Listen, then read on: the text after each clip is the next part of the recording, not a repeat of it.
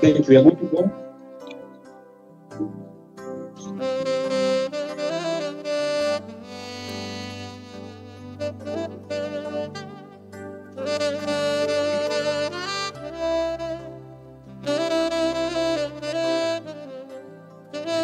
The sound desk, kindly let us have the national anthem and the East African anthem. Kindly let us arise.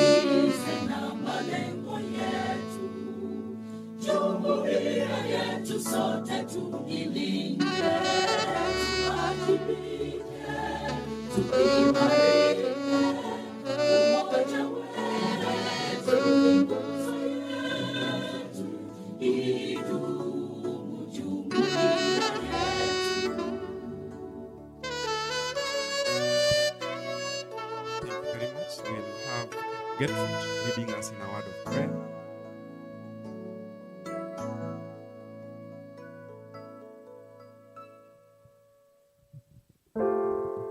Let us believe and pray. Our everlasting Father, thank you because of this morning, of your grace and mercies that are new every morning. We bless your holy name because of today. Thank you, Lord, because of yesterday. And even, Lord, as we begin today, we pray that, God, may you guide us, may you be together with us.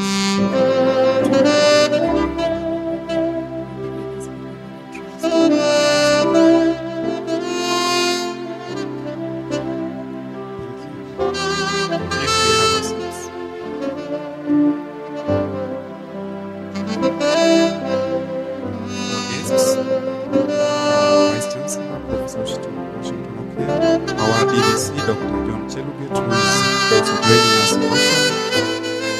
Colleague, staff, students joining us physically and virtually for this session. Good morning. I take this opportunity to welcome you for the Day 2 Management and Leadership International Conference at the Management University of Africa. I also take this opportunity to appreciate your presence and for gracing our day 1 of the conference, which was a success. And we pray that also today be a success, of course, through your support, through your participation, and also the participation of all of us. Just to make a few communication on today, I would just like to urge those of us who are here in South Sea campus to join us physically. We are already at the tent. Those at our main campus and those at various branches and various places also joining us virtually feel much welcomed. We'll be having a session of recap for yesterday, just to go through how the day was. That will be guided by Dr. Angeline, our Director for Research. After that, we'll have a short icebreaker that will be ushering in the various presentations we'll be having today. The first presentation will be a panel discussion, which we'll do in 2 sessions, and then we'll go to the various presentation of papers to conclude the day. I understand yesterday we had some presentation. Of course, resolutions are already being prepared, and I know in a way that at a later time, we'll come up with a resolution for both yesterday and today, and that will form the resolution of this meeting. Secondly, I would just like to appreciate all those who took part in yesterday's day 1 of the conference, especially our chief guest in absentia. We really appreciate the ministry and the Department of Higher Education and Research for sending us Dr. Carol Hunja, who graced our occasion. In absentia, I also thank our keynote speaker, Professor Obore, who was here to give really very insightful address to us. That was really so touching and so enlightening. I really can't forget the skill in talent search that he shared with us, and also the technology that is involved in that. Yesterday, we also had our VC making an address and officially opening this particular session. And of course, our VC really reiterated the importance of such conference as avenue for disseminating knowledge of research done. Doing research is one thing, having it published is one thing, but now presenting it in such conference so that people can also learn from your papers is wonderful. So we really thank you all for your participation in day 1, and we welcome all of you. So at this juncture, I still urge those of us who are here in South Sea campus to join us at the tent so that we proceed together. Also, those of us joining virtually feel much welcomed, and we thank you. Yes, I welcome Dr. Angeline. I don't know whether our DVC is here already with us. If you have a word, maybe before we welcome Dr. Angeline, Dr. Chelugit. Maybe the live streaming team, can you be able to connect us?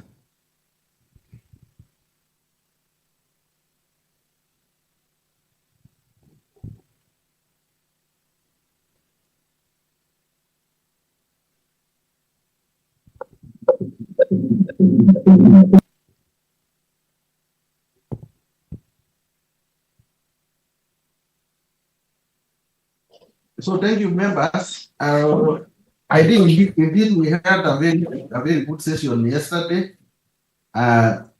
We went on until very late in the evening. Sorry, I think we started a bit late, but today I'm happy we are starting on time. And again, we expect this program to end by around 12:30. So this has been a very good session for us. We really learned a lot, and the conference proceedings will be shared before the end of the conference, so that we can see how we are going to disseminate the outputs from this particular conference. Indeed, I want to thank all the participants, whether those who are logged in online. I can see like Professor Miller all the way from Canada. How are you, Professor Miller? Hi, Prof. How are you? Hi. How are you doing? Very good to be great. here. How is Canada? It's cold. Very it's cold. Minus 18 today. Hey, great. Here in Kenya, we are okay. We don't have weather challenges. So I think you will present it shortly, Prof. So you'll be around so that when your time comes, then we'll be ready to present with us. And we really value the support you have given the university. From 2012, 2011, you have been leading the team from Japan always to visit us in Kenya. It is only this year you were a bit committed and you are back in Canada that you did not make to be with us. But I am happy still, even though you did not you didn't come to Kenya physically, you have also joined us virtually from all the way from Canada, which shows really a sacrifice you have for our university. And we really enjoy the support and the exchange program we have with Japan universities, courtesy of you and your colleagues who are actually here in Kenya with us physically. I think we have about a team of 3 students and 4 professors or thereabouts who are physically here with us. With you now, then we are 8 of us. Yesterday we had a very, very engaging moment. Both those who are attending physically here in South Sea, and also those who are streaming virtually all over the world, like Professor Sachodi and another professor who are also streaming from India, did also presentations. We had also presentations from your colleagues from Japan. We also had very many presentations by our local researchers and students and also faculty yesterday. And the event went way into the evening. And today we are starting on time because we expect this event to end at around 12:30 Kenyan time. I think in Canada, what is the time difference between Kenya and Canada? I'm in the east part. It's 12:30 p.m. It's midnight here. It is midnight now. Yeah. So Hey, 12. that is a big sacrifice. You are streaming at midnight. Yes. And Prof, may I say about yesterday, I actually was exhausted driving. So I went to our new partner school, MUA's new partner school, Niagara Falls University, and I discussed with them yesterday about trying to invite students from MUA to Canada. So I'm working hard to have some program to bring students to Canada. So, but I did say that most likely summer will be better for Kenyan students because minus 20 is not so convenient. Correct. Summer is convenient for students from Kenya and also faculty from Kenya. The other important thing again from your end is those initiatives you are making to widen our reach all the way to Canada. I think that will be very important for us, and we really appreciate your efforts, Prof, because you are going out of your way to look for us new partnerships. Just like you are now saying you are working on partnerships for us with some universities in Canada, which we really appreciate as a university. And I must say your support, you have been consistent with us since 2011. I think you started with Kenya Institute of Management, which is the sponsor of the university. So you have had a relationship with the Kenya Institute of Management, because I normally see you contributing also in the monthly magazine. Yeah. All those years up to now. So we really appreciate your support, Prof. Thank you. Thank you very much. So without much ado, I want to go back to Evans Magasanda to proceed with the day's proceedings. Thank you, Deputy Vice Chancellor, for that welcoming address. We appreciate you for joining us, and I learned that you are even the first to join us here virtually. We really appreciate your dedication to this conference. I would just like to acknowledge also the presence of our Vice Chancellor, who has just joined us here at the tent physically. We really appreciate your presence both yesterday and today. We also really appreciate the insightful remarks you made and even highlighting how our programs are being currently aligned to be to have AI aspect in it, and even the new programs we are coming with in data science, so that we live the theme that we have for this year's conference. I really thank Dr. Richard Miller, and I will also request if Dr. Angeline will try to fix time so that he will be able to present the earliest time possible. Otherwise, I thank you and I welcome you for the recap for the rest of the day. Karibu, Daktari. Yeah, I think Dr. Andy, since Professor Miller says it is midnight in Canada, maybe he can be the first one to present, so that maybe if he becomes too tired, he can retire. Because he says it is now 12:30 in Canada. So, Dr. Andy, you can consider that modification so that Professor Miller maybe can present as it is 12:30 in the night where he is at the moment. Thank you. I want to acknowledge our Vice Chancellor, Professor Washington Okeah. We also want to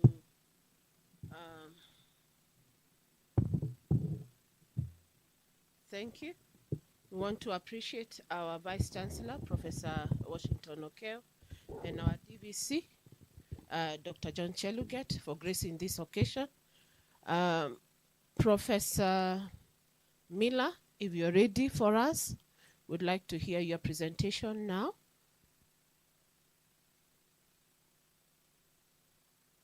Hi, thank you very much for your kind consideration. I really do appreciate it. And I'll make it fairly brief. I mean, I'll keep it within the time limit as it's, you know, sort of our, yeah, I thought I was presenting in about 1 hour from now. So just let me just try and get my share up. And I think that'll work. So today I'm talking a little bit timely. If you are in Canada or anywhere in the world, I really have to say that at this moment in time, it is quite an interesting moment for everyone. I think that if we are, no matter where we are, but you know, there's that old saying that you have your friends, and with friends like these, who needs enemies? I think that's what I was going to mention as part of the discussion, because here in Canada, the Donald Trump is quite a character. And it was started off almost as a comedy, and now it's become very, very, very serious. So the presentation that I'm thinking of, the presentation that I started talking about was, trying to connect it with AI, with the conference theme, and it became a lot more than that. I think it became a lot more where what we've got is a situation with then a complete change in the international order. Up until at least certainly during my lifetime, growing up in the 1970s, going to university in the 1980s, and then graduate school in the 1990s, and so on, we're kind of used to this world order of liberalism, and that has served the world order very well in some ways. In other ways, it hasn't, and I've been very blessed to have a lot of long association with East Africa, and particularly Kenya, and being able to see all of this has been quite interesting. But when we start looking at what's been going on in the last 3 weeks, actually, it's only been 3 weeks. If it's hard, actually, it's incredible, the incredible amount of change and the pace of change. So what Donald Trump has done is really dumped things and turned the world upside down. And so what I'm going to be talking a little bit about is the post-Cold War era and what we're moving into. So obviously, some of this stuff I've written about. One I prophetically wrote about 5 years ago, actually, and it was about a return to anarchy. And I was explaining to my my nephew and my niece. They were asking me about this. They're both university students, and my son, who's visiting, what does that mean? What does anarchy mean? And if we think about anarchy, we start to realize that anarchy is really where there's just there's no policeman. Let's think about it as policemen. So I was explaining to them, if we break the law, the police will come and they'll bring peace to the world. So the policeman of the world has traditionally been, since 1945, the United States. The United States has really been the policeman of the world. And prior to that, even there was our colonial system and so on. But basically, we've had this system of of not allowing one country to overpower another to take over land, take over different spaces. And if you're watching the news today, you'll see where Donald Trump keeps making jokes and keeps making comments about he wants to take over Greenland, he wants to take over Canada, he wants to take over the Gaza, and then he also wants to take over the Panama Canal. So, I honestly thought it was AI memes at first. Most Canadians did. Most of us thought it was a joke. However, it's absolutely not a joke, and it's really created a lot of problems. I live in Canada. I'm from Canada. No, I don't. I live in Japan, excuse me, but I was born and raised in Canada. Both my children are hockey players. Tomorrow night, so in less than 24 hours, there'll be a hockey game between Canada and the United States. Now, Canada and the United States have been two of the most tightly bound countries peacefully since 1867. So, and the reason I say that is 1867 was the birth of Canada. The reason Canada was born was that we wouldn't become Americans and we became part of the Commonwealth. So a lot of similarities with Kenya, actually quite interesting. So when I go to Kenya, I'm very comfortable. I feel like, wow, because we've both had the same colonial masters. I want to say that for those of you who don't know me, my family's heritage on my father's side are Native Canadians, very, very similar history to a lot of Kenyans, but Kenya did become its own nation. Canada had the colonizers become its own nation. However, my people still have Indian reservations. So I use that as an aside just to explain how closely tied, all of these countries are, and how we depend on each other, and how we're supposed to be brothers in arms, and we are not. So here's sort of an historical perspective as I lead up into this. When we start looking at some of the world order today, I'm speaking to you in Kenya in English. Obviously it's a Commonwealth country. It all came from England. That drive through the hydrocarbons, through the coal, which led to all of this other stuff. So what we ended up having is a world of the Commonwealth, and then we sort of divided it up. But the history of the world has always been, the present has always been driven by the history. Something I think Donald Trump doesn't quite understand at all. And what he's doing is he's starting to break a lot of this stuff. Every single day, we'll see new things on the news. For example, there's a realignment with Russia today that was absolutely impossible to imagine just 90 days ago prior to the election. We all assumed Kamala Harris would win again, and again, not all, but a lot of people were completely wrong. So, but if Donald Trump were to understand history, he might have a better perspective of what's going on. And if we look at things like within historical boundaries, Kenya was the Berlin Conference, which was where these colonial masters had decided this was our territory. This is going to be German territory. This is going to be French territory. This is going to be actually the Belgian king's personal fiefdom, and so on. And now what do we have today? Well, we have a lot of different things going on. So, but if we go to the Mackinder, who was the very first geopolitician, who really was a thinker who really came up with the idea of the heartland theory. The heartland theory means that those who control the heartland control the world. And if we look at this is 1904, I think we'll get a good kind of very clear perspective on where the power is and the land power is. America has been an interloper, and it's sort of expanded. Now there's a contraction. This is what I was talking about today. So I think we're going back to history. We will see things going back to history. as America pulls back from the world stage and we end up with something that looks a lot like it used to, a lot like it was in 1904. So there was also Mahan, which was a naval historian. So those who, and the sea power. Again, England was mostly sea power driven and so on. But if we go back to this one, we can start to see land power. So the big countries that we're looking at are China, India, and Russia. These are very important things for us in East Africa to start considering and start thinking about. And just to remind everyone, being Canadian, that border, the border between Canada and the United States, I go to America. I have actually an apartment just south of here in the United States from where I am in Canada.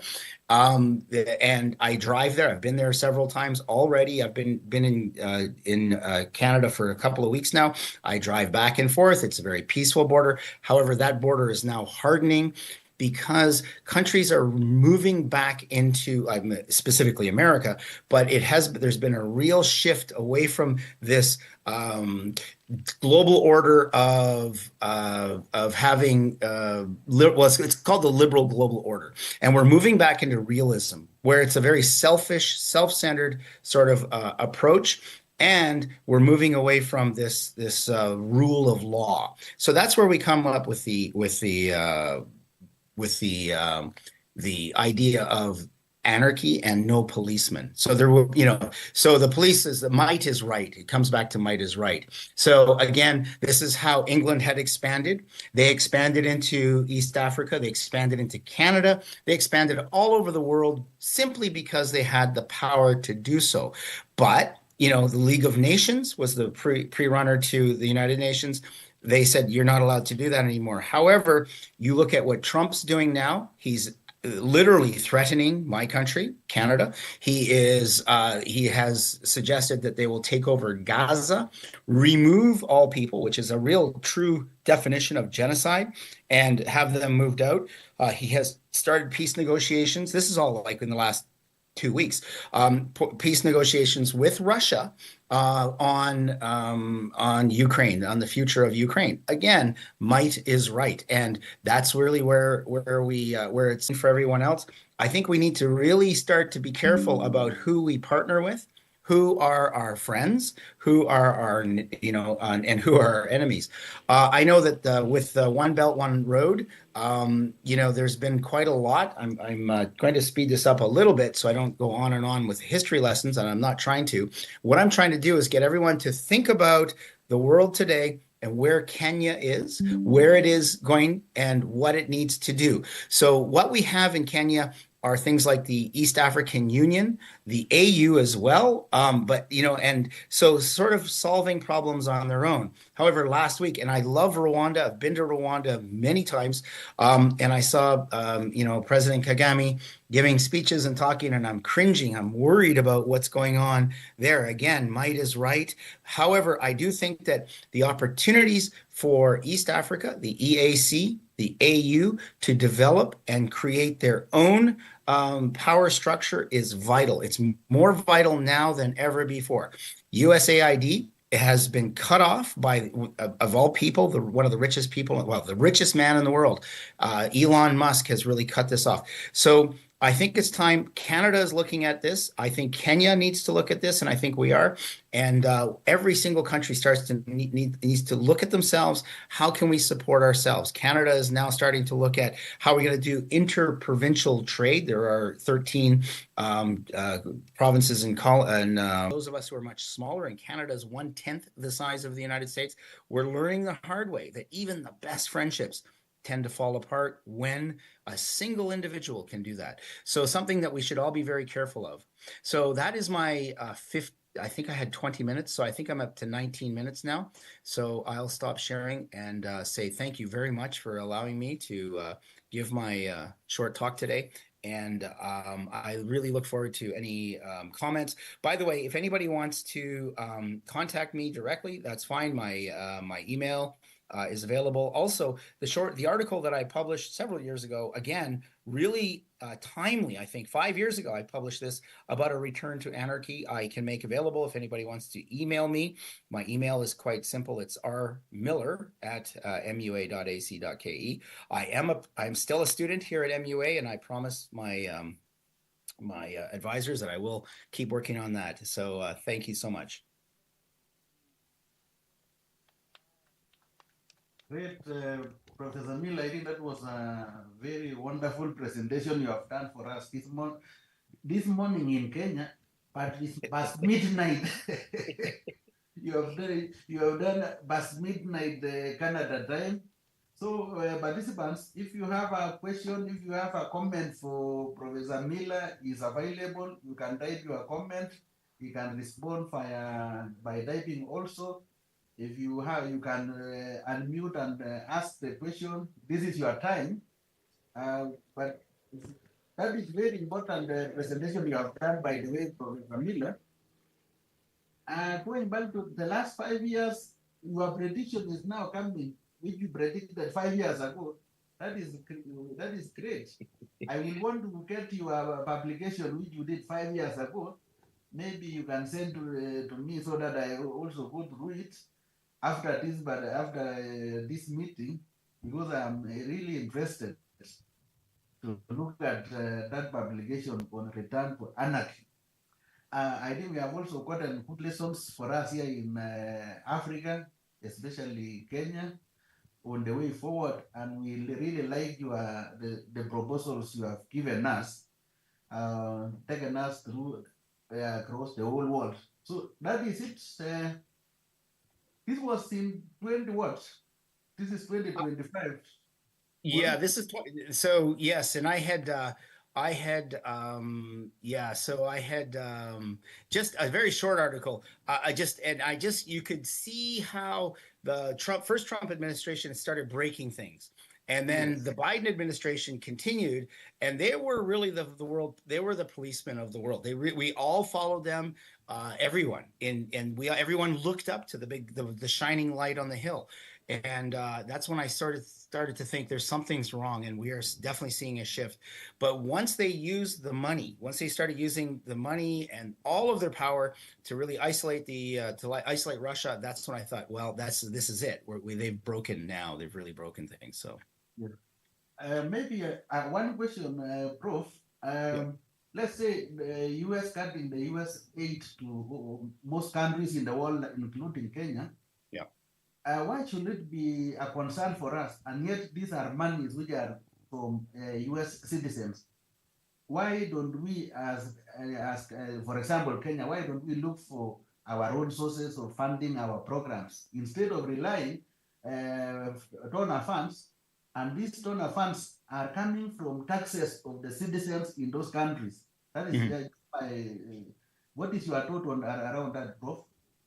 Oh, absolutely, Dr. Chelagat. As a matter of fact, this morning, that's what I keep saying. We need to really and if you recall, I've always thought Kenya has so many resources, and the best resource Kenya has, the best resource any country has, are the people. And, one thing that if anybody who's traveled anywhere in East Africa, who are the business people? They're Kenyans. So we have a lot of human resources right here. And I think that that's really where we need to harness that. And that's really where we get organically. The other thing I think we can start to think about is the less that America does for others, the less that they can tell us what to do. So, if you're not, for those of us who are receiving, then when that government says something, we will listen. However, these days, not these, but it's happening very quickly. They don't have the right, and they don't have, we don't have to listen to them. So I think that we're in a really interesting position where we don't really have to listen to America much. They've done it themselves. They've cut themselves off. So yes, absolutely. And again, as I mentioned, we have the EAC, the AU. There's a lot of resources in the entire continent. But Kenya, I think, is a real true leader. Our entrepreneurship spirit and just the human resources is just phenomenal right here. And this is an opportunity. Excellent, Professor Miller. What is your take, Prof, on if let's say the U.S. cuts this support to other countries, is that likely to weaken their appeal in those other countries? Like now, because we are not getting anything much from this country, will we really have that strong relationship with them going forward if they are now not supporting some of our programs? What is your reaction to that? Oh, the United States has really, they're ruining a lot of those relationships that have been developed for, decades and decades. But yeah, so I think that again, the opportunities then are, what about Kenya sending? I mean, Kenya's been they've had really good success. I hesitate to say success, but they've had a lot of influence in the neighboring countries as peacekeepers, being able, and even the threat of sending Kenyan troops, right?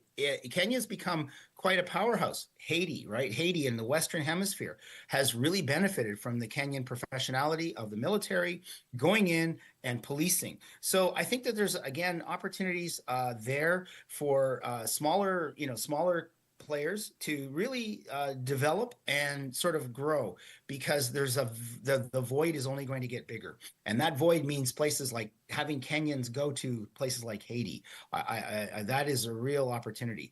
So, and again, and there's things like soft power. So Haitians now know Kenya a lot more than they would know another country, say, for example, Nigeria or something. So, this is a soft power comes from these peacekeeping forces.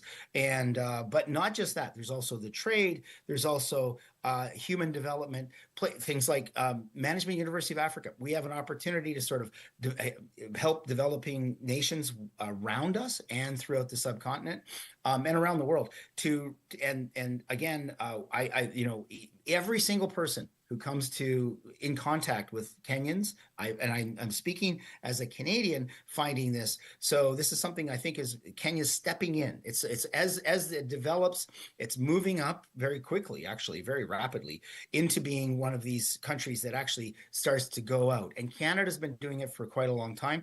And when I'm in another country and I say I'm from Canada, they immediately have soft power of, I know you're a very good. They have a very positive image, whether it's because their relatives are living here or they've benefited in some way from something from this country. So I think, again, Kenya's starting to see that. Lastly, from my end is what is the likely effect on international trade? What is the likely effect on international trade? Because you realize when you cut some of this aid, like the supplies which were being produced in those aids, they may not be bought. So is it likely to affect the international trade, that decision by the US to cut the US aid support? Absolutely. The last time we've seen this kind of trade barriers was 1931. So what we're doing is we're looking at a historical perspective. When the Great Depression came, all countries built borders around their countries. And America is doing that right now. They're implementing massive tariffs on Canada, 25%, which will devastate some places, including where my father's hometown is, with aluminum and so on. Now, what that also means, though, is that Canada doesn't buy into this. So I think Kenya has an opportunity to start to develop and be able to send some of those things off. And the other thing we have today, which we didn't have in the 1930s, is the technology. So, for example, right in Mombasa or anywhere within the country, once we get that infrastructure, and we're talking things like small nuclear power plants or solar power plants. Once we get that, then we can start to develop with 3D printing, robotics, AI. All of that will allow Kenya to quickly, leapfrog over certain technologies, so they don't have to have some of the labor-intensive factories, and they can start to produce things quickly. I think that there's a real opportunity, and I believe within the next decade we'll start to see a lot of that happening right within Kenya.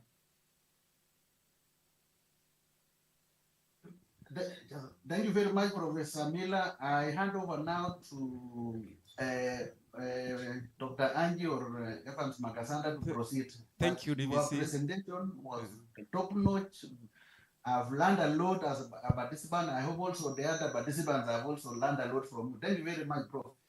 Thank you very much. DVC. I think there is a comment from the VC on the same presentation. Thank you very much, the MCs, Makasanda. Professor Miller, good morning, and I hope you're not too tired to stay a little longer through the rest of the session of the conference. Very interesting presentation you had indeed, and how are you in Canada? Very good, thank you. Yes, I got scared when you shared with me a video on that heavy snow. I hope it's not consuming you. -20 is really, really low. Those are the seasons and the days I really hate to be in that part of the world. But that's your country, so I guess you must be somehow used to it. Very interesting presentation that you've done indeed. And looking at your topic, anarchy in international world over leadership issues exacerbated by AI, I think is the real thing that is taking everybody by storm.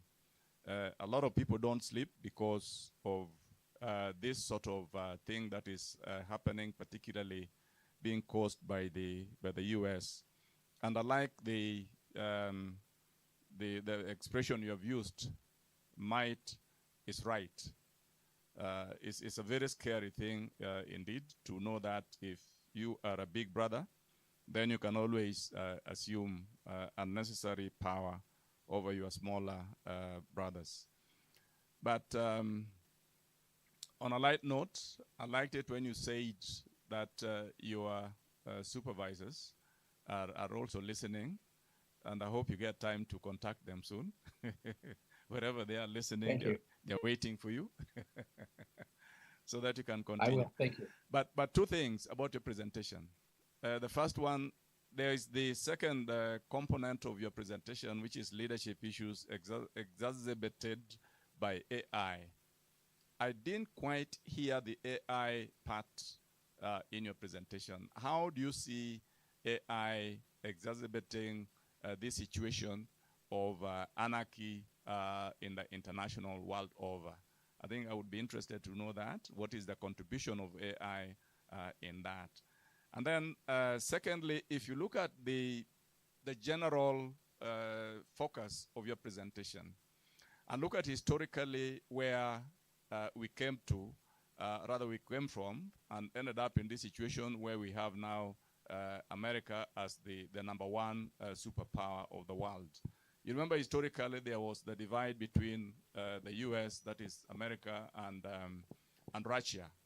And it is through that fight when now Russia kind of got split up into smaller countries, that then now US became the superpower, the only superpower in the world. And it took a whole, number of years and generations for that to happen. And now, all of a sudden, America, became on top of the world. And now they are kind of, running away from that, policing a role that they have been playing as a superpower of the world. I wonder, how do you see this affecting the rest of the world? And particularly, what response should the rest of the world have, given that this happened over a long period in history? Should the rest of the world then look at how they can coalesce together somehow, something which has been very, very elusive indeed? What is your take on this? Just give a perspective on how you see this playing, please. Thank you. Okay, thank you very much. And I do promise to keep working hard. So the very first question I think is important.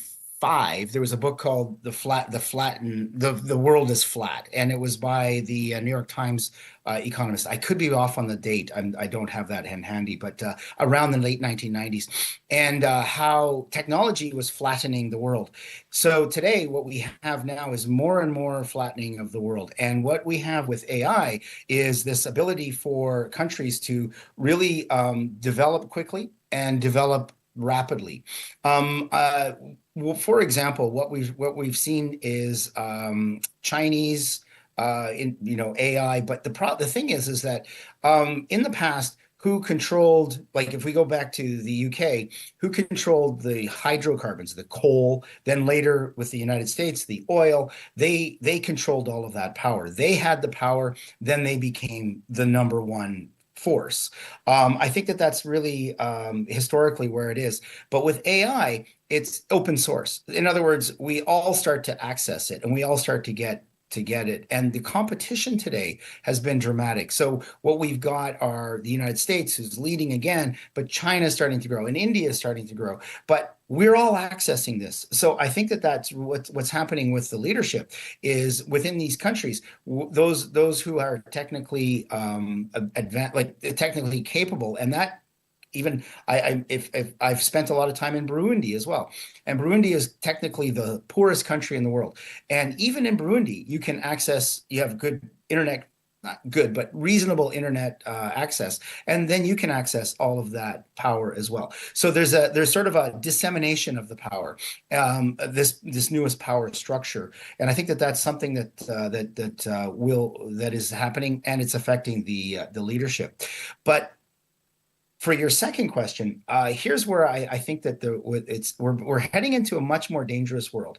And what I wanted to mention was Kenneth Waltz was one of the great thinkers on realism. And so we're heading back into a real realism world. And a realism world it was really shown with, for example, Libya, Libya, that Muammar Gaddafi is dead. And the reason he's dead and the reason he's not still in power versus North Korea is the power. They had nuclear weapons. So unfortunately, I do believe that we're going to end up with a lot more of this so-called nuclear club. One thing about Africa, right? The whole continent of Africa, the only country in the entire world to actually leave the club, the nuclear club, was South Africa. And, that's really what my sort of best case scenario is, we don't have any nuclear weapons. I don't think it's good for anyone. However, what I wish and what I hope isn't always what the realism is. And even countries like Canada, there's talk of us getting nuclear weapons, if you can imagine. And it would take a graduate student in any program, in any university in Canada or any of the G7, including New Zealand, Australia, probably Kenya, to get nuclear weapons in a short period of time. Within the G7, there's talk of anybody who doesn't have nuclear weapons already can get it within 90 days. Well, that's a terrifying situation.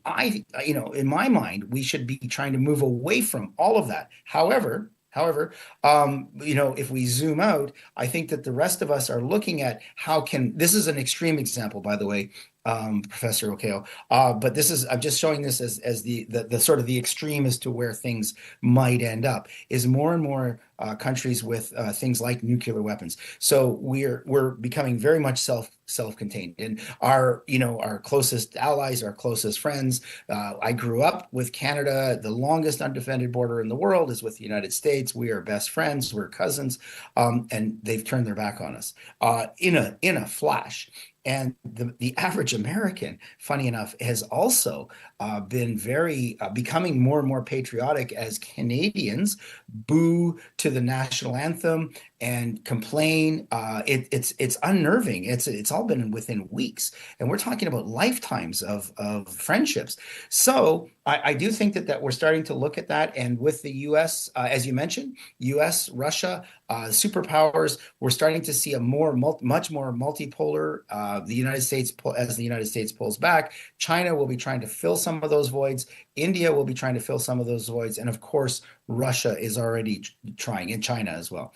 So those are things. Now, other countries that we probably don't think about too much, but Turkey, the old Ottoman Empire, that's another one that's probably going to be growing. And then the EU is trying to assert itself. They are very fractured. I don't know if it's going to survive very well. But BRICS is a very interesting situation. So we've got this whole other area. So I do think that countries are looking for friends. That's why I mentioned the Commonwealth. I do think that, countries have their own interests, their own best interests at heart, and that's really what we need to have, whether it's Canada or Kenya. So I do think that that's also going to be coming more and more true. And America is really, I mean, let's be honest, it's Donald Trump. It's one person who's really shaking up the entire world order. But that's been coming for a long time. And again, you could see it in 2000 as well with just the movement away from the American pullback. And they have been pulling back. From being sort of the world's policeman. And really, I mean, if you're not American, you know, Canada was always so close to the United States that for Canadians, it was hard not to see where we were not always the best. But if you're from Kenya, I can see, you know, especially, you know, I don't know if, you know, it didn't look that good to me. And I was very anti-American writing for the newspaper in Rwanda for the New Times. And actually, I was fired as a columnist for the Rwanda New Times because of the CIA. They didn't like what I was writing about the first Donald Trump administration in 2017, excuse me. So, you know, I've not been a big fan of the American hegemony. However, it has created a peaceful coexistence for the most part. But if we look at Rwanda, we look at what happened in Somalia, we look at all over. You know, they have their own interests at heart, and it's maybe a good opportunity for countries like Kenya to really sort of develop themselves. Again, I think there's a real soft power opportunity here. Okay, thank you very much, Prosamila. A very seemingly scary situation, but we are in it, so we watch it as it unfolds. Thank you very much. Thank you. Thank you, Professor Miller. We hope that you continue to join us.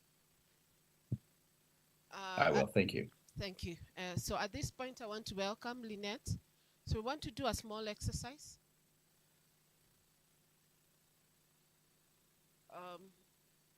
Maybe I could take one more questions for Professor Miller, if you're with us, Professor? From the audience? Yes, I am. Yeah, yes, I am. Sure. From the audience, a question?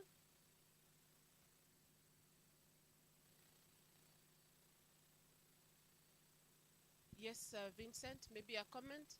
Bashalis also has a comment.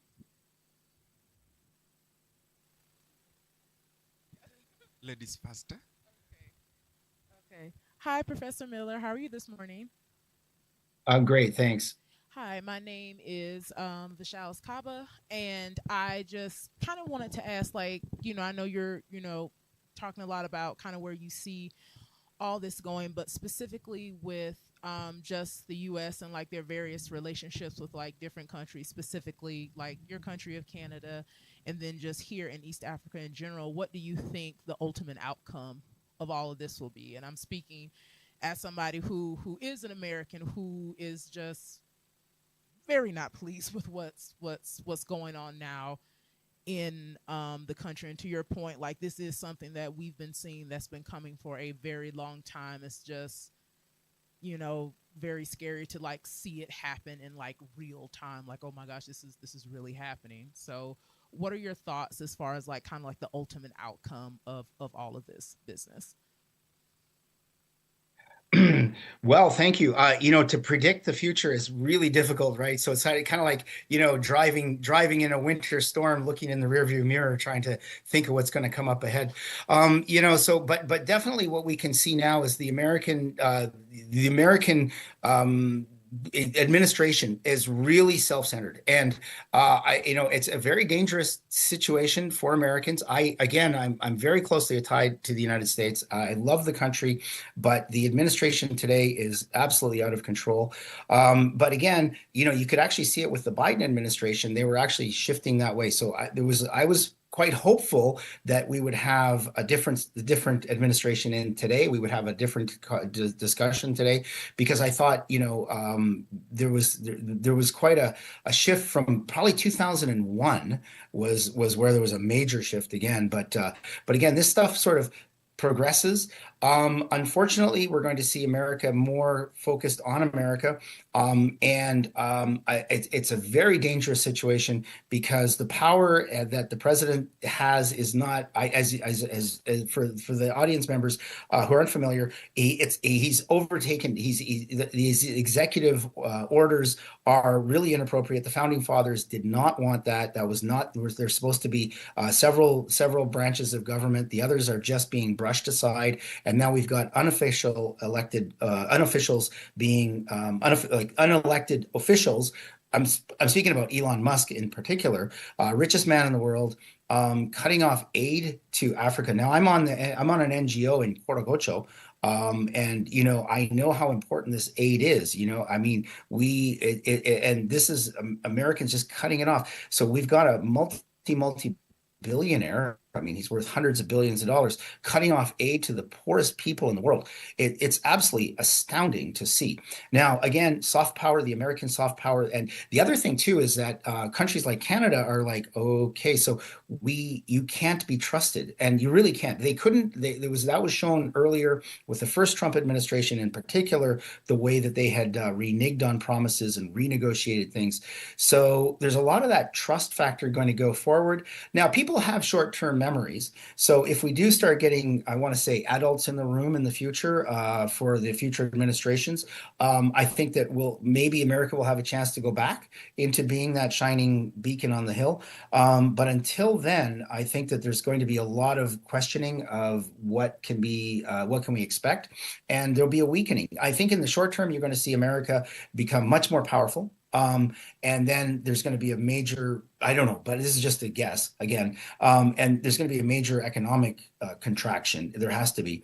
And once that happens, the Trump administration is going to be in trouble as far as popularity goes. So we'll see what happens in the next administration. But it is a very scary time. And, it's really unfortunate, but it's the times we're living in. And it's just incredible. But thank you very much for your comment and question. Same. Thank you so much as well. Thank you so much, Professor Miller, for your presentation. Just a question, probably you can shed more light on this.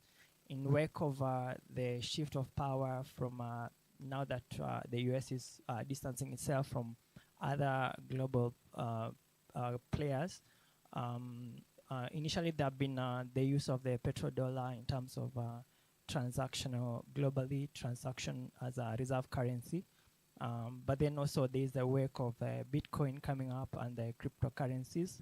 I want you can shed more light on what do you see coming up probably in the near future. Do you see a move away from now the petrodollar towards the cryptocurrencies, which are currently flooding the market? And is it good to kind of start trading such currencies in this time of AI? Thank you. Well, thank you very much. That the cryptocurrencies are really Zane Ritchie. I don't know if he's there now, but Michael Parrish, Zane Ritchie, and myself, we were going to have lunch. This is a true story. In I want to say 2009, Professor Ritchie found these strange thing called Bitcoins. They were literally about 5 cents each or less, maybe less.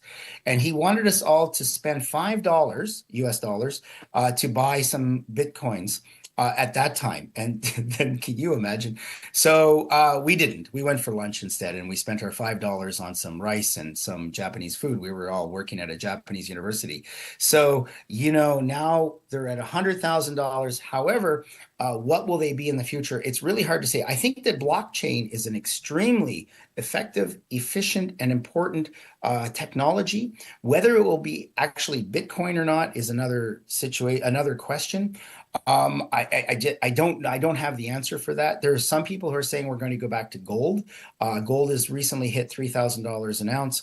But I think that the main thing is to be flexible if you're looking. And again, from a geopolitical perspective, I'm really hopeful that Kenya will develop with the EAC, some kind of common currency, because borrowing in those currencies, like the US dollar, has been a very, very, very difficult situation. And China's yuan it's not very tradable. And so it's not really working. The euro's a possibility, and the Japanese yen has turned out to be, as somebody who gets paid in Japanese yen from a Japanese university, very disappointing. So again, the dollar, like anywhere I go, I can go to Burundi, I can go to Mexico, I can go to wherever. That $100 US that is really powerful, of course, in Kenya as well. So there's just not much out there that really replaces that bill. However, things change very quickly, as we've seen. So I won't be surprised if we see something else. And I was kind of wondering if the BRICS would come up with something that would be replaceable. But as of yet, you need a lot of infrastructure. So again, it's very difficult. I'm not a good person to predict about the Bitcoins, because I had a chance to buy it when it was literally 5 cents, thanks to Professor Ritchie, and we didn't. So yeah, but certainly blockchain is something that is here to stay. Especially in places like Kenya, right? So land transfer, land ownership, all of these things, that blockchain technology is extremely valuable. So as far as, paperwork, right?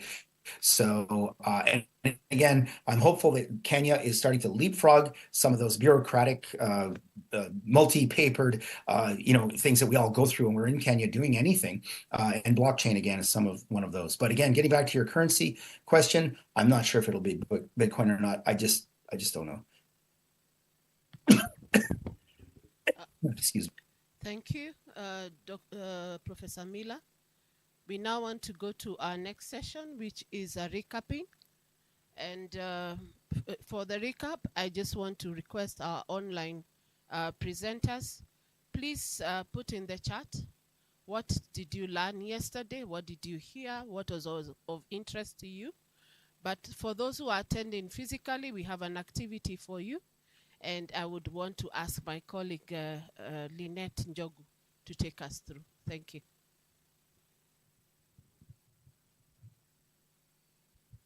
Good morning, everyone.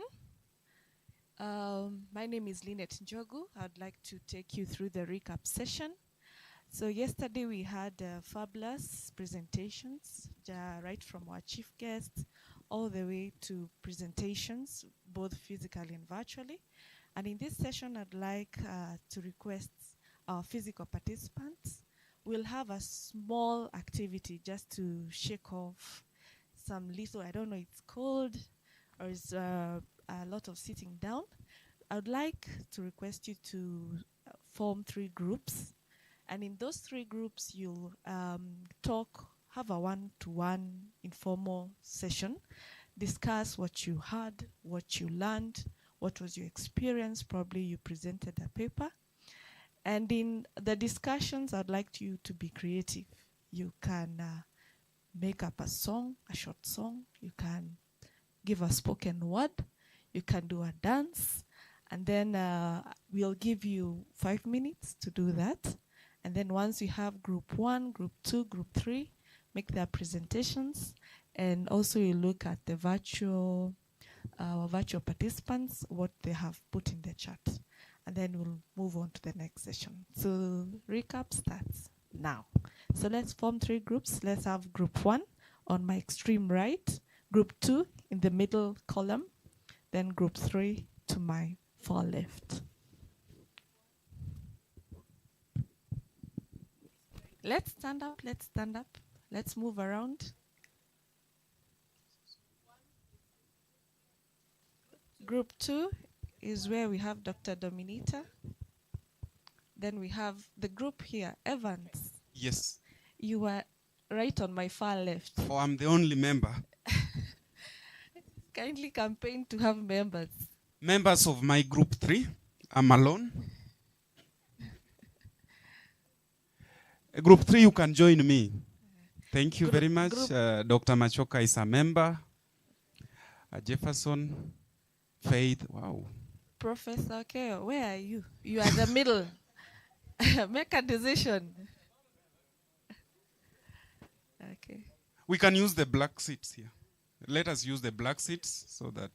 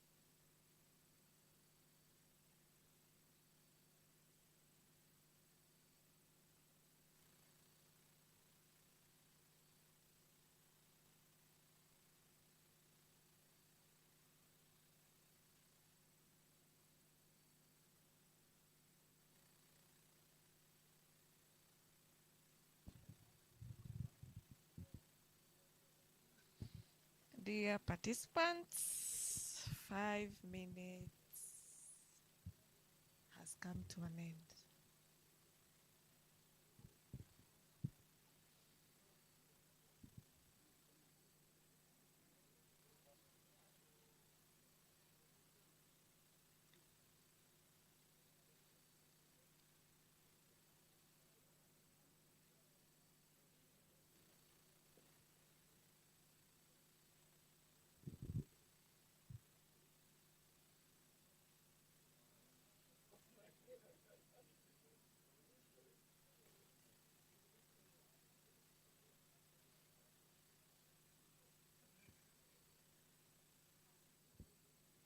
Let's wind up.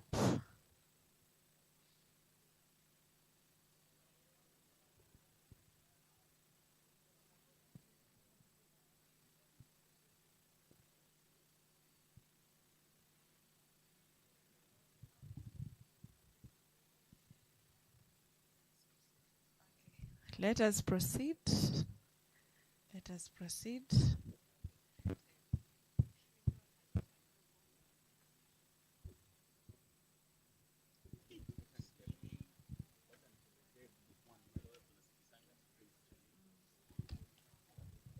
Group 1, you're most welcome. Group 1. Yes, Group 1, you are welcomed.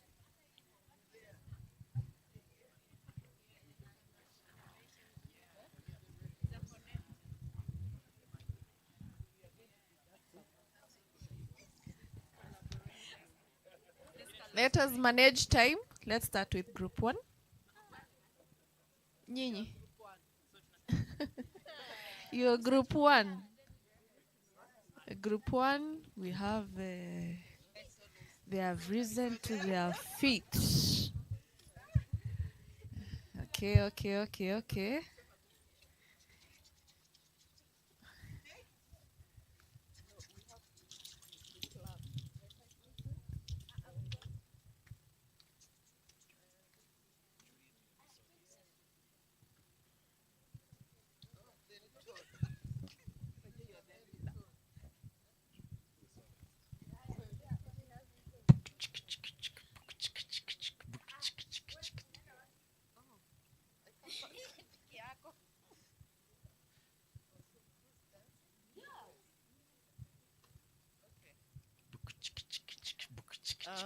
Good morning.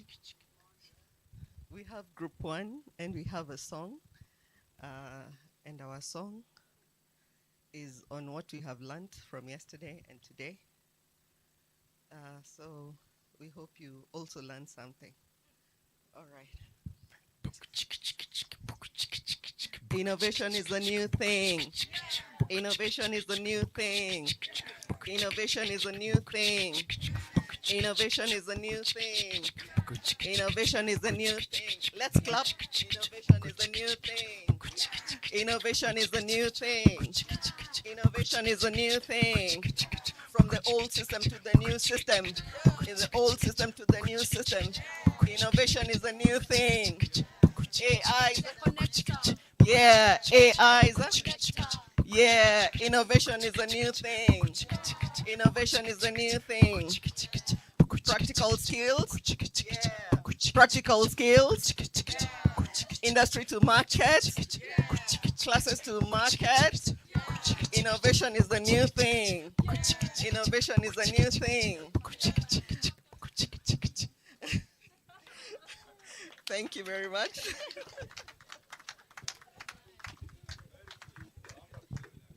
Another roundup. Thank you, Group 1, for starting us off. Group 2.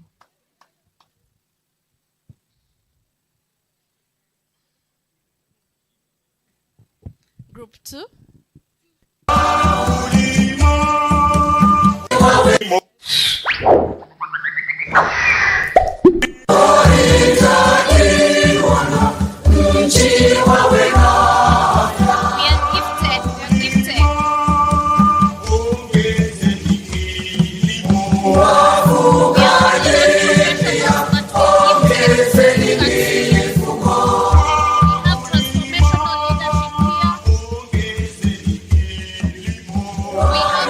repository of knowledge here. We want to form an AI policy in Kenya. Are you with us? We don't want to depend on the rural to provide for us food. We are going to make food. We are going to use our balconies for innovation and put sacks of soil for Sukuma Wiki. We are not buying Sukuma Wiki anytime soon because we are going to have our small farms on our balconies. Thank you.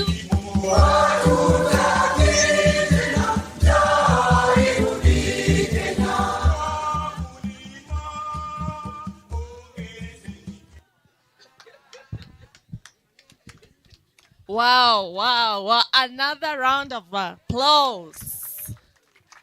Hey, group 3. Hey. Karibuni. Sina maoni.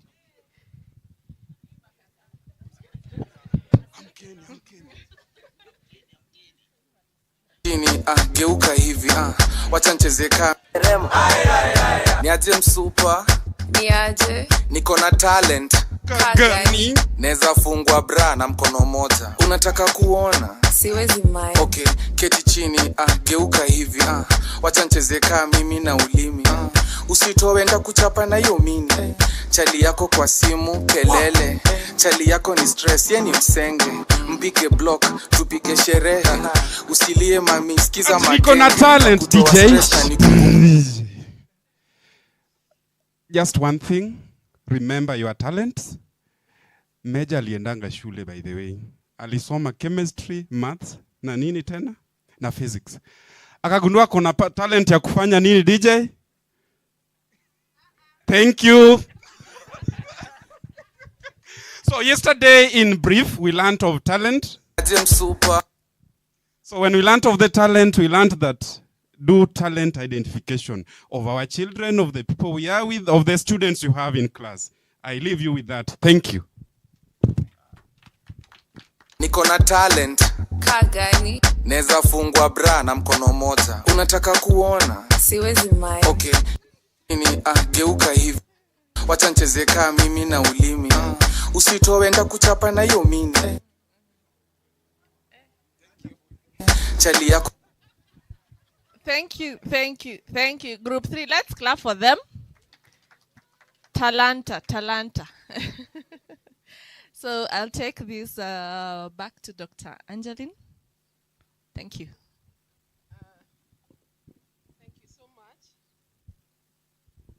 Thank you so much. It's good to see that we have talent and that we are coming out of this conference with something.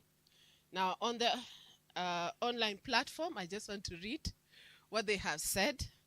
Grace Kibobo says that my takeaway yesterday was on the importance of collaboration between universities and industry. And she acknowledges that Dr. Rebecca said it is important because it will help universities align their teaching to the needs of industry. Christine Mokaya says, in matters innovation, we are all talented, but not everyone is gifted. So we have to nurture these different gifts we have from our families, our students, the community, when we realize their talents. Then Grace again adds, another thing that I found to be very timely was on the call to the lecturers to move out of the classroom and interact with their students, their lecturers, and the industry. This will help them have a better understanding on the practical aspects of learning beyond the theories in class. Professor Emmanuel Owor says, universities need to focus more on solution-based research. This can only happen in the adoption of triple helix. It's a model of collaboration where we have industry, we have academia, and we have government linkages. And then Ruth says, great, you people are great. I miss this though following online. So they have loved your presentation A lot of claps, a lot of love is coming from everyone.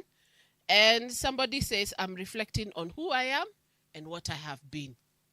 So this conference has a lot of reflections on who we are and where we have been. At this point, those are our reflections from what we had yesterday.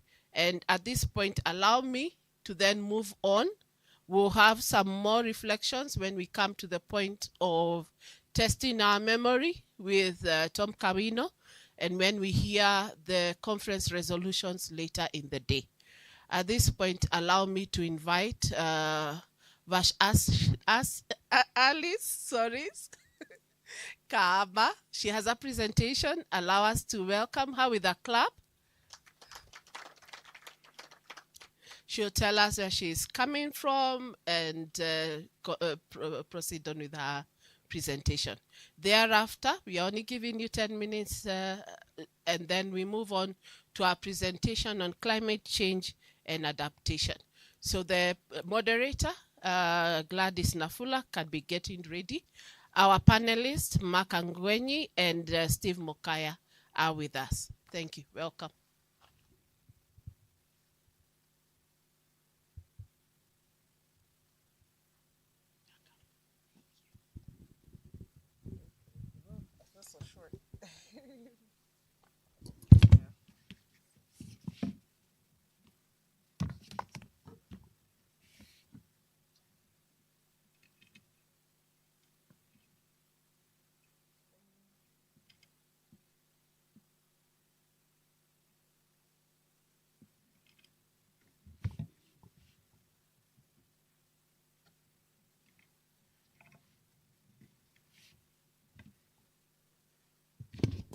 Okay, good morning, everyone. Okay, give me a second. I'm just uploading, or rather sharing my screen, what I have thus far for my presentation.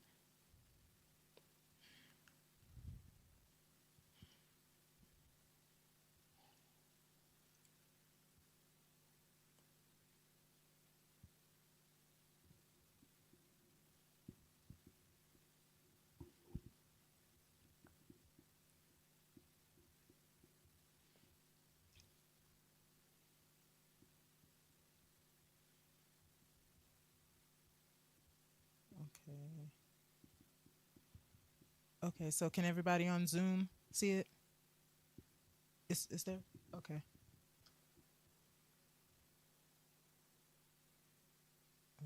Okay, hold on.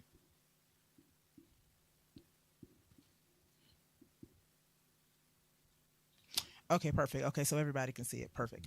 Okay, so the presentation the paper that I will be presenting this morning is called Bridging Divides with Knowledge, and this is about LIS case studies for global information equity, presented by myself and also by Ashraf Kaba, but we had a family emergency this morning, so he is unable to join us, so I will be presenting on both of our behalves. Next slide, please. Okay, so really fast, I'll just go through our presentation guide. I like to kind of give a roadmap of where I'll be going when I present. So first, I'll be talking about the importance of digital expansion in LIS. And for those who do not know, LIS stands for Library Information Science or Studies. So this is basically research and work that is done within the field of library science and informatics. Second, just talking about the problems or one of the main issues in information dissemination within the Global South, or more specifically areas here that hinder that equitable dissemination of information. 3, global LIS case studies, so just examples of change. One of those being the research that I'm currently working on now, and just example of research that is already realized with one of our partners, University of Iowa. And then last, just a brief Q&A, so if anybody wants to ask me any questions or has concerns or whatever the case may be, you can ask. Okay, next slide, please. Okay, so first and foremost, my name is Dr. Vishalas Kaba. I'm a recent PhD recipient. I literally got in December, right before I came here. very, very new. I'm a research librarian, a lecturer, and just an overall advocate and champion for information access and representation within library science. My current representation is first and foremost Fulbright. I'm a Fulbright recipient, and I'm here at the behest of Fulbright and the U.S. Embassy. And of course, Management University of Africa, where I am a lecturer in the English department. And then lastly, my alma mater, Florida State University, where I gained my PhD from in information studies. Okay, next slide, please. Of course, I will be remiss if I did not introduce my husband, Ashraf Kaba, who is a social impact leader and an advocate and a champion for education and literacy in East Africa and environmental and climate justice. His current representations are Hearts for Community Action. That is the NGO that he runs and is the executive director of, based in Jinja, Uganda. And then also Livelihood Development International Initiatives, which is another global nonprofit where he is a partner and stakeholder. Okay, next slide, please. Okay, so first, I just want to talk about just the importance of digital expansion in LIS. Next slide, please.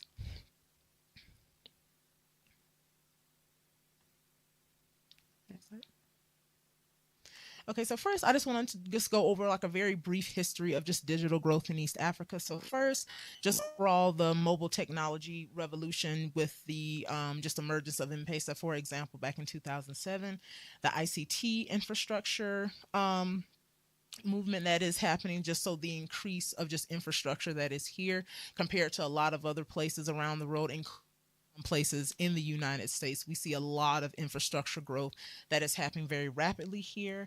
The emergence of innovation hubs. The Management University of Africa has its own innovation hub that is led by Dr. Angeline. So you'll see a lot of examples of that here across East Africa, and then also just e-governance and then digital public services. So just overall, East Africa as a whole moving more and more towards just digitizing a lot of things, and also leading the way in just kind of like this, like almost like a fifth revolution when it comes to AI in different areas. Okay, next slide, please. Okay, also these are just some examples of global library science and information projects, and I think this is a really good field to do these sorts of projects in. Usually when we think of just overall innovation and Okay, there we go. We normally focus in like the STEM field or in financial tech or fintech as it's called. We focus on, you know, fields such as that, but I really think it's important that we situate a lot of these different projects within library science, like it's right there in the name. So for example, the way a lot of these projects can be incredibly helpful when it comes to overall, thank you, when it comes to overall, all right, hello, there we go. When it comes to overall information dissemination is one, just developing more robust or more mobile library services and open access repositories. We talked a lot about open access when it comes to AI. So of course you have like OpenAI that's based in the States, and then you also have DeepSeek, which is another AI model that has recently came out, and I believe that's based out of China. So same concept, but this is more so talking about just your overall information, and that's anything from like books, articles, things of that nature. Next is just technological or go back please. Thank you. So technology driven initiatives, so like developing, for example, language specific digital libraries. So again, not being so reliant on English being just the main language when it comes to your specific digital libraries. And then lastly, just research and advocacy. So the preservation of cultural heritage information. So for example, one of those organizations that's leading the way and doing that currently right now is BookBunk, based here in Kenya. So those are just some examples of global library science information projects that really focus a lot on technology and use technology in a way that advances the field, and by default very much advances the economic and commercial wants and sensibilities here in Kenya. Next slide, please. And again, I apologize for the speed. I noticed somebody online in the comments said I was going a little bit too fast, but I want to make sure that I kind of cram everything into 10 minutes because it's a lot to get through. So I apologize in advance for that. So just again, the importance of digital growth in LIS. So library and information science, the LIS field is a viable area of growth. So again, it is an area that is kind of bereft of research right now. So essentially it's wide open for that. For new innovations in AI, programming, and informatics, LIS, I personally believe, should be the leader in this field because, again, it's right in the name. You wouldn't have this type of technology without the informatics and the programming part of that. And a lot of that type of work is should be situated within the LIS field.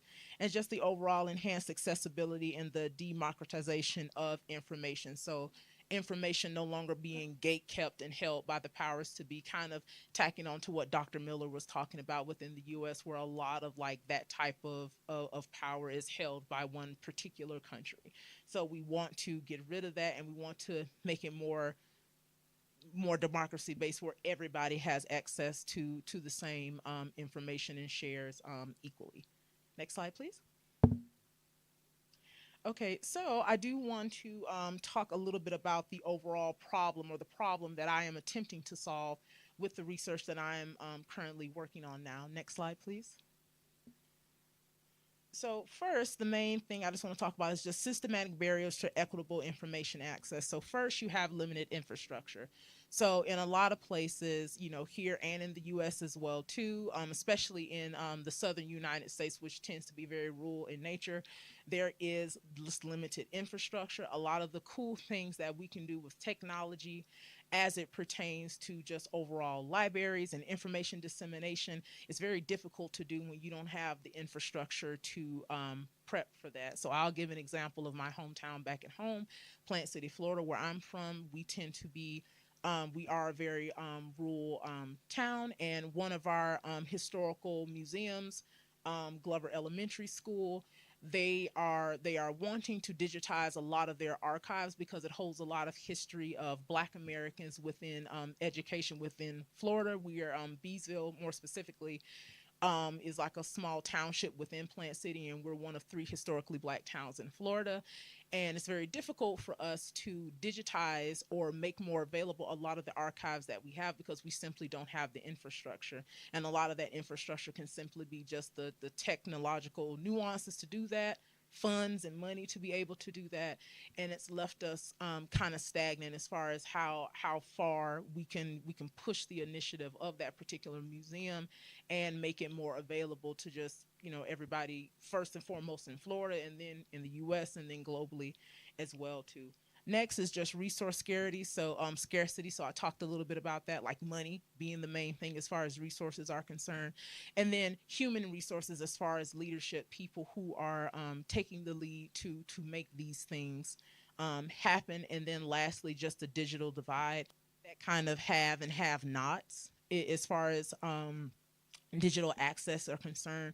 There are some places that are very much technologically advanced. They have, for example, very strong internet, apps, phones. Like technology is not, you know, like a foreign thing. And then you have some places where technology is very minimal and you don't see a lot of growth. And that doesn't necessarily have to be tied to infrastructure. That can just also be to mindset. Again, using my hometown as an example, a place like Plant City, Florida, we're not super technologically advanced compared to maybe like San Diego, California, where like, you know, or California in general, where like Silicon Valley is housed. So just that overall digital divide. Next slide, please.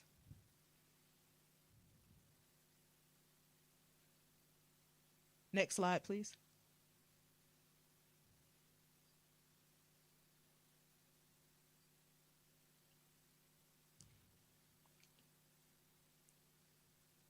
Okay, go back one. I think we went a bit too far. Sorry. Okay, so next, or rather fairly briefly, I do want to just go over just some LIS case studies. So just examples of, please. So I did just want to talk about them. A lot of the work that they do is safeguarding digital heritage through cutting edge preservation methods. So they're really big on digital preservation, and they have a lot of methods that are very much far ahead a lot of other LIS programs within the country in regards to that. And they really focus and they put a lot of time and effort into the research and the development and interdisciplinary collaboration with that.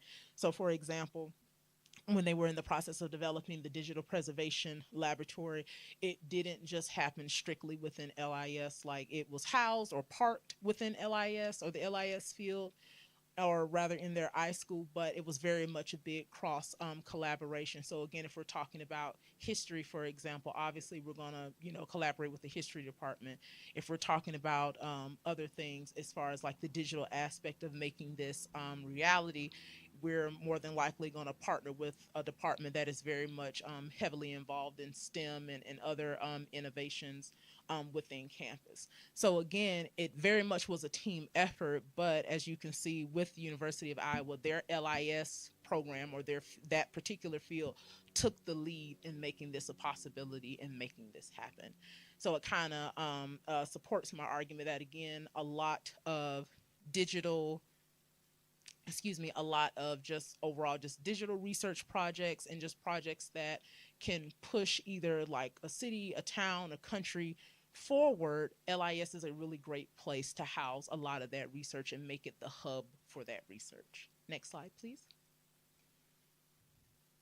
Okay, and next I do want to talk about my own research that is like the center of the paper that I'm in the process of writing called Library in a Box.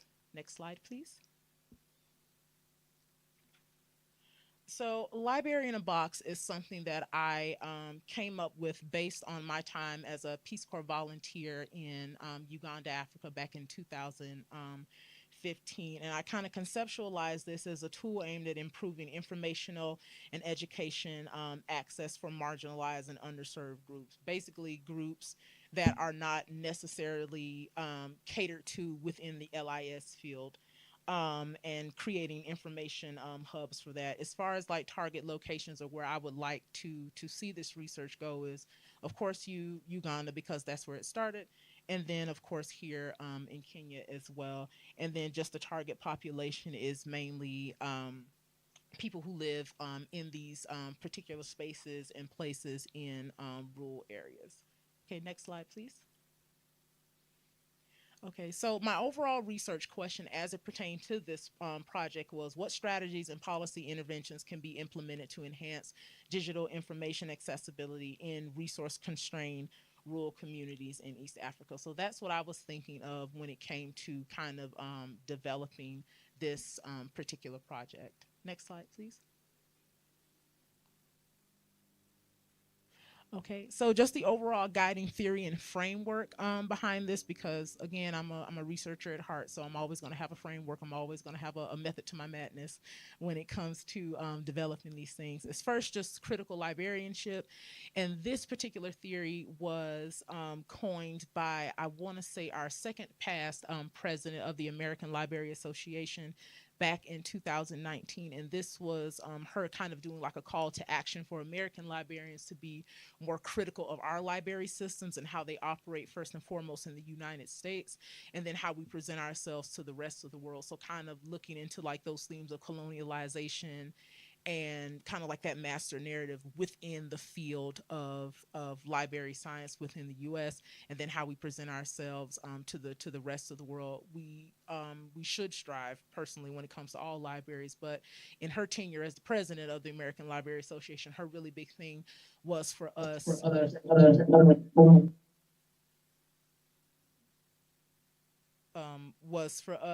not to just simply be like leaders in the field, but more so be collaborators in the field.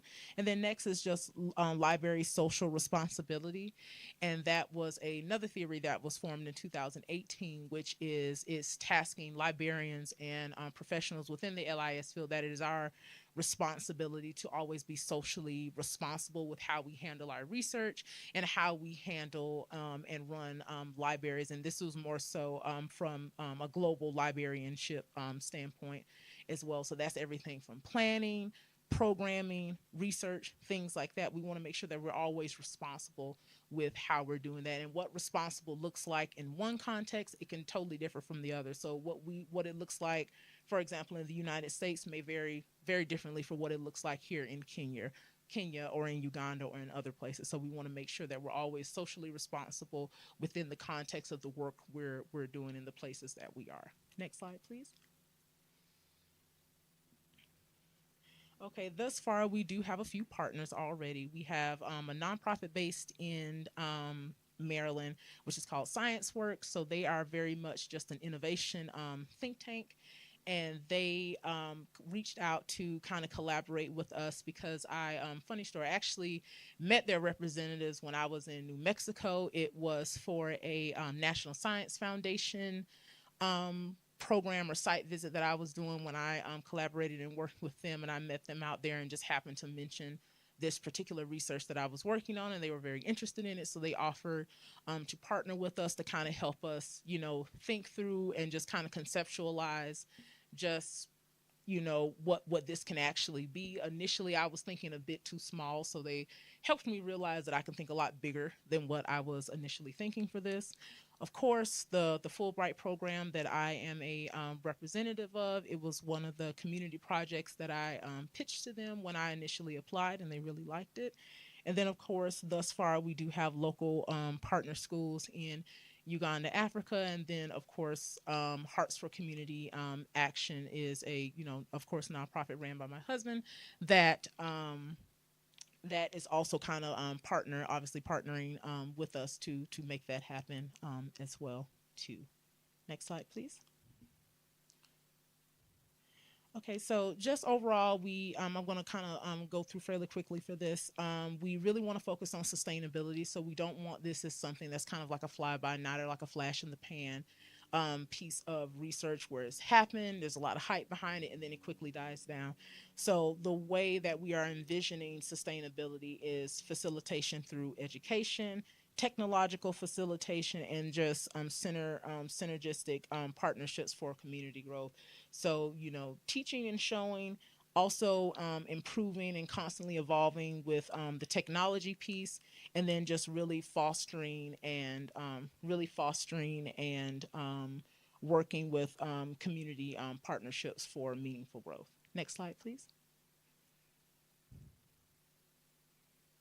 Okay, so currently right now with our development phases, so we went through our first phase already as far as this research is concerned, which is just the ideation phase. So just ideals and just kind of conceptualizing what is Library in a Box, what is it going to be, what are the tenets of this particular research. We are currently in the second phase, straddling into the third. So the second phase is just overall research and funding. So we have had some success with some funding, not a lot, but enough to, make a pretty decent impact, and just overall research as far as how we're going to continue working with this.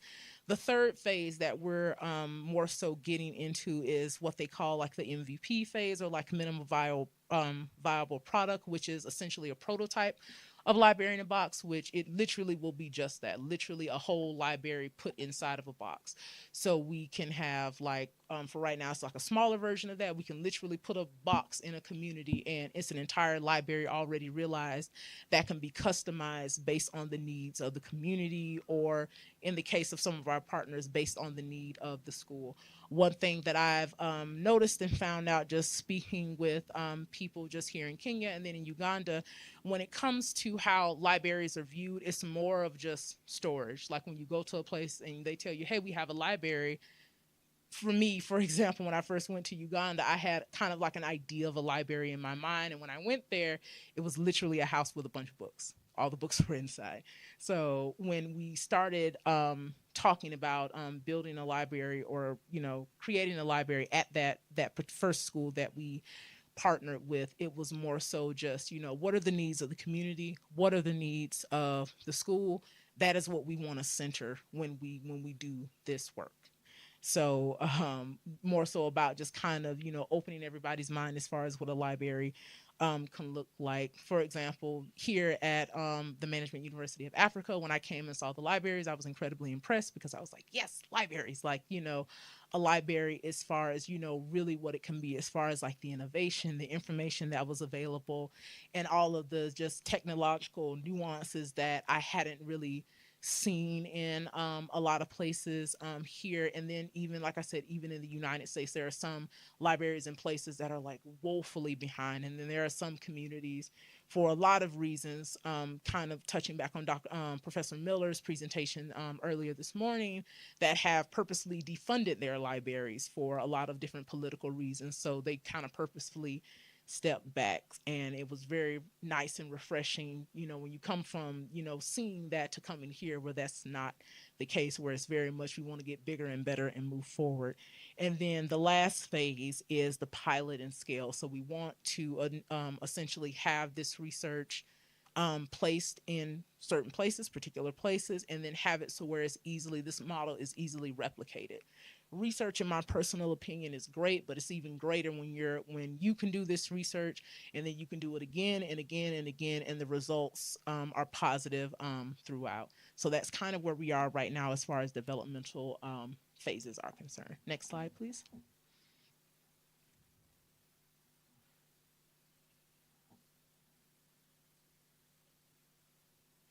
Okay, so what does that mean for the Management University of Africa? So I did want to kind of bring it back home to like where we are now. So first and foremost, just overall leadership.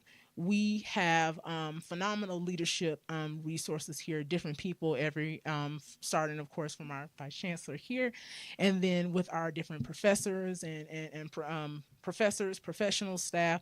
We really do have like just a wealth of leadership here. And then also just overall innovation. Like I stated before, we do have our own very innovation hub here. We have a lot of young minds here who are in the process of getting into that type of work.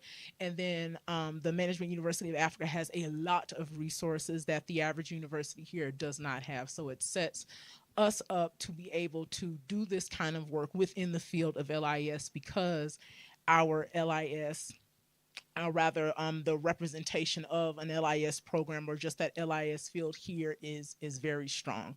We have the innovation already here. We have the leadership here.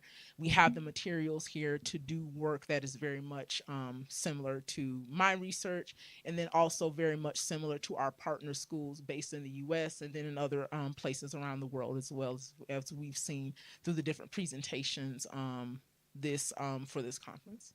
Next slide, please.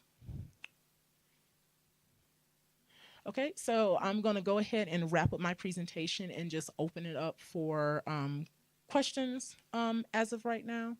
So does anybody have any questions, concerns, follow-up comments, or anything when it comes to this particular research?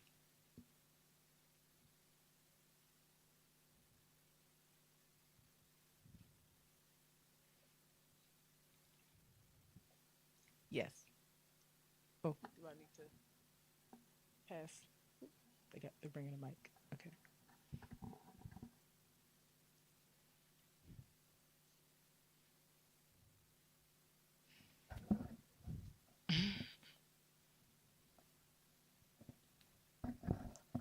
Thank you very much, Vachalis, for the presentation.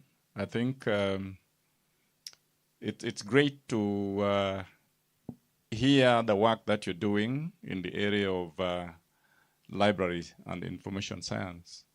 I think it's a very interesting area.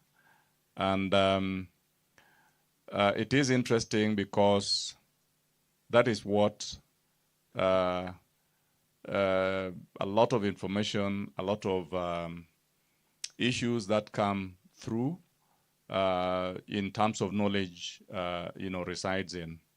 And therefore, it forms a very important repository for knowledge so that it can be stored there and for access by everybody. So it's a very, very interesting project, and particularly the fact that you're focusing in the rural spaces where there's a lot of limitation in terms of access, in terms of infrastructure, and so on, availability. It's interesting that you talk about in the southern United States, the infrastructure situation is not as developed as in the north. Somebody may think that that situation only manifests in Africa and our country, Kenya, but it's soothing to know that it also manifests in the US. So it is a normal situation that affects the whole world. My point is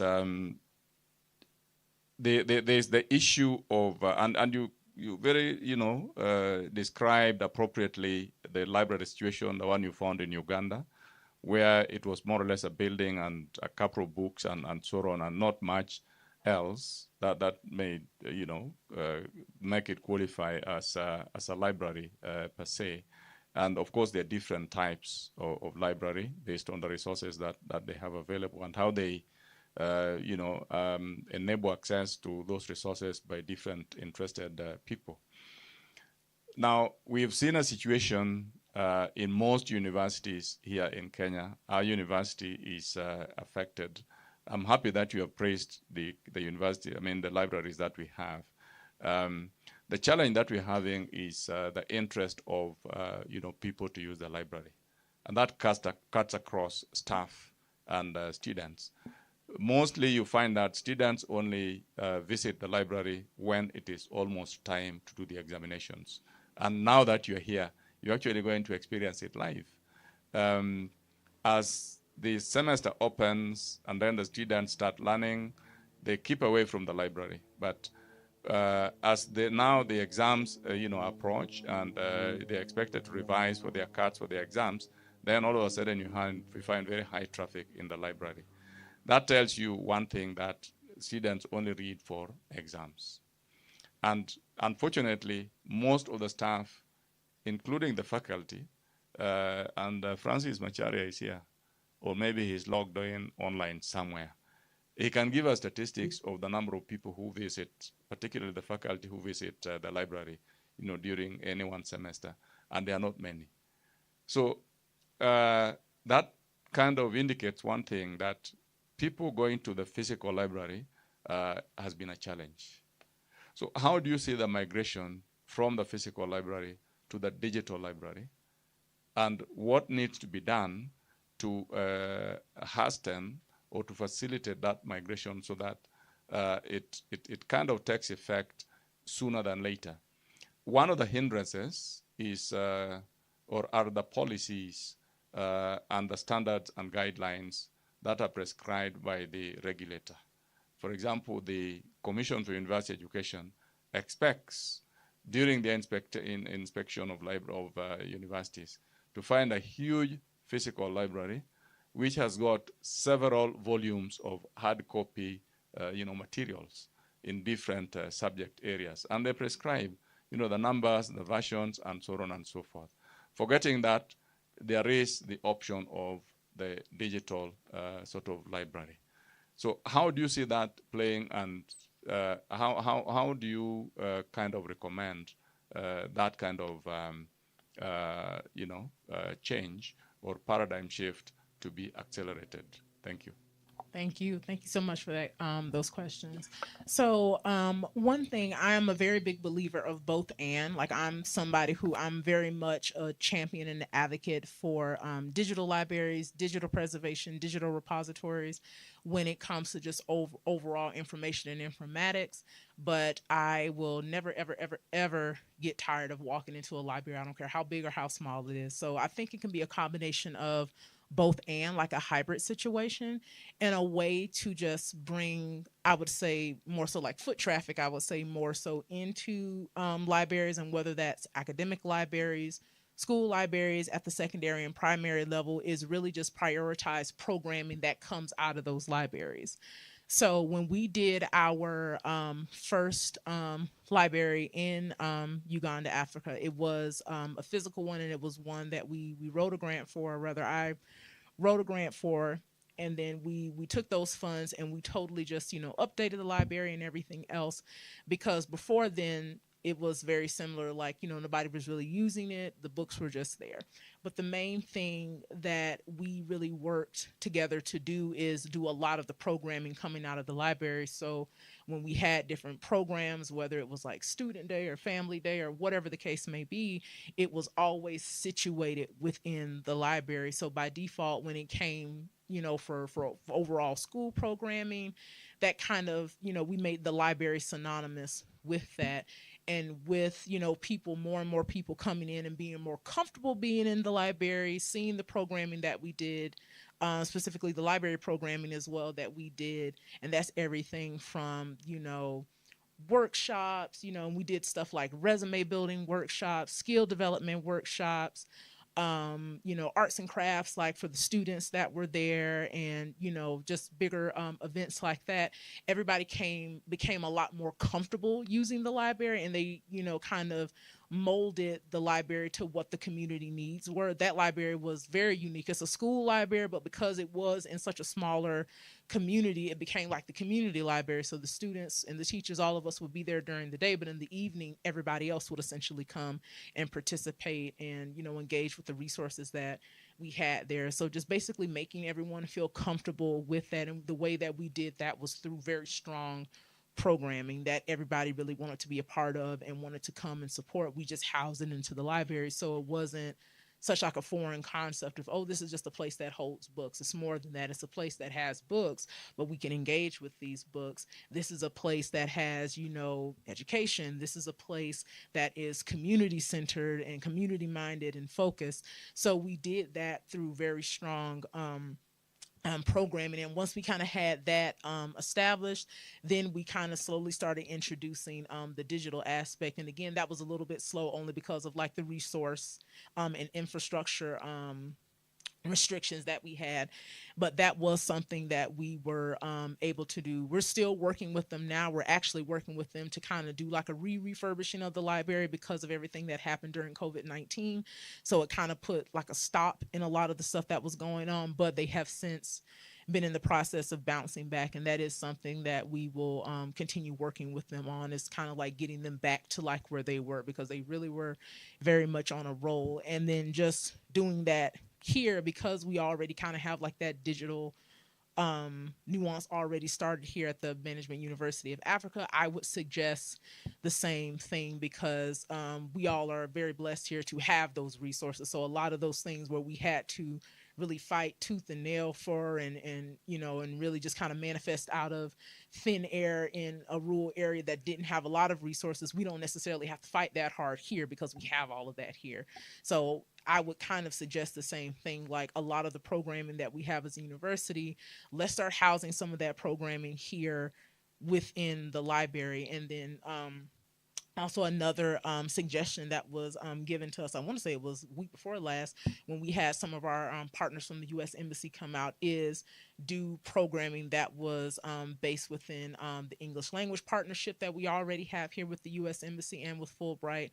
So making like almost like a satellite version of American Corners, which is like the embassy libraries, doing that type of programming as far as like English language and things like that are concerned. So that's everything from just, language clubs, so like tea time and things like that.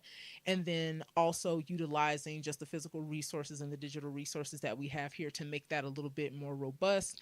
And even if you can't physically be in the library, for example, make it available online, like how we're doing this conference, do the same with our programming. So it doesn't necessarily have to be everybody physically coming, but you're still engaging with the library. You're still getting like that digital footprint, that digital foot traffic coming in with the libraries. So that would be the response to your question. Okay. Anybody? Oh, sorry, we have some more. Thank you so much. Just a follow-up question on what Professor asked. Mm-hmm. Growing up, we were used to be pushed to library to read for exams. That's what he said. Yes. And that is a physical presence. But I realized that you're also going into digital presence. But then within the program or your research, is there a plan to encourage a reading culture? We don't have to go to the library to read for exams.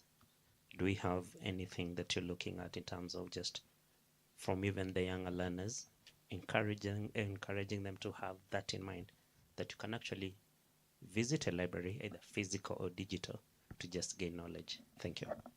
Oh yes, absolutely. Now you're speaking my language. Now, never get into the books, but absolutely, that is definitely a huge part. It's actually the nucleus of this. So forgive me for not specifying that, because again, I wanted to be mindful of our time. But yes, a reading culture is a huge thing. One of the things that we are in the process of doing, and we have that as far as like just our overall conceptualization, is having a curated volume or just kind of tome of books that are included within each iteration of Library in a Box. And when I say just kind of like an eclectic version, meaning like books from here, books from all over the place, because again, our big thing is we did not want the book selection or the books that either digitally come with Library in a Box, and even some of the physical books, we did not want that to be so American centric. We want books that are based in the country or the countries that we are working with, and then also showing off the different facets of American culture. I'll go back to the school that we worked with in Uganda. One of the big things that I made sure that we did was when we brought in books that were based in the United States, or books that were written by authors in the United States, we did not make the authors look like how you would have visioned a typical American, right? So just being very candid, when you think of American, you typically think like blonde hair, blue eyed. When you think of like an American, not necessarily Black Americans, Asian Americans, Indigenous Americans, things like that. So when we curated those books, we wanted, when we have representation from the US, we definitely want some of what we consider like classic children's books. So like The Cat in the Hat, the different in the different books from like Dr. Seuss, Judy B. Jones, things like that, like some of those books that were considered more classical as far as the US is concerned. But we wanted to also add books that came from like Black authors, books that came from Native American authors and things like that. And that we wanted to combine that with the authors that were doing really good work here, or rather at that time in Uganda as well too. So we want to be very much diverse as far as everyone that was represented in that, so that the students could see themselves when they read. Like one of the most popular books, hands down, that we had that was a part of that library was a book called Mufaro's Beautiful Daughters by John Steptoe. And it was a tale that was written by a Black American, but it was inspired by his time here on the continent, like really leaning into like oral literature and fairy tales and folk tales and things like that. And because the way the books were drawn, the way the story was told, and the similarities between the book and the students loved it. We read that book to the point that the pages fell out. So that really taught me, or really showed me, the importance of the image and the physical representation when it comes to reading. And then also where our community members are concerned, and that included like their families, the parents, even the teachers, we just simply asked them, what do you like to read? And put them kind of like at the center of that decision making, because a lot of times when books are donated to different places, there's some, of course there's some connection, or there's some conversation with the community, but it almost feels like, yeah, it's just something we tick off the box. It's not something that we really center. So when I sat down with all the teachers, and they were just like, well, what about us? We like books too. I said, okay, well, what do you want to read? And then they were kind of taken aback, like, oh, you're asking our opinion on this. I'm like, yeah, absolutely. Like, this is your school, your community. What do you want here? So I was almost like a servant leader. Like, I did not impose, my own views and thoughts. It was very much like, what do you all want me to do? That type deal. So I came in with that level of humility when it came to building this for the school. So basically, asking people their opinions, centering them in this work, and decentering just some of what we knew, or some of those older practices when it came to building and creating libraries that really weren't serving the community. But definitely a reading culture is something that we are actively promoting. So giving them books that they like, and just simply, kind of almost like giving permission. I know it's a weird choice of words, but giving permission, like you can just come and sit down and read. Like you don't have to like kind of lurk around the library. Like there are plenty of times I would see teachers kind of just hanging out around the library, and I would physically be like, go inside and read a book. Like you don't have to just, kind of camp out here. And again, it just made them more and more comfortable to where when I left, teachers on their tea break, they had like a book in their hand and they were sitting there reading. Same with the students. When it was playtime, we'd have half the students, out there in the playground, and the other half were having story time with me. Or, can I go and check out a book? Can I go look at this book? Can I go look at the pictures in this book? So getting them more comfortable with that. And that was everyone from like, P2 primary students all the way into the older kids, where they were just like, I know we have exams, but what about us? We like books too. Can you come read to us as well? So we were very intentional about inspiring that reading culture and participating in certain things like Drop Everything and Read Day, like Dear Day, and other programming that really centered all of that. Okay, got some questions.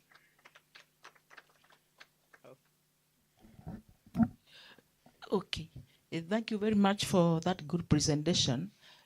My question to you is, do you have a program to support writers on the book writing? Because, it's surely a huge activity, and also like printing those books and availing them in the market to be read. More so like for animation and those drawing, like we have an animation for education program, which you need to prescribe to if you want to be getting those captions which you can use in your book. Does the program have an opportunity for supporting writers? Yes, thank you so much for that question. That was a very excellent question. That is something that it is on the docket to focus on a little bit in the future, only because we're still kind of in the process of finalizing the research and just doing the basics, which is, here's the infrastructure, here are the books.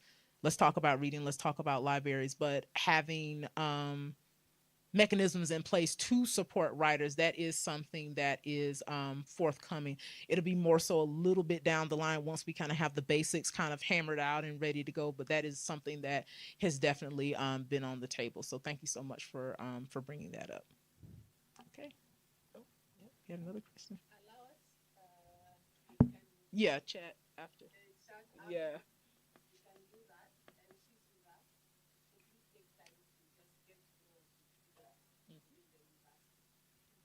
All right, thank you.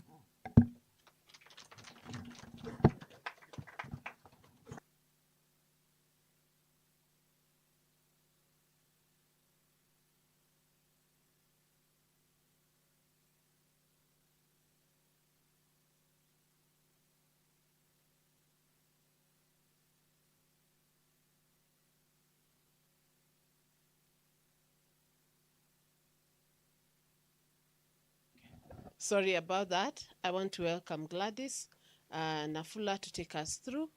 Gladys, you have 40 minutes, and we are sorry for taking your time. Sorry. Let me check. As Gladys prepares to do her presentation, I'm told our Chancellor could be logged on online from somewhere. At least he was a while ago. I just want to acknowledge and appreciate him. The Chancellor of our university is the titular head of this university, and is indeed the academic symbol of the university that drives the academic vision of this university. All that we do is done under the guidance and vision of the Chancellor of the university. So I just wanted to appreciate our Chancellor, Dr. Architect Ruben Mutiso, wherever he's logged in. Chancellor, if you can hear me, is it okay if I ask you to just say hello, please? Welcome. Yes, sir. Good morning, everyone. Yesterday, I participated, and I followed through the presentations whenever it was possible. I found them very, very fulfilling and very, quite engaging. And this morning, listening to that presentation, I felt, yes, really things have changed and we must embrace these changes. I'm very pleased to be part of the university, and activities like these are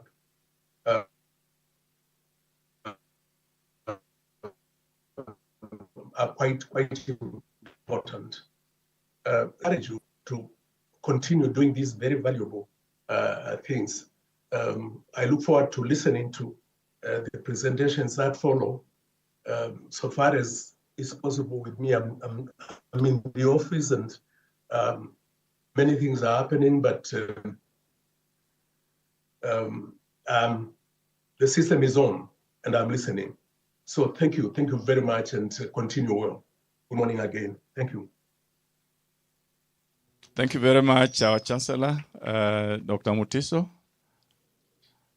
We appreciate you taking time from your busy schedule to be with us during this important conference, and it shows the support that you give us as a university. We really do appreciate that. I'm sure my colleagues in the university, faculty, staff, and even our learners also equally appreciate that. And thank you very much. If there is anybody else who is logged in from the governance structure of the university, we appreciate you wherever you are. We welcome you to the conference, and we value your presence. So thank you very much. I think we can now continue with Gladys's presentation. Gladys, please. Thank you, Prof. Good morning, everyone. We are going to have a very, very interesting session that is going to start right away. And we are going to have two panelists, very vast in climate change and adaptability. And you're going to have a session that will be very interactive. And just to start us off, I want to bring to you our panelists for this session. We have Mr. Mark Angwenyi. Mr. Mark Angwenyi comes to us from the environment sector, and he's an environmental compliance and sustainability specialist. Let's give him a loud hand of applause. And as he comes in, he's a student doing PhD in management and leadership, and he's also a thought leader and an environmental compliance specialist. He's a results-driven environmental professional with over 18 years of experience in compliance monitoring, enforcement, public engagement, change communication, and C-level advisory. What do we say? Domi, you know how we say it. What do you say? That style. Thank you. Welcome, Mr. Mark. And he's currently the County Director of Environment, Kajiado County, with the National Environment Management Authority. Now, next on stage, we are going to have Mr. Steve Mokaya. Steve Mokaya is an award-winning multimedia journalist and communications consultant, and he's renowned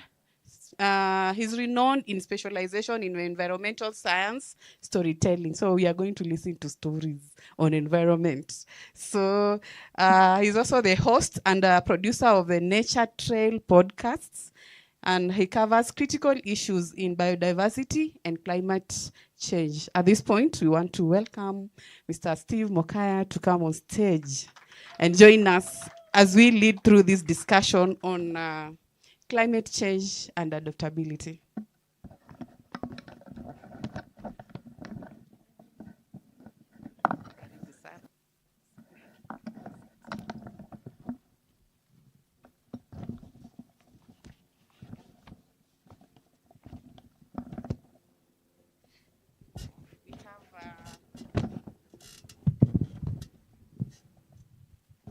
We have 40 minutes to take the congregation through climate change and adaptation.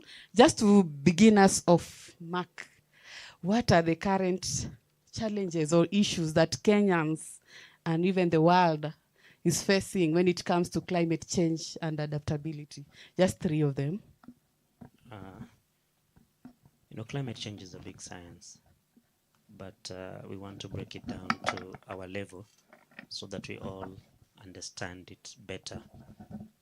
The World Economic Forum, in their research, they have pointed out 3 things that are critical to climate change and what they call them as risks.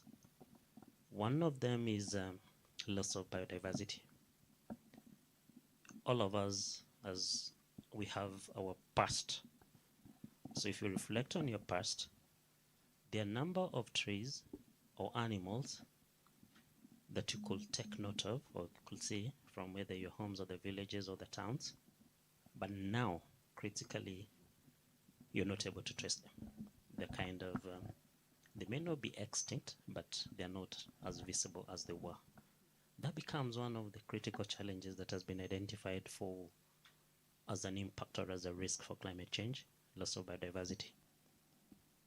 And number 2, we have extreme weather patterns. It's too hot, it is too cold, it is, and then, we really don't able to place ourselves what will happen tomorrow. That becomes an impact under climate change.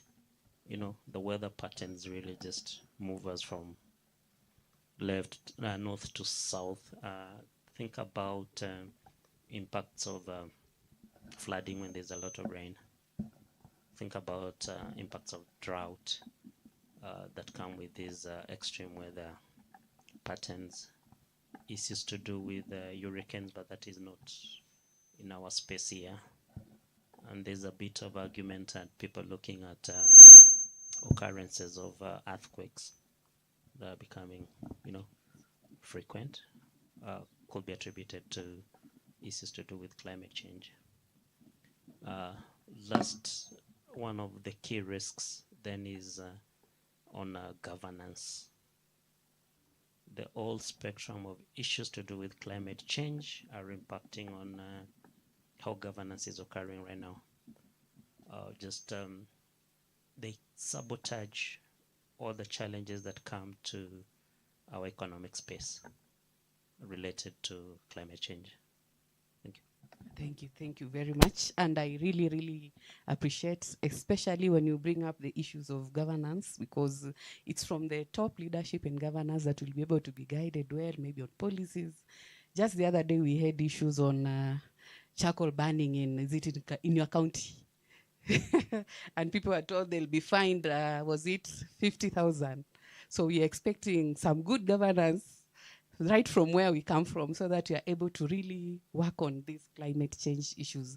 Thank you very much. And Steve, to you, now that we have these challenges that are here with us, as a communication specialist, what strategies do you think we should use, especially in universities, in the industry, even in the local community? What strategies will effectively work to ensure that these challenges that we are facing are able to be handled well by even the local communities that we have? Oh, wow. Thank you for the opportunity. That's a very good question. And excuse me, throughout my storytelling, I go to various places, and one of the things that I saw, one of the things that I see rather is how communities and various people try to mitigate or try to live with these issues in a way that they can try to sort of assuage or lessen the pain or the effects. And some of the things they do is I've seen innovations, even in the most basic form, where I've seen, interestingly, early last year I was in Kajiado, and where the vast part of the county was so hard hit by the drought, and a good number of women from the county are engaging in beekeeping, because they say that it's no longer tenable to have large herds of cattle or livestock.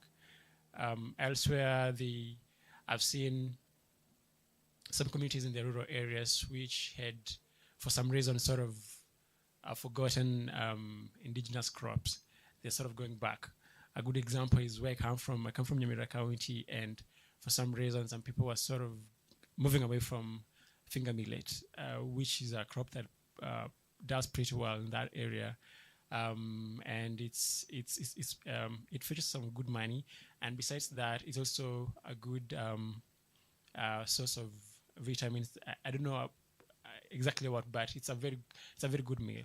So such type of crops, communities are going back to indigenous crops, which really grow sort of effortlessly, because you find that crops like maize, they no longer produce the amount of produce that they used to fetch back in the day because of drought and other factors in play, of course, brought about by climate change. But for governance, I've seen people complain, because when you go to do a story or going to do a documentary, people have to tell you the challenges that they go through, and they say that we have this innovation that maybe can make things better, but Maramingi, they say it's the county government or the government in general, but more often than not, they say that the county government is not doing enough to sort of upscale the innovation, or to sort of make it better to work for the big number of people in the local communities. Yeah. All right, thank you. Back to you, Mark. What do you say on strategies we can adopt also, or how can we communicate? Just in addition to what Steve is saying. And please keep in mind that nowadays things are really happening so fast. Before we are harvesting carbon, there is charcoal, there is deforestation, and the other day, now that you're talking about governance, we are given a mandate of cutting trees that are already ready, but we need to replant. So all those issues, what is your take, and how can we communicate better? Communities are getting more engaged now in matters climate change or climate adaptation and mitigation. One of the practices that has come down to the communities is they're being encouraged to use the indigenous knowledge. Remember, we come from communities, and there are things that we've been trained on. And look at critically as we get into the March, April, May rain season. We're using traditional knowledge to predict whether there will be rain or there will be no rain. And number two, communities are now taking getting more involved in appraising their areas or their villages, their towns, and discussing on what will affect us. An example in Kajiado County, where drought really affected them so much. Now they're asking themselves, what can we do better? Because you're pastoralists. So what can we do better? Now, being engaged at that level, then they bring in, using indigenous knowledge, they give us insights from experiences on how traditionally that was managed. And so this climate science is now being broken down to that level to ensure that that is done. On governance, on climate change, when we speak very big words, very tough science, governance hits us really hard because we have not been able to translate that knowledge or the science, very deep science that we know, into tasks that we can easily undertake on a daily basis. So on the matters of charcoal in Kajiado County, we have legislation, and now we've formed a multi-agency team that is going to tackle that matter. It is not, the challenge is that no one individual or organization can manage it. So we have to have that one government approach. Thank you. That's good to hear. That's good to hear that at least measures are being taken to be able to handle that matter, because automatically it will affect our climate and the weather conditions will be changing very soon. It's so sad that nowadays we cannot predict and say tomorrow it is going to rain easily. Yeah, there's a time we were told by the weather forecast, was it last year, that it's going to rain, we'll have floods in the month, in a specific month, but when in that month, but there's no rain. It's really, really affecting us. Now there's this aspect that I'm seeing each and every one of you bringing up on agriculture. Do you feel that local communities can adopt new methods or new technology in their agricultural practices in a way that our climate will not be affected? Steve? Oh, yes. Check. Sorry. Yeah. Oh, yes. Yeah, from what Mr. Sorry, name again, please. Sorry, yeah. Mr. Maka said there is that aspect of indigenous knowledge. You see, in the past, in the olden days, people used to do traditional farming or agricultural practices, and they didn't really bank on modern day or practices like maybe fertilizer and irrigation. And I think things used to work because we grew up, and even people older than myself grew up, and there was food in abundance. So I think by them going back, and I've seen that trend several places where communities are going back to using indigenous knowledge and going back to traditional sort of farming. And it's not really affected by climate change because most of these crops they farm are traditional, so they're resistant to some of these factors of climate change. Another way that I've seen work, like elsewhere, like in the Lake Basin, the Lake Victoria Basin, I was there last year on a journey of water with several organizations that do conservation and climate change mitigation. And we realized that all the way from Nandi to around, we're following through the journey of River Kibos, and I saw communities, pockets of communities along the river. They were sort of doing away with this mass irrigation, where there's this type of irrigation which releases a lot of water, and instead they were forming some sort of ponds, fish ponds along the river, and they were being encouraged to reduce sand harvesting, because in the long run, sand harvesting affects even the water quality as the river goes down, and also even the amount of water. So instead, they're doing fish ponding, which is a type of farming that is sustainable because it takes care of the water and also the quality of the river. Yeah. Nice. Now that you're talking about fish and water, I was somewhere in the lake region or wherever where there is water, and I was so happy to note that even deep inside the waters, we have waters for a certain villager, and they are now caged in that my fish should not go and get into another villager's cage. So if once it gets there, it is someone else's fish. Anyway, those are some technologies, and so many things are really coming up. But we are just hoping that as much as we are adopting technology, we are able to take care of our climate. Mark, I want you to Recording in handle, progress. Two things. One, we cannot talk about climate change and leave out our economy. Do you feel there is an impact when we adopt these climatic technology or strategies? Is there any relation between that and our economy, and how is it affecting Kenya? And then the other thing is on urbanization, urban setting, urban redesigning, because all that again is really affecting our climate change. So what is your take on those things? Do we need to redesign our urban centers again, or what do we need to do? To begin with, the story on urban, urban centers have really been hit hard when we talk about climate change and its impacts. And now the thinking is more towards ensuring that we zone our urban cities better in terms of looking at matters transport.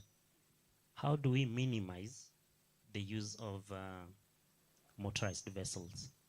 Are we able to get to our works without necessarily having to drive?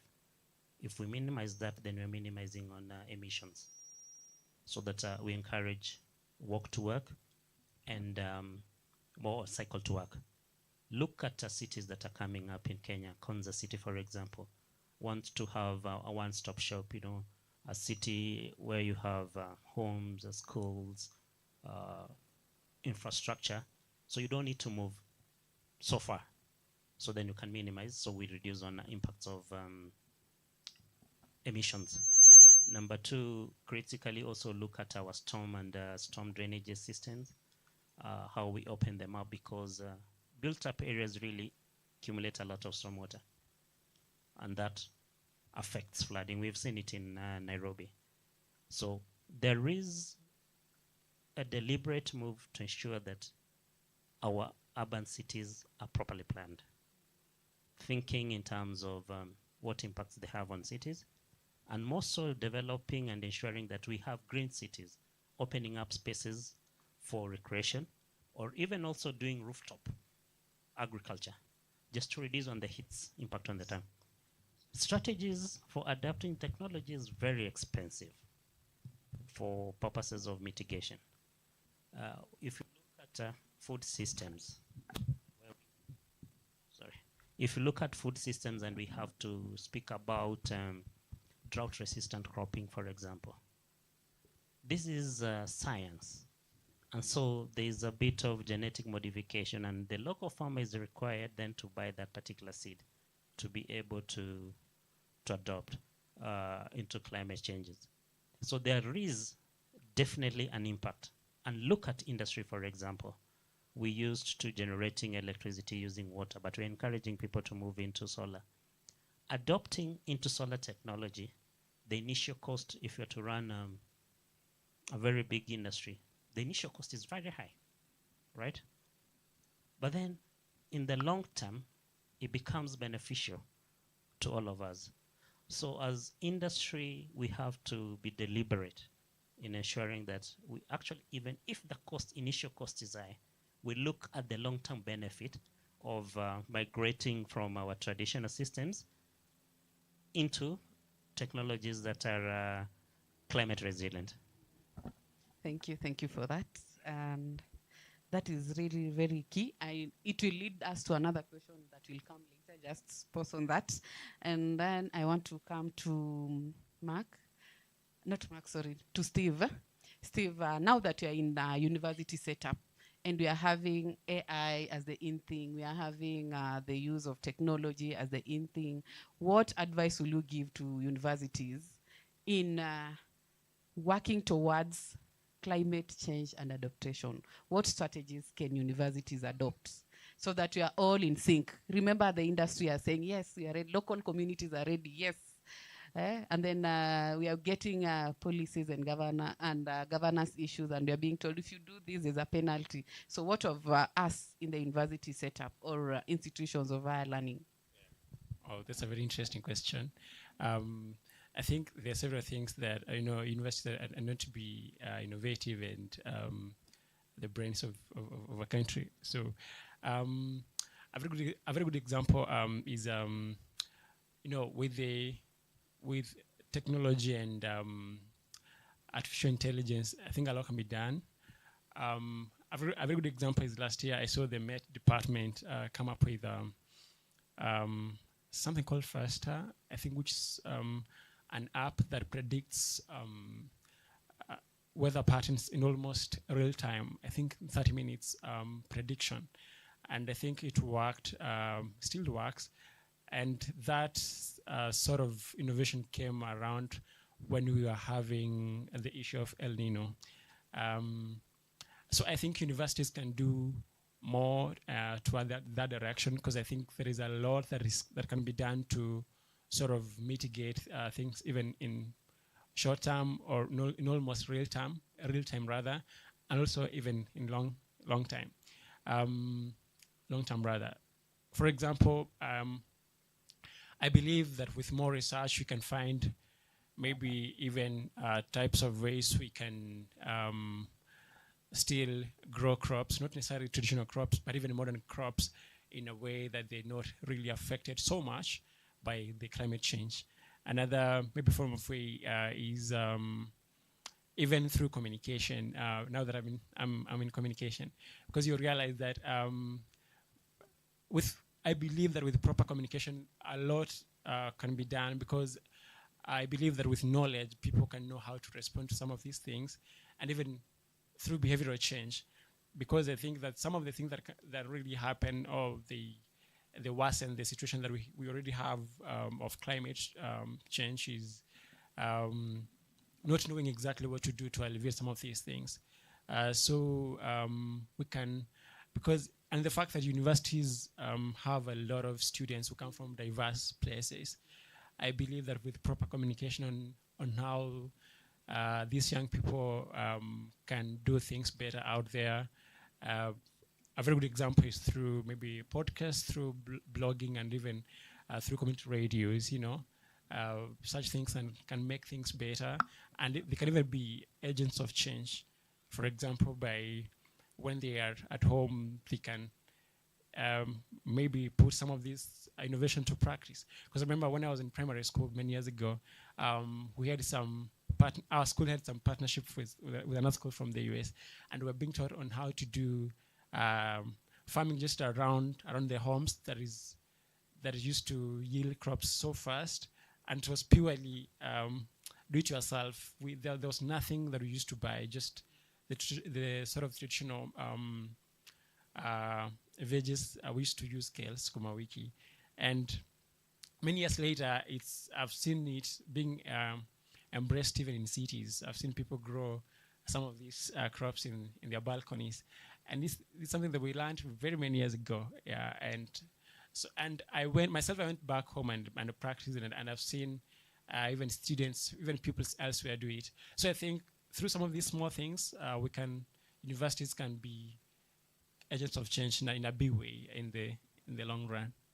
Thank you very much. And just being at the right platform where we have universities in the house, we are hoping that we'll be change agents and be able to impact the same knowledge to our students and encourage them to practically go and do what is good that will take care of our climate.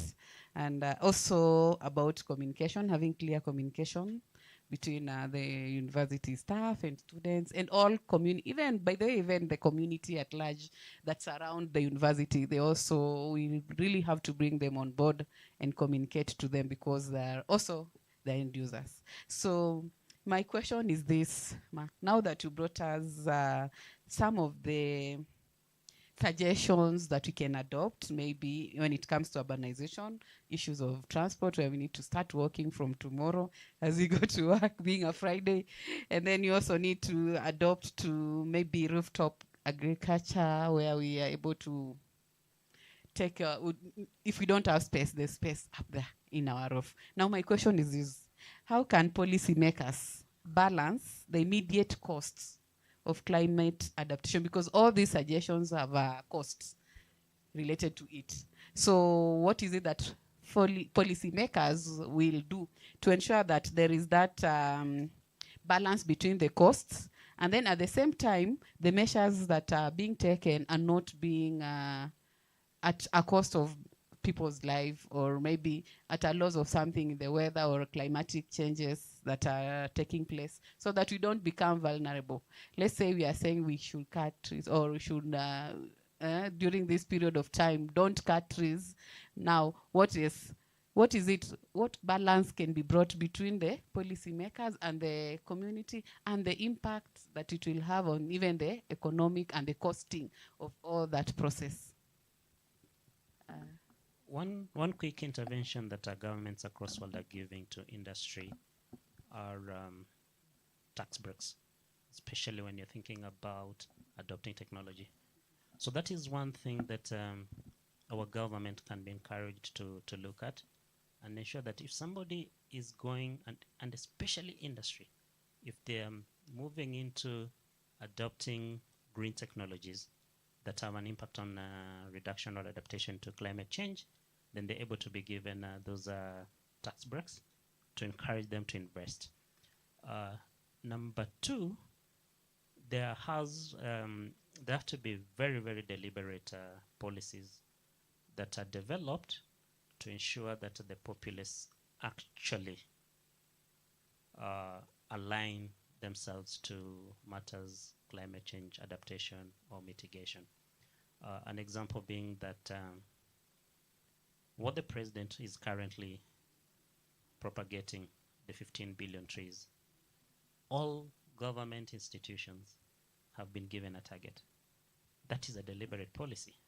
That is a deliberate policy thinking, that now you have particular targets to ensure that you meet as we change our way of doing things and to adapt to climate change. Definitely, cost is one thing that will come up with these technologies, but how are we going to encourage industry? Because industry will be driven by profit. Bottom line at the end of the year. Is our research in universities able to communicate to industry that if you adopt to green technologies, 2 or 3 years down the line, you'll start seeing the benefits? That is one element that we need to look at. And then transformational leadership, like you mentioned, it has to be deliberate and it has to come from the top. That I believe, and remember, there are a number of people who don't believe in climate change, right? So as a leader, you need to believe that there's impact on climate change. And believe that once you start adopting, then you will see the benefits. And then ensure that all your teams are aligned to that particular thinking. So looking at, if you look at policy, strategies, and costs, then it has to be deliberate and it has to be at a strategic level in organizations.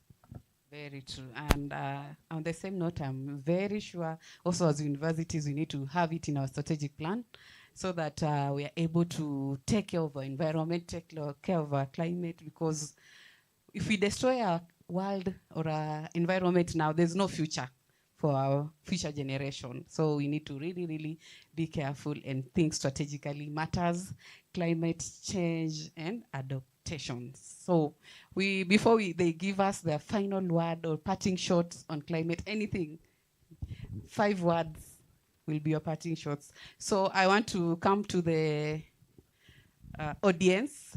Anyone? Dr. Angie's. Hey. Everyone. All right. If we can promise to take 5 seconds each, then we'll be able to cover. Let's begin from Dr. Angie, then Dr. Dominita, then we have Makasanda. Who else was there? Dr. Samuel. So this question is directed to Mr. Mark. The Kajiado County Resident Associations and Kajiado County government have signed an MOU. My concern is that they will be overseeing or advising on structures or infrastructure developments within the county. My concern is, do they have the capacity to do so in the first place? And what are state agencies going to do to build that capacity?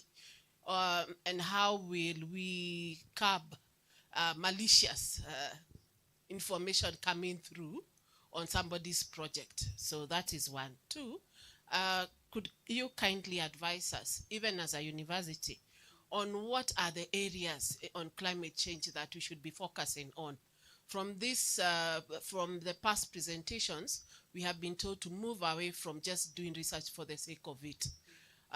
Kindly envision us on what areas in climate change we should be focusing on. Thank you. Do we respond or we take all the questions, Mark? Which one are you comfortable with? We take all. All right. Okay. Thank you very much for this wonderful topic. It's one of the areas which I'm really interested on. Name, please. Dr. Dominita Naomi Kadula.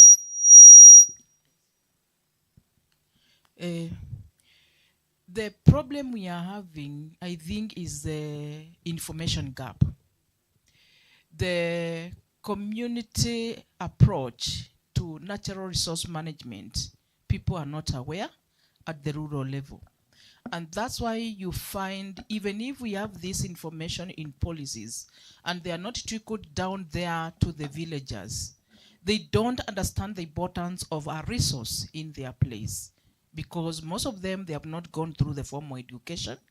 And if, like before, we used to have agricultural extension officers, which used to be many, and I think the last time they were posted was 1997, who would go and educate people on the importance of the forest, importance of good farming, terraces, all these. They are no longer there.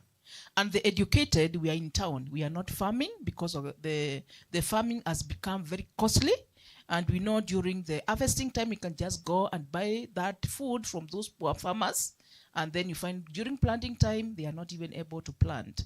So how can we as a country make the information reach the stakeholder so that they can have the right information? I'm sure you are all from the rural areas, and you usually see, even if we have the Kenya Forest Service manning those forests, people time when they go for their salaries, and you find people getting to the forest to cut the trees. Two, because of lack of community government engagement, you find that relationship lacking. You usually find most of the time, even like in a natural way, where you have cleared your farm and you can show evidence you have planted trees, and that's why you are removing these ones, and you want either to burn charcoal to transport. I'm sure you know now this is it a curfew? Even if it's genuine, you cannot be given a letter by the Kenya Forest Service to transport. Even if you show the evidence is a farm you are doing, you can show evidence of having planted trees. So when you bring that kind of conflict, government and the community, you find the resources may not be understood. The people will not see the advantage of the resource, and that's why you find most of the time the destruction. So how can we harmonize our government and the community? Thank you. We had Makasa. Oh, okay. Go on, Daktari. Okay, thank you. Thank you, Mark, and thank you, Steve, for your good presentation. I'm Dr. Samuel, and I do facilitate marketing courses. So my area of concern is on green packaging. Green packaging. We thank the government. The other day, it banned the use of paper bags in our retail outlets. So there are some level of achievement, but we cannot say we are 100%. Our concern in the cities is normally the issue of drainage. We say that the drainage are clogged by plastic items and so on. If you go to our water bodies, you go to Coast, you go to Kisumu, you'll see some elements of plastic bottles that interfere with the biodiversity. So from where you sit as environmentalists, what's the future in terms of practice, policy, and regulation on that area? The other aspect is on buildings. We have said buildings interfere with the drainage as well. They cause flooding and so on. And from where we sit in this city, we know quite a number of shopping malls that have been put on riverine kind of ecosystems, and they interfere also with the drainage. So what's the future from where you sit? Thank you. Also, you can do you have any online members concerned? Dr. Angie, you can check for us that so that we don't leave them out. Go on. Thank you, facilitator. Mine is just a concern. For some of us who travel towards Western Nyanza region, in the 90s and sometime in 2000, when we used to travel that route, it was very famous that you will struggle with the Kericho, very cold weather. You also struggle with Limuru. Ever since that has changed, the climate has become warmer and warmer. I think it's because of destruction of our forest cover and our climate. So my question with regards to that is, the regulations that are there stringent or strict enough to avoid the damage of our forest cover and all that? And if not, what should the government do? I direct that to Mr. Ngwenyi because he is in the governance. Thank you. Thank you. Please give back to Dr. Angie to check us through the online viewers, participants. There is a question from Jacqueline, and the question is to the panelists, and it's a comment to the panelists. With all the funding that the government is receiving from different quarters about climate change, apart from just one day in a year to plant trees and no one to take care of them after that, what else can we do to ensure there is continuity of the same? Thank you. Hey, that's a nice one. Thank you. Dr. Tsuma has a question. Thank you so much for your presentation. As we know, all of us, we talk about development and the strategies of development. In your discussion, you've talked so well, but I want to put more emphasis and ask a question about the goals of development. Dr. Gadula has said information. The communities, do they know what are these goals for development first? Then, the indigenous knowledge Mr. Mark has raised. If we talk about indigenous knowledge, do they know the indigenous trees that they can plant in their geographical area? So again, communication comes in. Thank you so much. Thank you, participants. I hope you've not left anyone out and we are within our time. So I want to allow Mark to take the floor and give us responses to the questions raised. Karibu, Mark.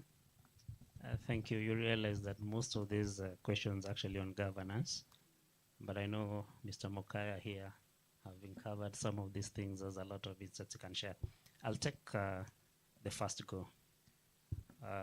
Dr. Angie, approvals. Kajiado County has made a deliberate move to ensure that communities are involved in development approvals. The spirit of that move is just to ensure that if you're living within your locality, you're able to know who is coming to you and what they're coming in and what they want to do. So what the thinking is that the community will be able to quickly analyze that particular project and give their views on things or elements like solid waste management, liquid waste management, compatibility of that into that particular area.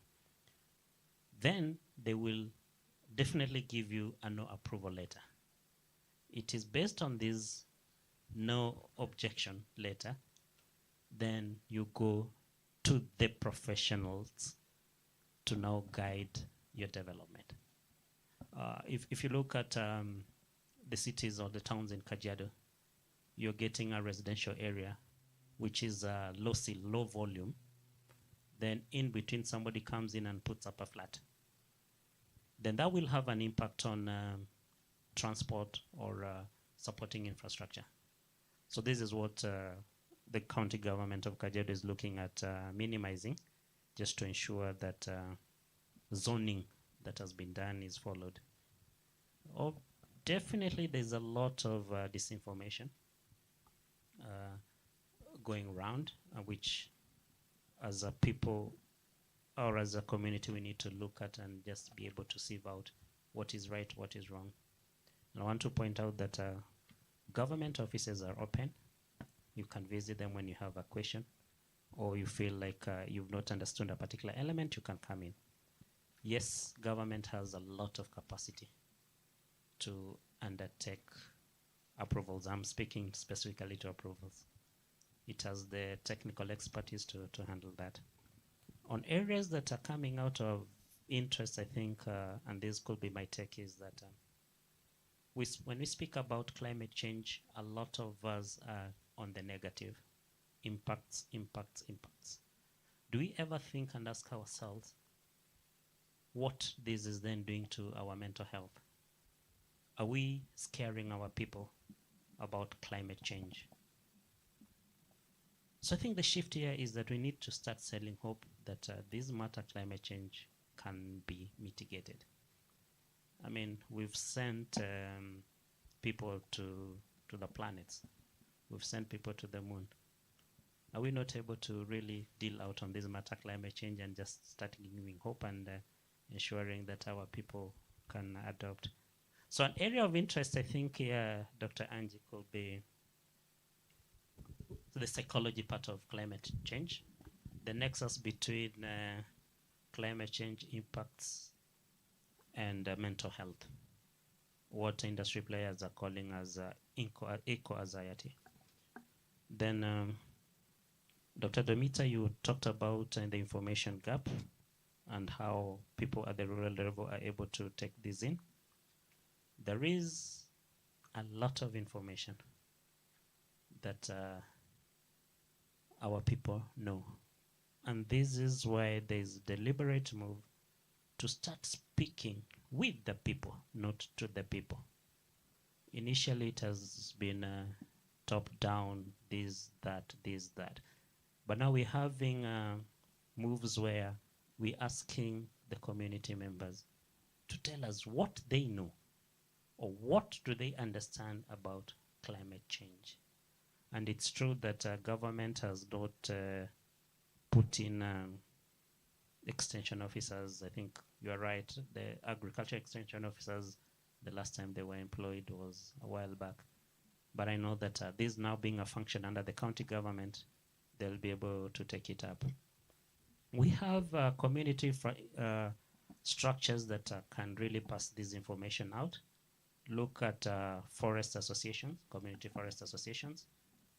Look at water resource users association, RUAs, yes. And all of us are members, actually members of ARUA. Hapo nyumbani ukiangalia, you'll get either a stream or a river crossing around that. So these are forums that are being used to share information. And there's a lot of deliberate move to have a community participate through what they call as a community science. You know, scouts are being employed to share information so that we have a lot of that. Dr. Samuel mentioned about green packaging. NEMA as an authority really put in a push for plastic bag ban. To a large extent, we have seen a reduction in that. But I also want to give you hope that there is no new regulation. It was enacted in November, the waste management regulation, but it's focusing on extended producer responsibility. For a long time, industry was giving the matter on waste management to the consumers. Right now, industry has been encouraged to have products that can actually be recycled. So the thinking in waste management, which you were alluding to, is moving from linear waste management to circular waste management model of managing our waste. And the extended producer responsibility has come in to ensure that if you are using any packaging material, you need as industry to have a mechanism to have it taken back for recycling or for reuse. And if at all it will not be able to be used, then a proper landfilling. I'll give you a quick example, not to promote anybody. Our beverage companies used to have their bottles in black or green, you know. Right now, the packaging is clear, right? That is one of the moves ensuring that we minimize this waste material in our cities so that they don't block our drainages. Jacqueline has mentioned on matters funding and sustainability. For us, every day is an environment day. It's only that a government was deliberate to form a Mazingira Day so that we create more awareness on this animal called environment so that you have more people participating. In fact, at our county level, most of the functions that are undertaken, be it the governor's function, waziri, or government public officers, there's an encouragement for you to plant trees. And as a person, you can actually monitor your progress every day. There is an application called Jazamiti, and this is where technology and innovation meet environment. Jazamiti application, you're able to follow your trees, how many you have planted, and then you can be able to monitor. It will basically encourage you to monitor how your tree is doing. But how do you monitor how your tree is doing? You have to visit it, right? Yes. So this is the thinking, and we are able also to get the numbers that have been planted. Dr. Soma, yes, the goals for development. And it is very interesting if you talk to communities, they really know what they want. And that's why now government instruments are very heavy on public participation. I know government has lost a number of matters in court because of that element of public participation. So all development is actually now proposed from the community level so that the planners only align and make sense of what the community wants. But of course, guiding the community on what is doable or what is not doable. Indigenous knowledge is now playing a very key role in development, in environmental conservation, in our day-to-day lives. Because we really don't want, they say there's nothing new under the sun. It's only how to do it, right? So we are now using indigenous knowledge. We had a very interesting exercise last week on Friday. But probably I'll be able to share this clip with Dr. Angie so that you can share with faculty on weather forecasting.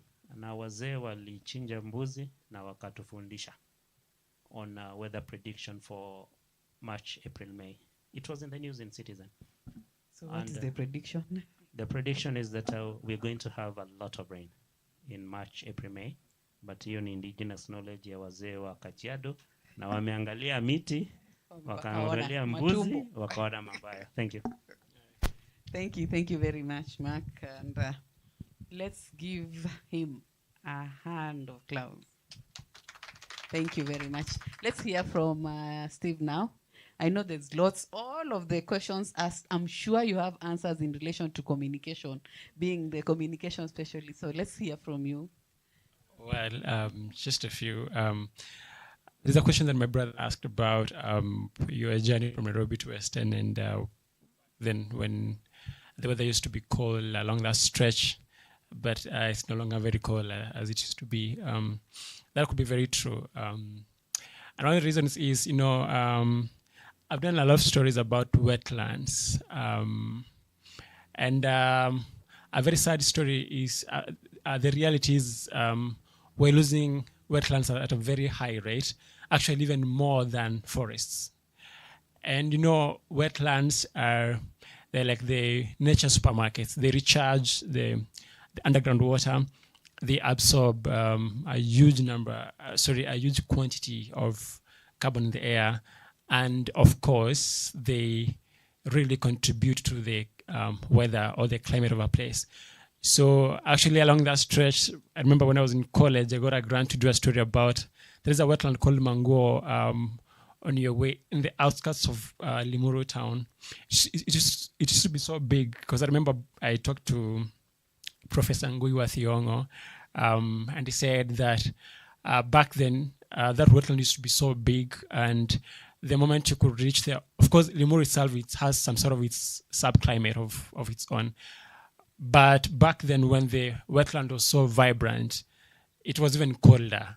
And in places where we have had big wetlands and they are disappearing, there is people, the residents or the locals say that with the diminishing of the wetlands, even the weather or the climate also changes. So that could be a very big factor. Something else about, somebody asked about what the people want, or I think it was a question of knowledge and what the people know and how probably what should be done. And yes, it's true, the people know, actually, the people know what they want and what should be done. I was talking to some NEMA person, I can't remember who it was. I was doing a story about, I think it was also about wetlands. And they said that Kenya we don't have a shortage of laws. Actually, they said that Rwanda has borrowed a lot of our laws and policies vis-a-vis climate change and conservation. So we don't really have a shortage of laws, rather. And the locals or the people know what they want.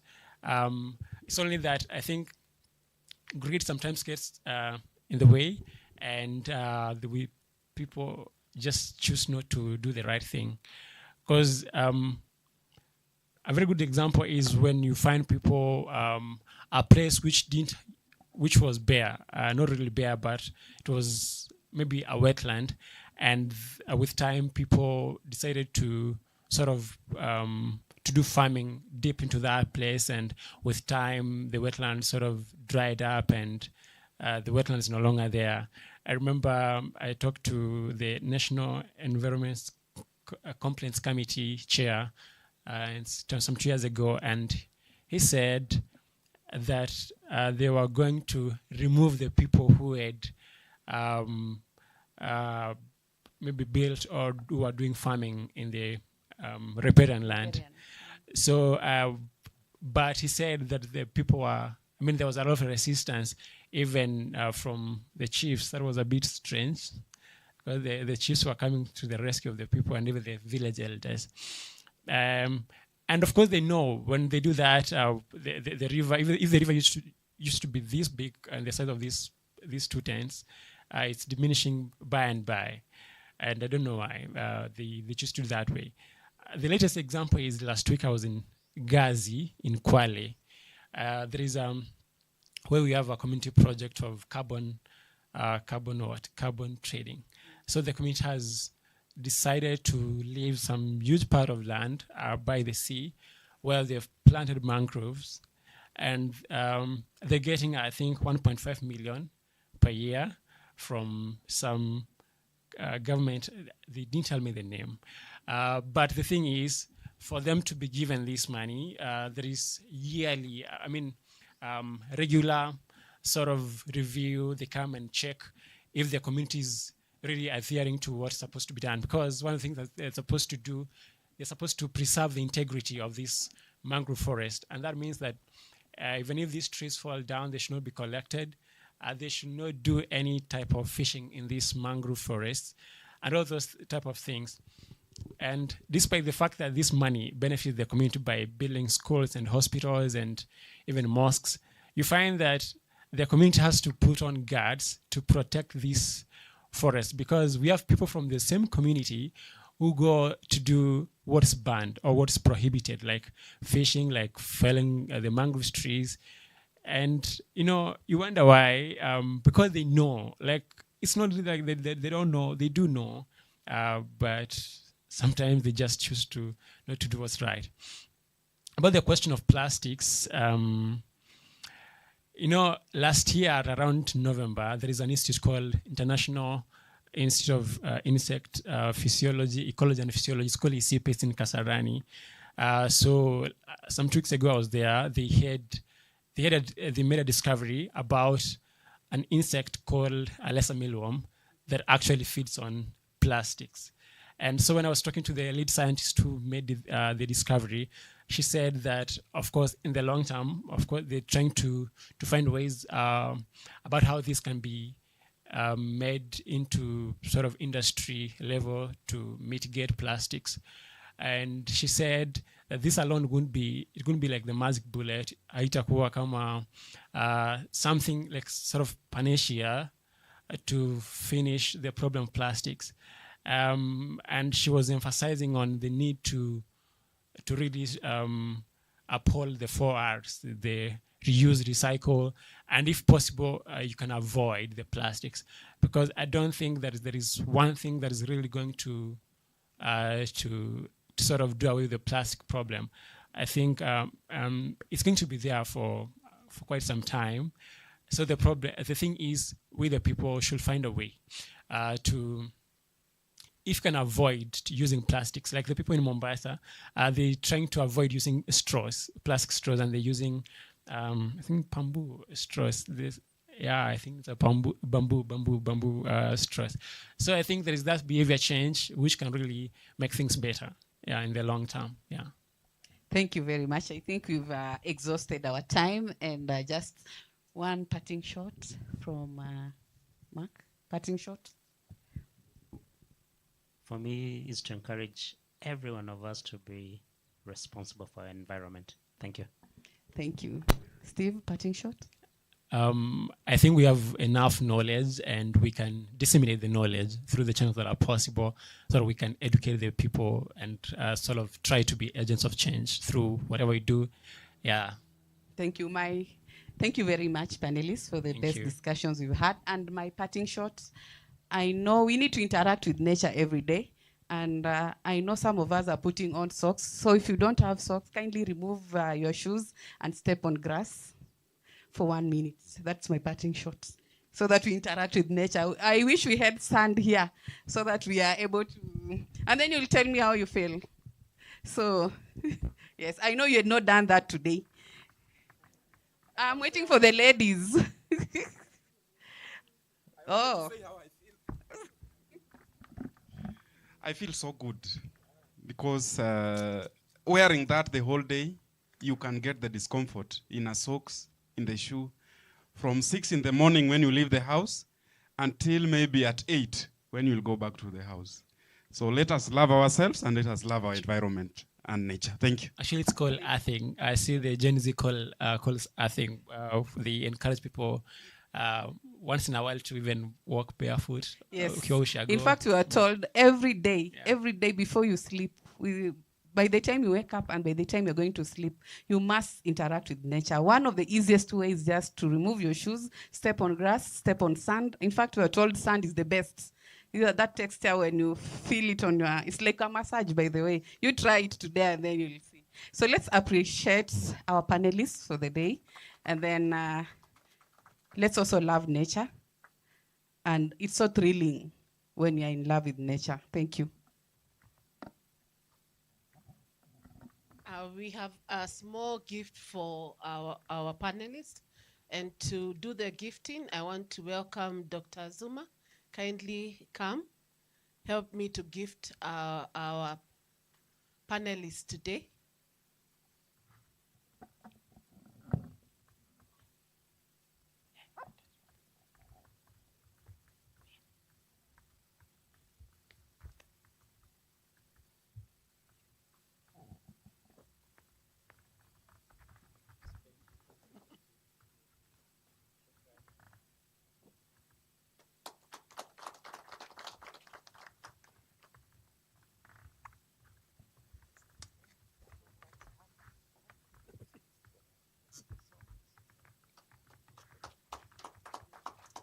We now want to take one good photograph. Our moderator, just stay there, Dr. Zuma. Let's take that photograph as a remembrance of this.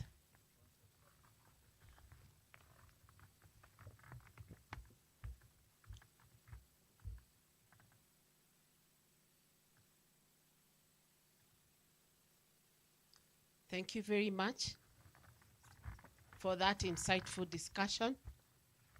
At this point, I want to ask that Gladys, Dr. Zuma, Dr. Samuel, and Dr. Kadula kindly lead our visitors to go and take tea as I do the necessary and take over this next session. Please join our visitors to take tea. Now, for purposes of our next session, we are going to be very fast. I know there are students, there are staff who felt that they needed to present, and we want to do it very fast. We have about an hour before we can then take our next group and go to our next session. Now, so those who are online, I know that Grace Kibobo, are you present? Yes, Doctor, I am. Good. So Grace Kibobo will take us to the first session. Immediately she's done, we are going to have Lynette Njogu and Ruth Kilu presenting. Thereafter, we are going to have the first presentation from Sunday, Noeline. And thereafter, Ben Kuria, please be ready with your presentation to take over. In that order. So Grace, please proceed.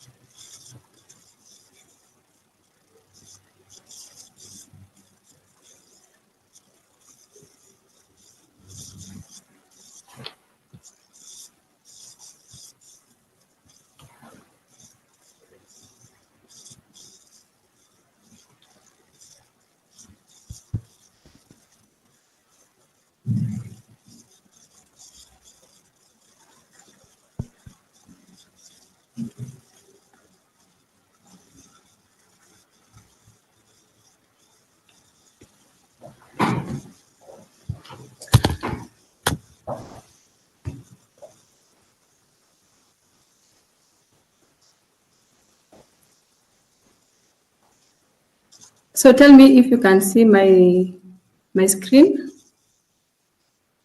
Yes, Grace, we can. If you are able to, please put it on slide mode.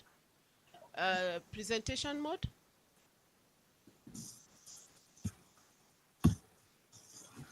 Okay.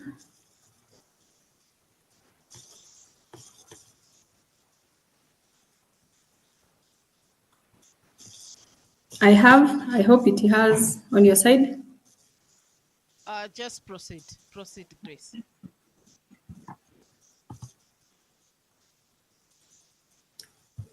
So is it on presentation mode from your end?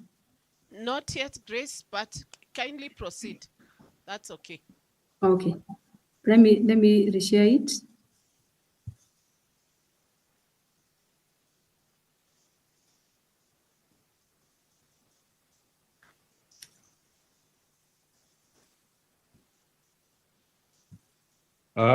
Grace. Yes, now, yes. Grace, as you're preparing to present, yes. Allow me to interrupt just briefly. Okay. I noticed that there is one of our council members who is present in this conference, and I want to appreciate the presence of Madam Mary Kamau, who is a council member, a University Governing Council member of the Management University of Africa. And she also sits in two committees, that is the Finance, Human Resource, ICT, and Procurement Committee. In addition, she also sits in the Business and Strategy Committee. So, Madam Mary, perhaps if you can hear me, you can take 1 or 2 minutes just to say hello to the conference attendants before we give the next presenter the opportunity to present. Good morning, Professor. Good morning. I have heard you, and thanks a lot for that appreciation. I attended yesterday, and now I'm the second day. I'm very happy, and I've really enjoyed the topics, especially I've just found the panel is discussing about the climate change, which is I'm interested in, although I've not done that area. And I think I put my question there. I hope they will answer. So I'm very happy. Thank you so much, PC. Okay. Thank you very much, Madam Mary, and we truly appreciate your presence. And I believe your question is going to be addressed in due time when we resume the interactive session. Thank you, and feel very much welcome. Please stay with us. Yes, thank you. Bye. Yeah, thank you. Grace, I think you may continue with your presentation. Thank you very much.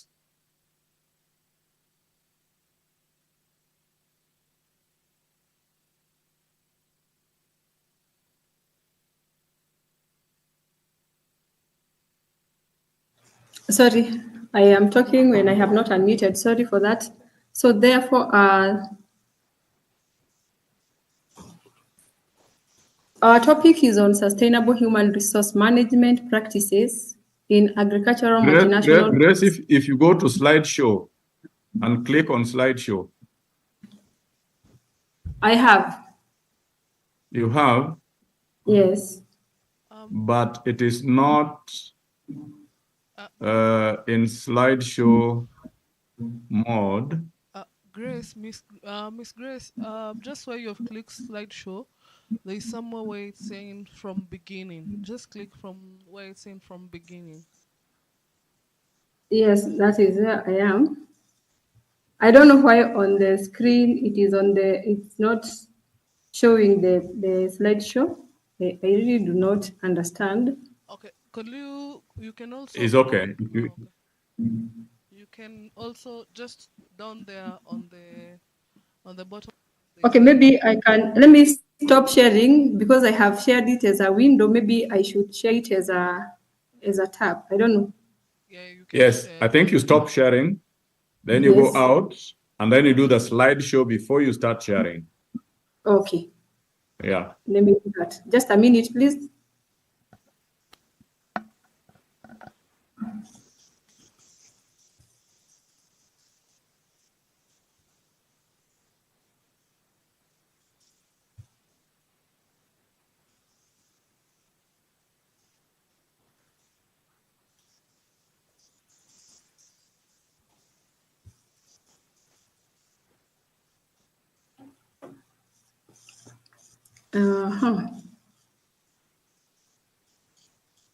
From the beginning.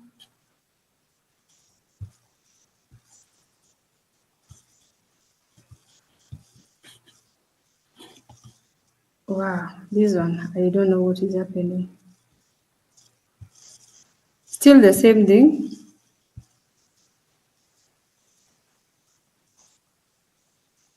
You're yet to share your screen. Just share.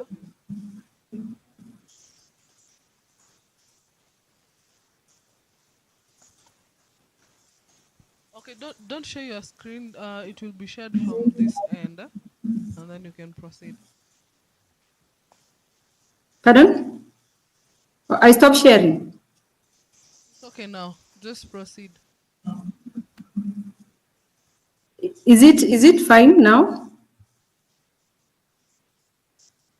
Or maybe you can share from your end because I sent it to the research. It's fine now. Yes? It's fine now. Okay, thank you so much. So it is sustainable human resource management practices in agricultural multinational farms in Kenya. This is a paper that we did, a group of us, under the supervision of Dr. Lucy Simani Wamalwa. And the reason why we thought about this, we wanted to understand what it is that drives the multinational corporations, of course, first of all, to invest in our country. And the second thing, beside the economic goal that they have, whether they also bring in the aspect of the social goal or objective within their organization. And therefore, we concentrated on the agricultural sector, especially this case study was looking at Kakuzi Company Limited.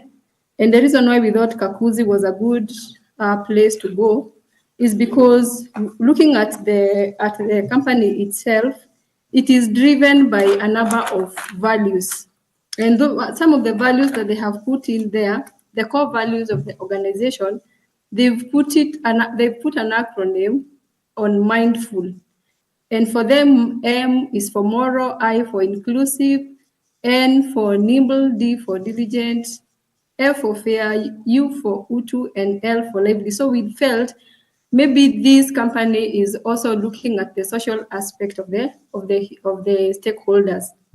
And therefore, with agriculture looking at our country here, from a data that we came across from the CBK, that is the Central Bank of Kenya in 2024, we say that as much as Kenyan economy has got agricultural sector as its backbone, we have realized that there is a decline on the share to the GDP for the agricultural sector. And over the years, it is up to 21.3%. And therefore, that means that as much as the agricultural sector is a backbone of the Kenyan economy, receiving such a small portion then means that it is not able to look at or to cater for the investment itself. That is the local investment. And this kind of insufficiency is what now brings in that lack of advancement that we have, is mainly brought about by the lack of advancement in the farming techniques that we use. And of course, now that is the reason why the government encourages the foreign investors through the FDIs, through the inflow of multinational corporations to come and try and fill in this insufficiency. And therefore, as much as now this government is encouraging the organizations to come and fill in the insufficiency, the question is usually there that what is the multinational corporations doing? Are they observing the sustainable human resource practices in their search for performance? And therefore, the statement of the problem from our side, we looked at the stakeholders and we felt that every organization has a responsibility towards its stakeholders. And a study by Freeman, of course, on the stakeholders theory is looking at the crucial role that it is the stakeholders have in shaping sustainable human resource practices. And we say that it is not only relevant for attracting and retaining talent, but it is also used for maintaining that healthy and productive workforce that we need. So therefore, looking at the gaps that were already existing, we came across a gap on the geographical relevance of sustainable human resource, and especially in the developing countries. Most of the studies that we have seen that have looked at most of these sustainable human resource practices in these multinationals are in a developed world. And therefore, we felt that we need to see whether what the studies are saying in other countries also agree with what we have here in our country. Also, we have got criticisms relating to the lack of employee perspective, and we know that employees are part of the stakeholders, and therefore they are, according to the studies, mainly treated as resources that are to be exploited by their employers, and rather than them being seen as an asset. And also this one now becomes a challenge, and therefore we felt like we needed to see whether that also agrees with what is happening here. And that is what drove us to look at this and ask ourselves, can we really be able to see this interconnection between the economic goal and the social goal of the multinational corporations? And then what are the strategies that we can come up with? So the objective of the study was mainly to evaluate the sustainability of the human resource practices in these agricultural multinational farms. And we had two objectives. One was to evaluate the impact of employee engagement, and the other one was to analyze the impact of employee development on the sustainability of these practices in the agricultural multinational corporations. And therefore, we needed to ask ourselves, does employee engagement have any significant impact on sustainability of human resource practice? And the second one was, does the employee development has any significant impact on sustainability of human resource practices? And we know that employee engagement is just about looking at the participation of the employees in decision making, allowing them to have a word in the aspect of decision making within the organizations. On the other hand, employee development has to look at the skills, the knowledge, how well the organization commits their resources to making sure that they are able to support their employees by adding the skills, giving them trainings, and all those kinds of things. We were guided by two theoretical frameworks, the resource-based view by J. Barney and the stakeholder theory by Freeman. Of course, the resource-based view is because the employees, as part of the stakeholders, are a resource within the organization. And looking at what we have just looked at in our statement, are they just being looked at only as resources that are there to be exploited, or is there that other aspect of them being valued as assets? So we felt that the resource-based view would be able to support our employee, and also the stakeholders theory, where we need to have involvement of every person within the organization, the stakeholders starting from the employee to the customers, to the government organizations, and so many other things. Therefore, we used the research method that we used was, first we collected data. The primary data was from using structured questionnaires. And we looked at this using a questionnaire that we found that had already been used by that Stan Skene and that other guy in 2018. That is the questionnaire that guided us. And we also analyzed our data using the SPSS to be able to generate the descriptive and inferential statistics, because we needed to understand what is happening within these agricultural multinational corporations. So the findings that we got is for our R-square, looking at this, it agrees to the, that it supports that our model that we were using was important, or it was supported to be used within this study, looking at the value of our R-square. And of course, it was very significant to be used within the model. And in our findings, I have really summarized these presentations because of the number of minutes that I have. So in our findings, the employee development gave us a positive regression coefficient of 0.571, and of course a p-value of 0.00, meaning it was very significant.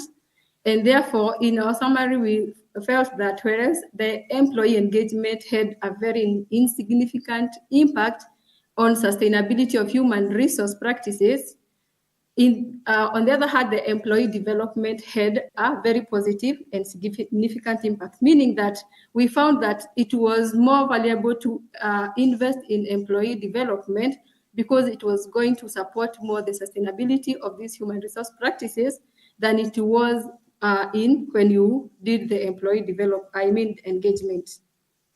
Also, on the other hand, we also found that 5%, there was a 5% significance level of a p-value of 0.00. And this also, of course, showed that it was important for us to invest in the employee development as multinational organizations. In conclusion, according to our study, as much as employee development do not support conform to the strategic sustainability of human resource practice, the impact could be insignificant, but any such development programs that are likely to be poorly designed or implemented without focusing on sustainability would address the larger needs of the system. And therefore, while employee development had a positive effect for sustainability, its impact can be very insignificant if not aligned, meaning that as much as the employee development was very important according to the data that we collected, then if it is not well aligned to the policies of the organizations, the objectives of the organization, and there were no clear guidelines on how it was going to be done, it might not give the expected results within the organization, and therefore sustainability might be missed. You can have it happening for a short period, but over time, because that is what we look at when we look at sustainability, it might not be achieved. So therefore, the recommendations that we had is that for the stakeholders in this agricultural sector, and especially on the multinational corporations, need to incorporate employee development within their objectives, within their policies. And this included having training programs, being able to have upskilling plans for their employees, and giving them lifetime learning opportunities, such as supporting or maybe giving them sponsorship for their education, higher learning education. We also saw that it is a very good, important thing for them to be able to align these employee development goals with the organization for sustainability. Also, they need to come up with strategies that they will look at that, of course, will incorporate everything about the employees. That includes these engagements, these developments, the compensation, because these ones are the ones that are going to give us the sustainability. So I think that is it for me for now, unless there are questions. If I've rushed through, kindly, I will be ready for questions. Grace, just hold Yes, on. yes. All right. Yes, now I can. Okay, so hold on. We'll do 5 presentations and then we'll give an opportunity for questions. We ask that take down your presentation for us. Okay. Thank you. We are going to have now Lynette Njogu making her presentation. And please restrict yourself to 10 minutes as we agreed. Thank you.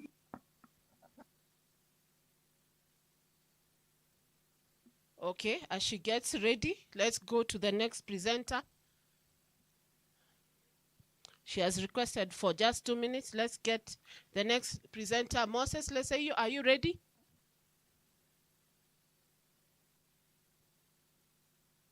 If you are, just please confirm. If you're not, Magdalene Mwai, are you ready?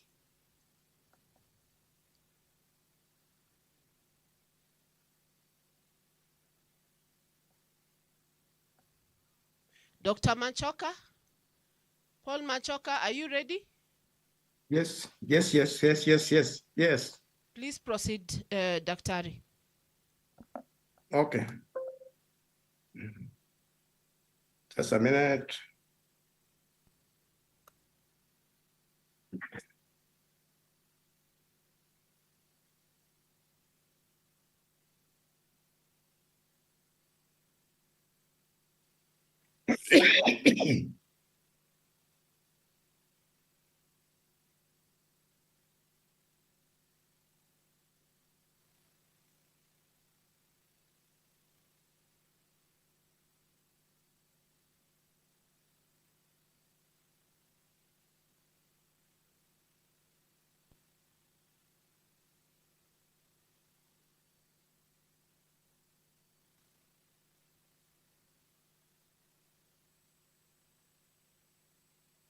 Okay, thank you. I'm going to be very brief. I'm just doing a follow-up from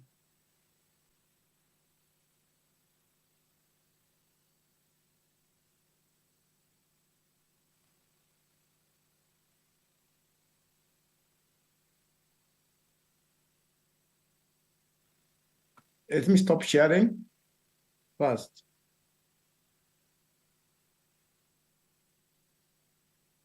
I'm sorry.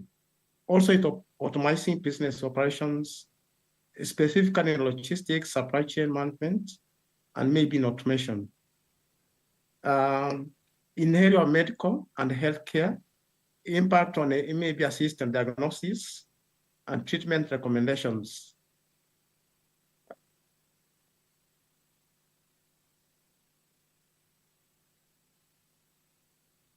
Just a minute, I shipped this.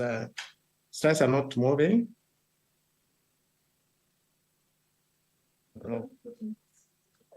Yeah, it is 100% more, yes. Oh, okay. Okay. Just a minute. I stop sharing and then I start off. Okay. I'm just stopping presentation mode so that at least I scroll the normal way. I hope now it's okay. Maybe the slides are not moving.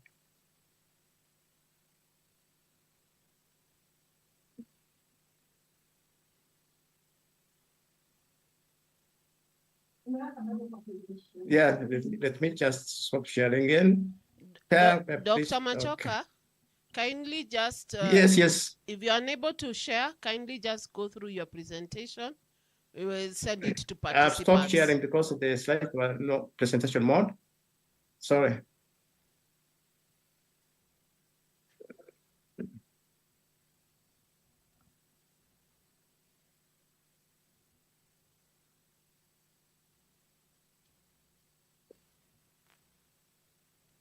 Okay, let me try if I can share now.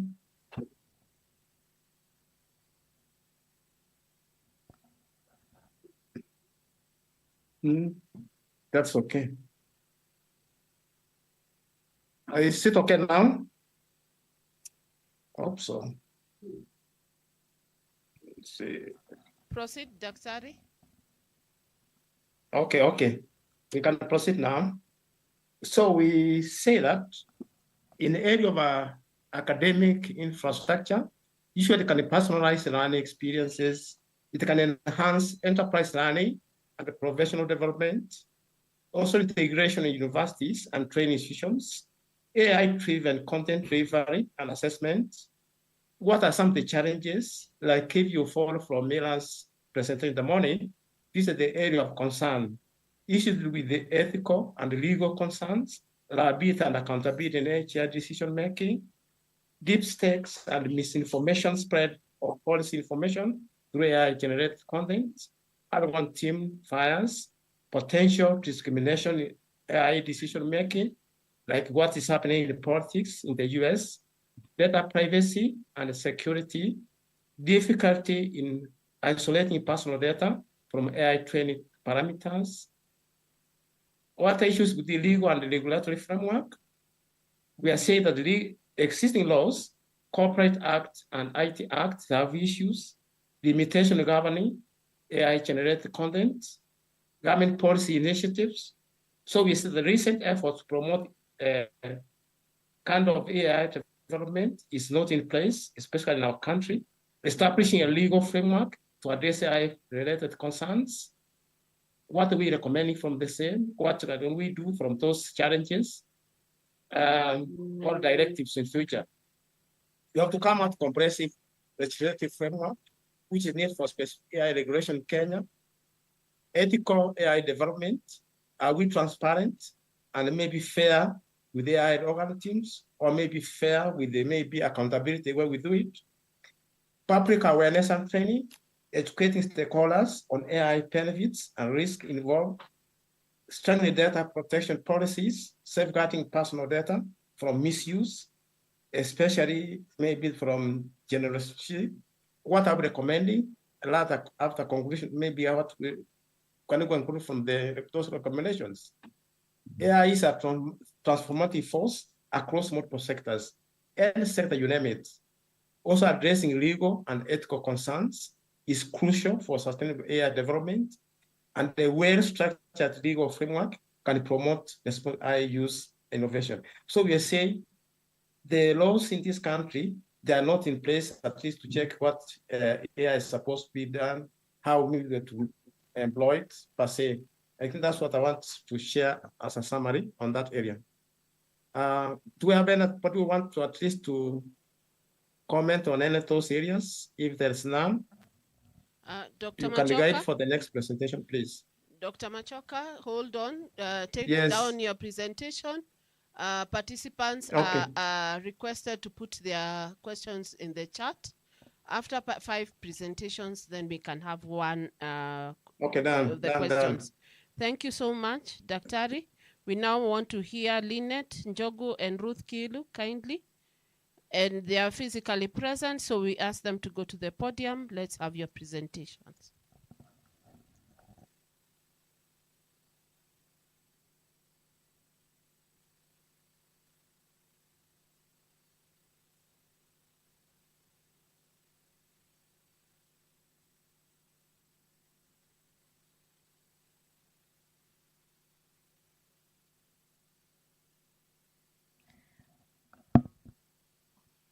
Good afternoon once again. This is Lynette Njogu together with Ruth Kilu making a presentation on a conceptual review that we are undertaking on enabling innovation and resilience, sustainable knowledge management strategies in higher education institutions in Kenya.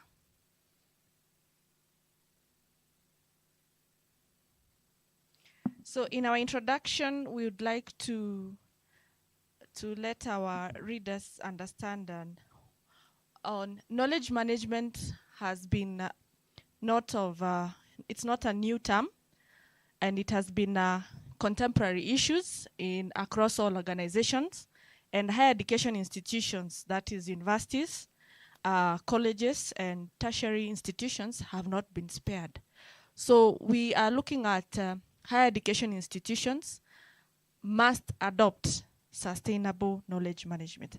And when we talk about sustainability, we are basically saying, are we in a position to look at meeting our current needs and have in mind the population that is coming after us? We do not compromise on the needs and the quality of what they will require in the future. So this conceptual review is looking at how can higher education institutions adopt sustainable knowledge management so that they're able to enhance efficiency and resilience, especially in these times where resources are becoming scarce and they're not becoming adequate, where we have graduates who are skilled, who have the right knowledge, but are not becoming employable. So we want to look at how sustainable knowledge management can be applied in higher education institutions. And the problem we were looking at basically is, what are the challenges and what are the challenges that are being faced by higher education institutions, especially when they are adopting sustainable knowledge management? And what strategies and interventions can be put in place to support adoption of the same in higher education institutions? So this review was guided by 3 objectives, where we are looking at how can organizations such as higher education institutions establish a culture for sustainable knowledge management? How are the invested technological resources in higher education institutions used for sustainable knowledge management? And lastly, how are we able to assess the level of stakeholder engagement, that is stakeholders in higher education institutions? So the theories that were based on was the foundation for this review were 3, and we included knowledge management excellence theory, the resource-based view of firms theory, and communities of practice theory. And each of these theories, their application to sustainable knowledge management is basically supporting. When we look at communities of practice theory, we are basically saying the experts, the groups or the experts, people with interest, common interest in higher education institutions. They can be faculty, they can be students, they can be even the government and other institutions that support the survival of higher education institutions. When we look at resources as guided in the resource-based view of firms theories, the different resources invested in higher education institutions, such as technological resources, how are they applied so that they can enable sustainable knowledge management? We can go to the next slide. The next, yes. So we reviewed different sources of literature, and for us to understand what is knowledge management, according to the International Standard of Organization ISO 30401 2018 on knowledge management systems, its requirements defines knowledge management as a systematic process of creation, sharing, usage, and managing knowledge within an organization. So what is this knowledge that is being created, shared, used, or utilized and managed in knowledge? Is it what we are able to provide or produce such as research outputs? Is it what we conduct or provide in our learning resources and so forth? So in higher education institutions, basically they are here to serve the purpose of teaching, learning, research, innovation, and training. So for the sake of knowledge management, they serve as hubs for knowledge creation, dissemination, and preservation. So in today's fast evolving world, we are basically looking at knowledge management strategies should support and ensure that higher education institutions such as Management University of Africa have a long-term efficiency. They are able to be resilient in current times, and innovative in different approaches that they undertake. So there are different trends, and to highlight much more when we talk about sustainable knowledge management is the utilization and application of the Sustainable Development Goals. And in relation to higher education institutions, goal number 4 talks about offering quality education. So what are the knowledge management efforts that we can ensure we are able to have a culture, we're able to engage stakeholders, we can be able to utilize and apply the different technological resources such as facilitating real-time communication, collaboration, and making knowledge accessible, such as we can have knowledge repositories. In our institution, we have an institutional repository where it deposits research outputs such as academic research projects and other research materials compiled by different researchers. So as we conclude,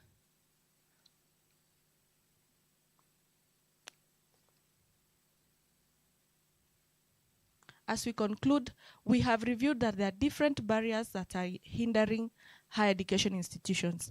And the 3 common barriers that we have seen in our review is limited resources and funding. We have seen that as much as resources are available, there's the aspect of limitation, because not just knowledge management as a practice that needs to be funded, but there are many other activities in higher education institutions that require the same funding. We're also seeing a cultural resistance to change. Yes, we have faculty, we have students, and other stakeholders in higher education institutions. What is their approach to sharing knowledge? Because we are at a stage either we share knowledge or we have instances where we have hoarding of knowledge. And lastly, we have the challenge on technology adoption across different stakeholders. Therefore, what is our conclusion?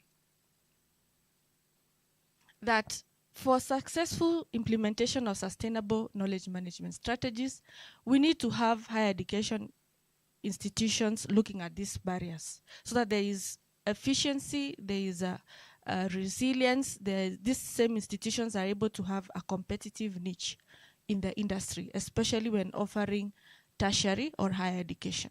So we are also asking higher education institutions to align their practices with the Sustainable Development Goals that were developed at the United Nations. And finally, it is crucial for higher education institutions to foster an environment which promotes knowledge sharing.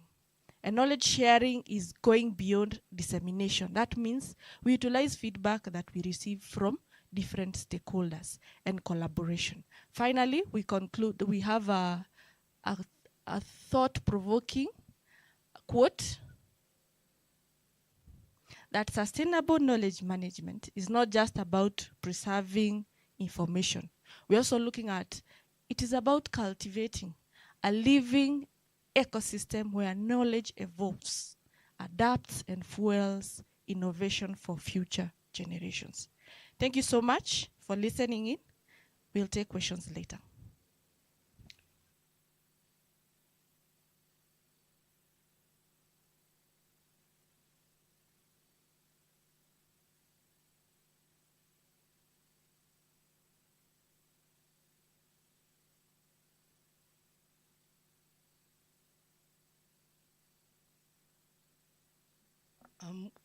Good afternoon. My name is Noilin, and I'll be presenting on artificial intelligence-driven leadership, focusing mainly on shaping sustainable futures through innovation. And in the current 21st century, we're in an era where technology is advancing at a very high rate. And we are having the aspect of artificial intelligence affecting different levels of leadership, and also the aspects of sustainability, and it's also providing unprecedented opportunities.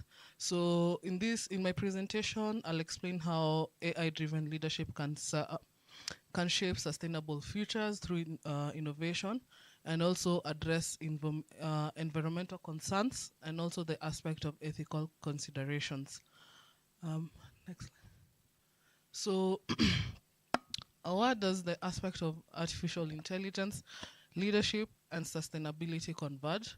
So, artificial intelligence is no longer something that was to happen in the future, it's something that we are in currently.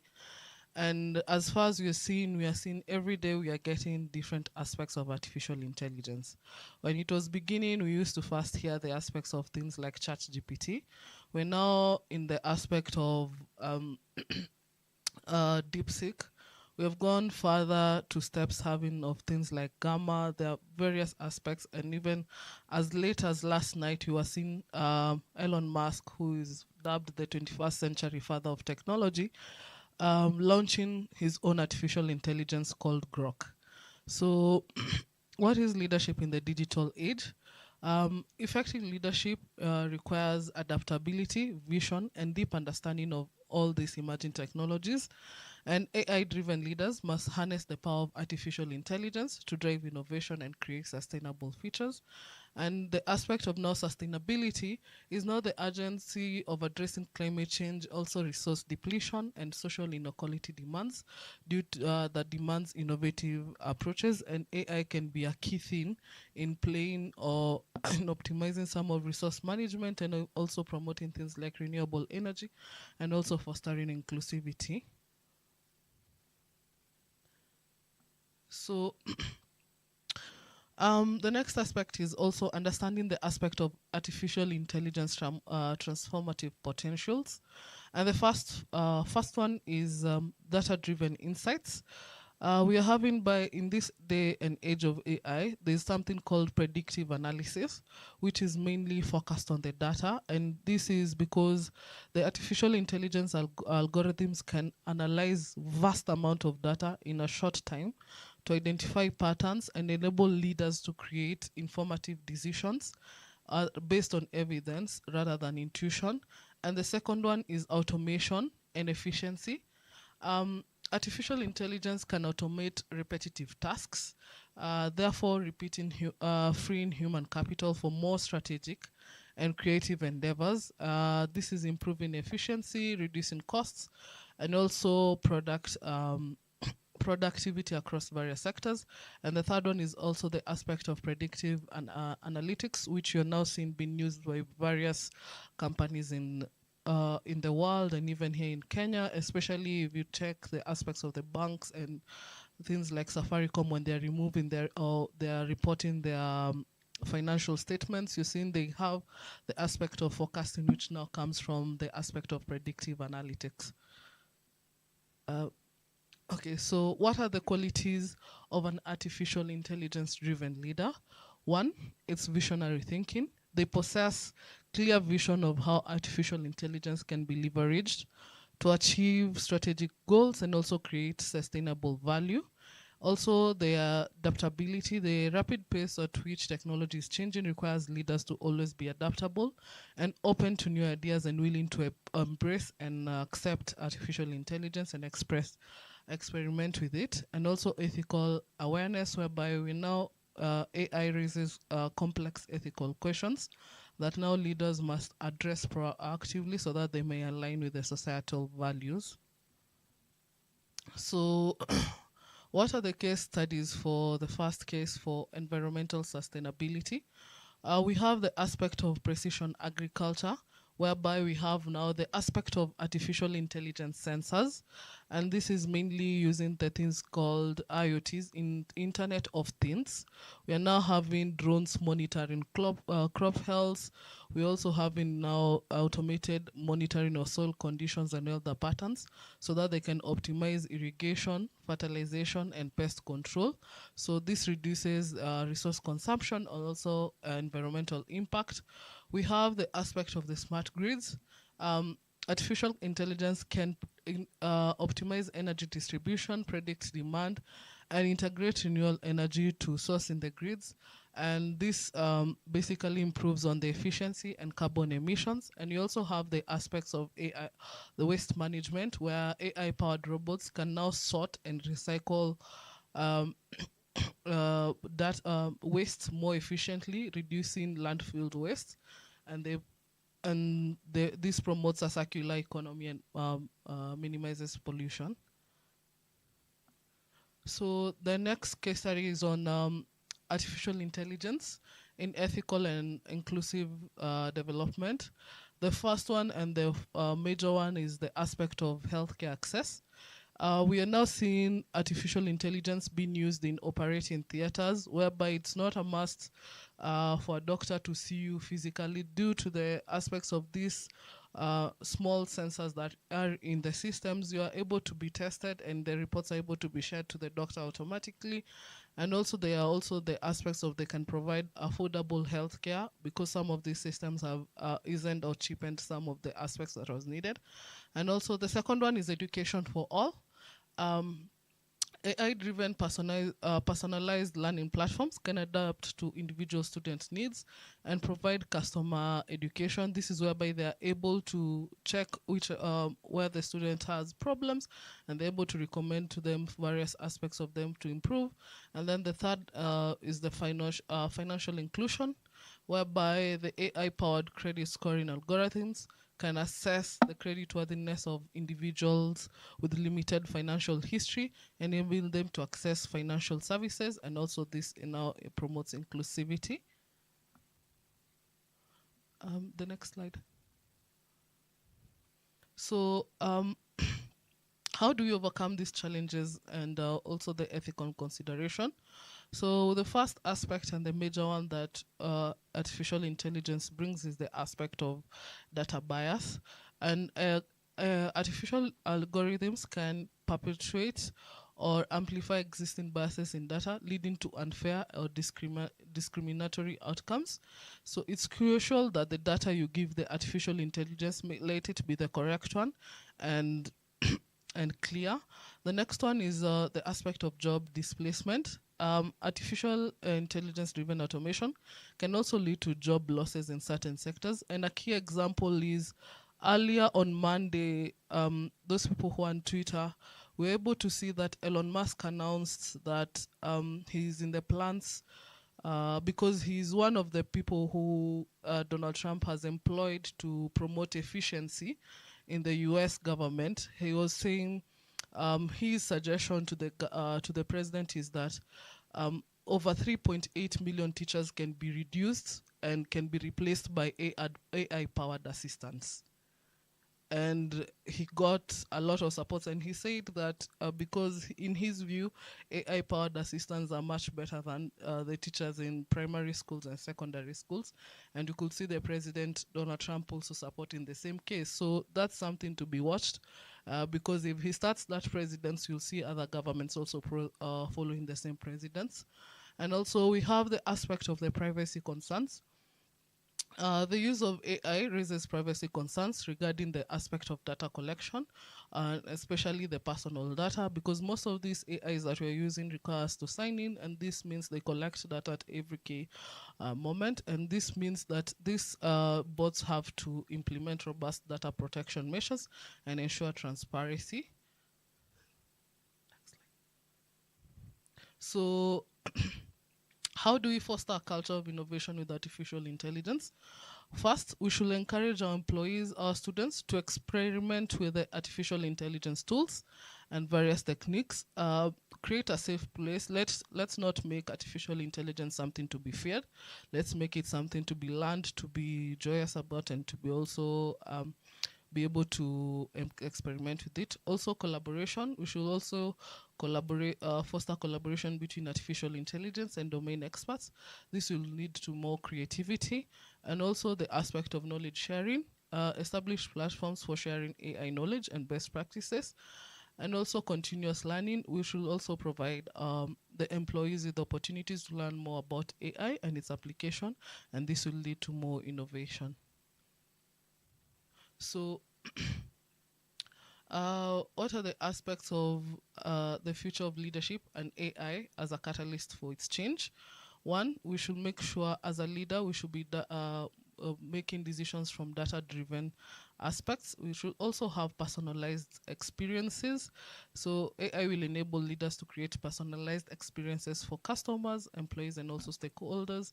And also we should be having agile organizations. This one is to make our organizations more adaptable and respond quickly to changes in the market. And also we should have the aspect of sustainable value creation. So AI as a process of creating value creation and also enabling organizations to manage their resources better.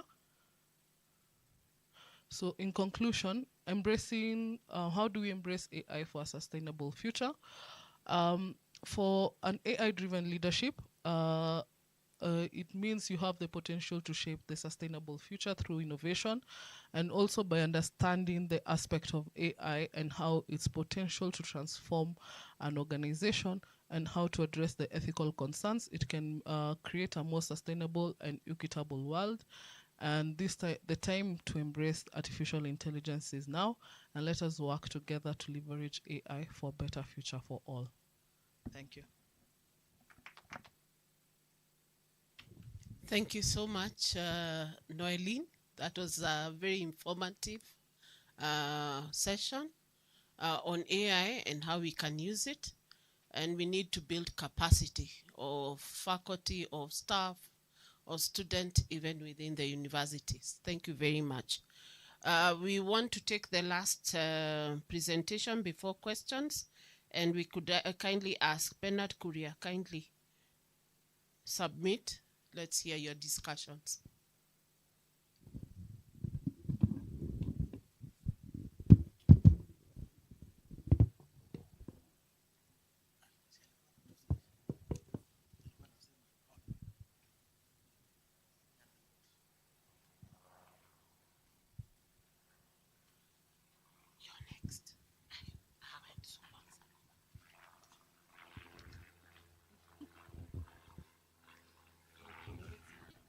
Bernard?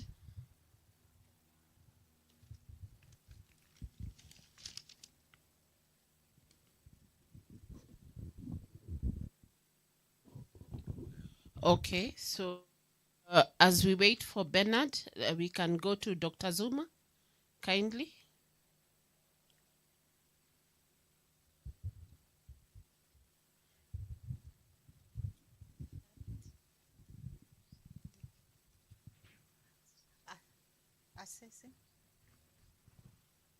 Assessing agenda. Yeah, it is here.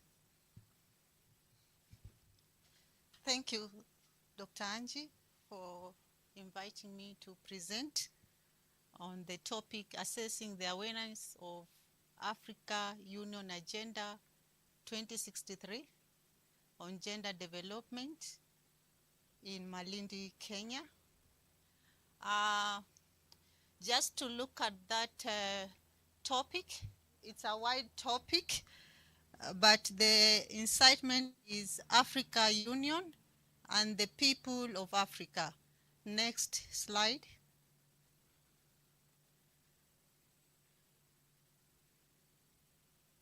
What is the purpose? The purpose is to simply look at the knowledge gap, awareness on gender development in relationship to Agenda 2063. Why we, and Makasanda that is, when we were looking at this, there was a lot of let's build houses, let's do this, but the community themselves, do you understand what is this all about, Agenda 2063?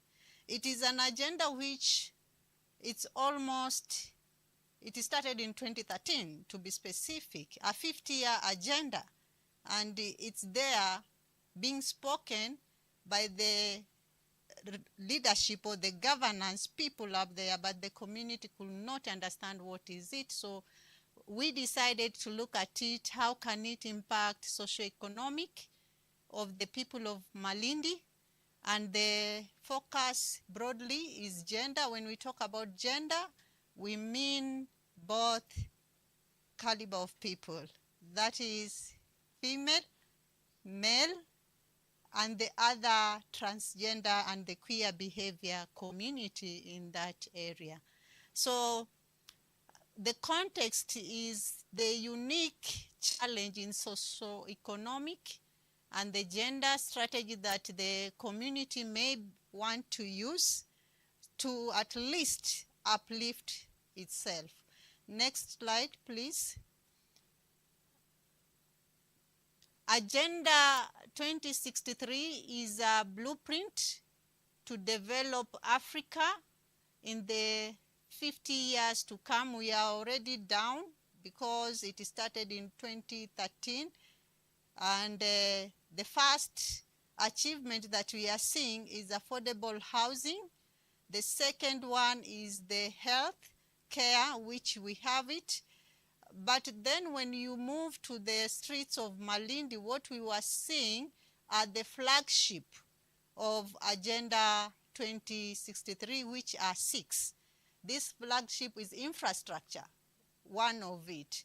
Then we look at peace, which is needed to accommodate all of us. The culture of the people, the art, the education, to name a few. But then going deeper to the community, they had at least slim idea, and those who had this idea are the people who at least they have attained education level, at least up to Form 4.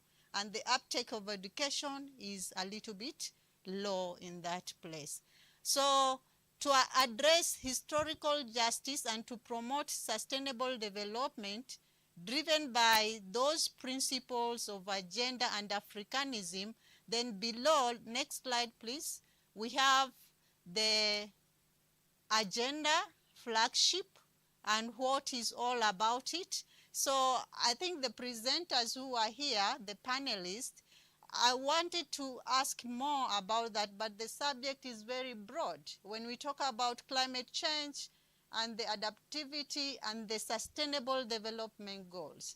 Why am I bringing sustainable development goals and the Agenda 2063?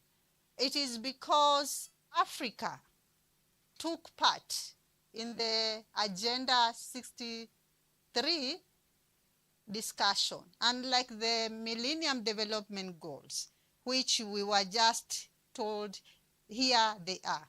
They contributed so much in the discussion. So if we know about sustainable development goals, then we know about Agenda 2063. Next slide, please. So what are the aspirations? Inclusive growth and sustainable development. To eradicate poverty, quality of life is improved. Promote political unity and the idea of Pan-Africanism. Looking at democracy, respect for human rights and rule of law. They have talked so much about the governance. Our theme here, it's about leadership, innovation, sustainability. When you look at the system in the Agenda 2063, it talks about science, technology, innovation, system, and strategies coming in. So the mechanism are key for the flagship to take part and those aspirations for Agenda 2063, which are making sense. Next slide, please. There's a color that is red, and I want to use it to emphasize the discussion of today, because then the fostering of strong sense of heritage and shared value among Africa, it calls upon us to look at what is our indigenous knowledge, and then we tap it to empower the citizen, especially women, youth, but not only women and youth, people of the leadership themselves, the chiefs, the village elders who we interact so much, should they know about the heritage and shared value? Let us take us back a little bit. When 2013 and the county government came in, majority of us were contacted to go back home to build the counties. Yeah. But when we reached there, we asked ourselves, do we have part with the community? Do we really understand what is that community that we want to go and serve? So when we talk about aspirations for Africa, and the Agenda 2063 is very pertinent, empower citizens, but we need to engage citizens. We need to understand what is it that it's within the geographical level of the citizen, to leverage the economic of the communities and to look at the block of Africa and how we can build it. Next slide, please. Okay, the problem that took us to look at all this, it is the question we were asking ourselves, and the really focus which was going on around building houses, infrastructure. The roads are being opened there, and the community are asking themselves, we don't have food, but we have so many roads. Even my village, there are 6 roads. But then community don't have food, there's education which is not there. So when we looked at it deeper, we asked that question and we went to the community to understand, is it really the problem? Is there effective participation of women in socioeconomic activities? Is there knowledge of the Agenda 2063 and the sustainable goals? What is the relationship? Do they make decision? Let's go to the next slide, please. So the next slide is about the broader subject. I will not want to look at it because I have already said more about the awareness, evaluation, identify the barriers which are there, assess the impact which are there. Next slide, please. Research gap. Local implementation and awareness of Agenda 2063 remain understudied, not only in Malindi, but in Kenya. My idea is, if we take the results and bring it to Nairobi, what is the uptake? Do people understand that Agenda 2063 and sustainable goals, surely they run together? And the Vision 2030 also comes in broadly. So if it is that, can we also look at the global world and say, you also have a part? Because when we talk about sustainable development goals, means what? They are the goals that transform our world, the global world. So it means it's not only Agenda 2063 for Africa, but also it unites the global world. When we talk about climate change, Africa, yes, we have our own issue, but we receive a lot of issues from the bigger brothers, which is part of our agenda there. The next slide. We are almost done. The theory is gender and development theory. This theory is key. It's not a new theory. It started way back in 1940s there, but it is a theory which is being spoken loudly. I can talk of, next slide. I can talk of its really issues around it, the GAD. We look at the difference between women and men, and we want to put more emphasis. It's unfortunate, many books are talking about women, but the broader subject is gender, isn't it? So what is it that we have to do first? Let us first understand the concept gender, and its relevance to development is that all of us are to get dirty, yeah? To be involved and make sure we not only look at the woman, but also the man and the transgender and the queer communities who need to be, at least policy needs to be brought into focus first, isn't it? Then we know how we can benefit them and grow them and make sense in their life. So Carol Moses talk more about this. That is what we are reading more now, because the theory was upgraded by Mose, and it is making sense in the development arena of our everyday world. If you know gender, you tap gender. Let's go to the next slide. The methodology used, we used descriptive research design. The target population were community members, local authorities, civil organization. A few of us who have interacted with the Malindians and the region of Coast, majority of the community members are so quiet, but the civil society organization, they are the ones speaking on behalf of the community.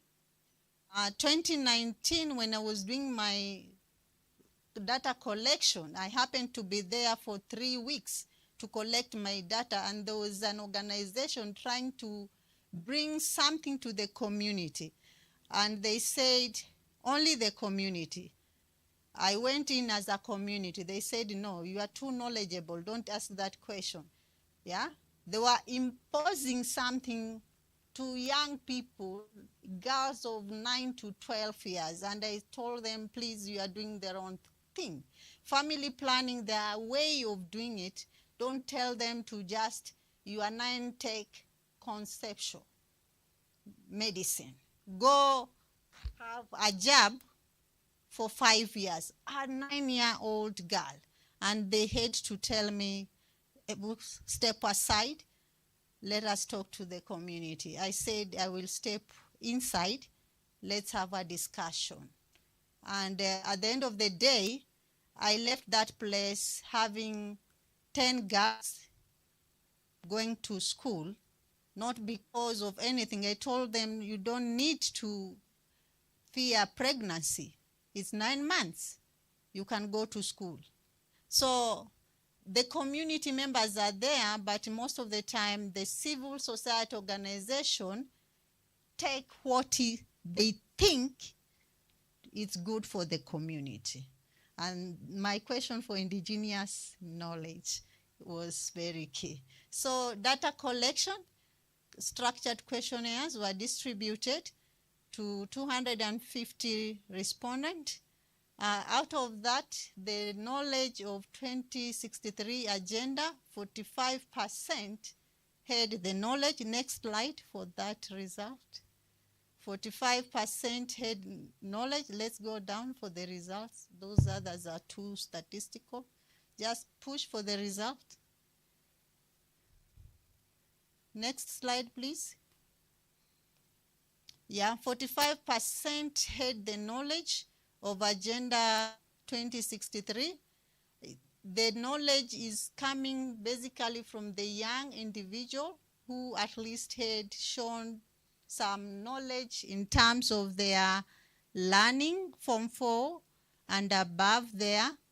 And 55% were like, so we are being told is about the roads, the infrastructure in terms of roads.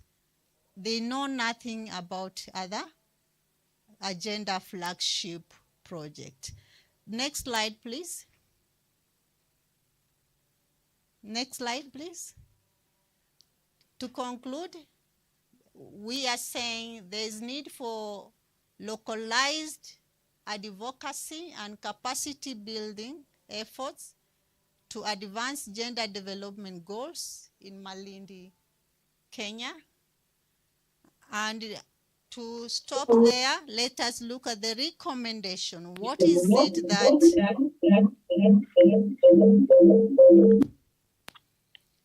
let us look at the recommendations.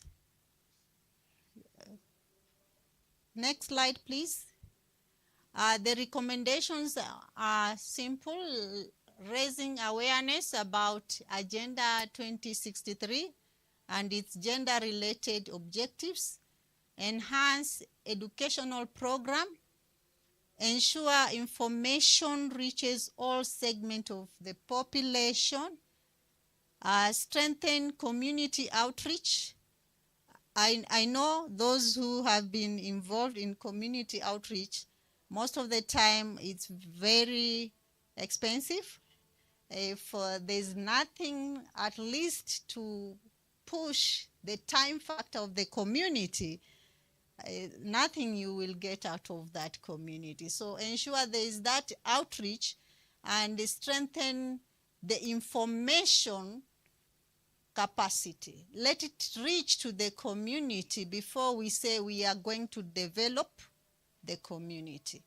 Let them understand what is it that is all about that development. Last but not least, which is very important according to Sustainable Development Goals and Agenda 2063, is the collaboration. We are talking about collaboration here. So collaboration between local authorities, civil society organization, to take the information to the community.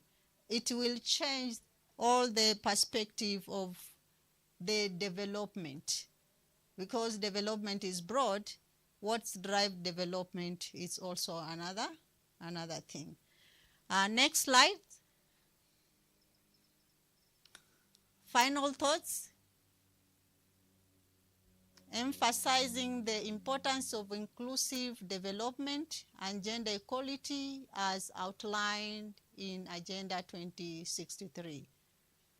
There is a call to action for stakeholders to implement recommended strategies for better outcomes in Malindi. I submit. Thank you so much. Thank you, Daktari. I realize we only have 2 more presentations, so kindly just have your seat. We will have the questions. Now, Bernard, if you are ready, kindly, please restrict yourself to 10 minutes only. And then our last presentation will be Dr. Kadula for today.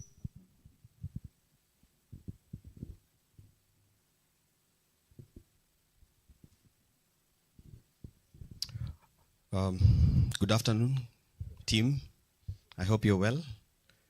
My name is Bernard Kuria, and my presentation is on leveraging big data for social impact, leadership in data governance, and sustainability.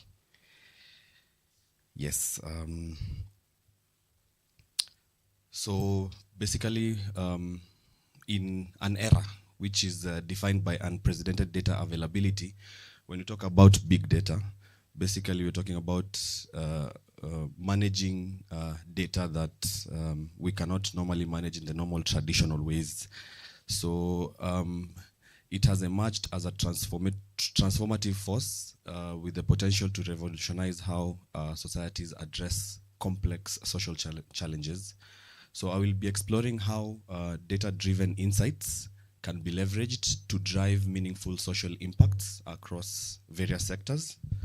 And these sectors are like education, climate change, poverty alleviation.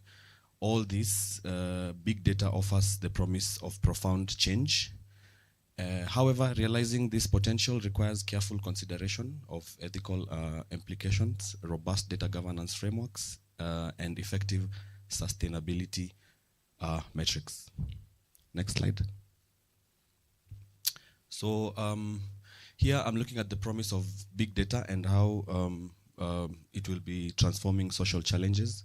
We have unprecedented insights, like when we talk about big data, unparalleled insights into complex social problems, enabling stakeholders to identify patterns, trends, and root causes that were previously hidden. So this deeper understanding can inform more effective and targeted interventions. Improvement of decision making. As we all know, data-driven decision making leads to more informed resource allocation, program design, and policy development. By leveraging evidence-based insights, organizations can optimize their strategies and maximize their social impact. Then last, enhanced collaboration. When we talk about big data, we are able to facilitate collaboration among diverse stakeholders. Government entities, NGOs, research, and other private sector. We are able to share big data. By sharing the data and insights, these actors can work together more effectively to address the shared social challenges. Next, please. So when you talk about managing these big volumes of data that previously, we've been using the traditional methods, we have different sectors like healthcare, for example. When we look at patient outcomes, for example, when we look at prediction of disease outbreaks, when we look at personalized treatment plans, all this is enhanced more when we delve more into big data, because all this big amount of data can be able to be provided in a more effective manner.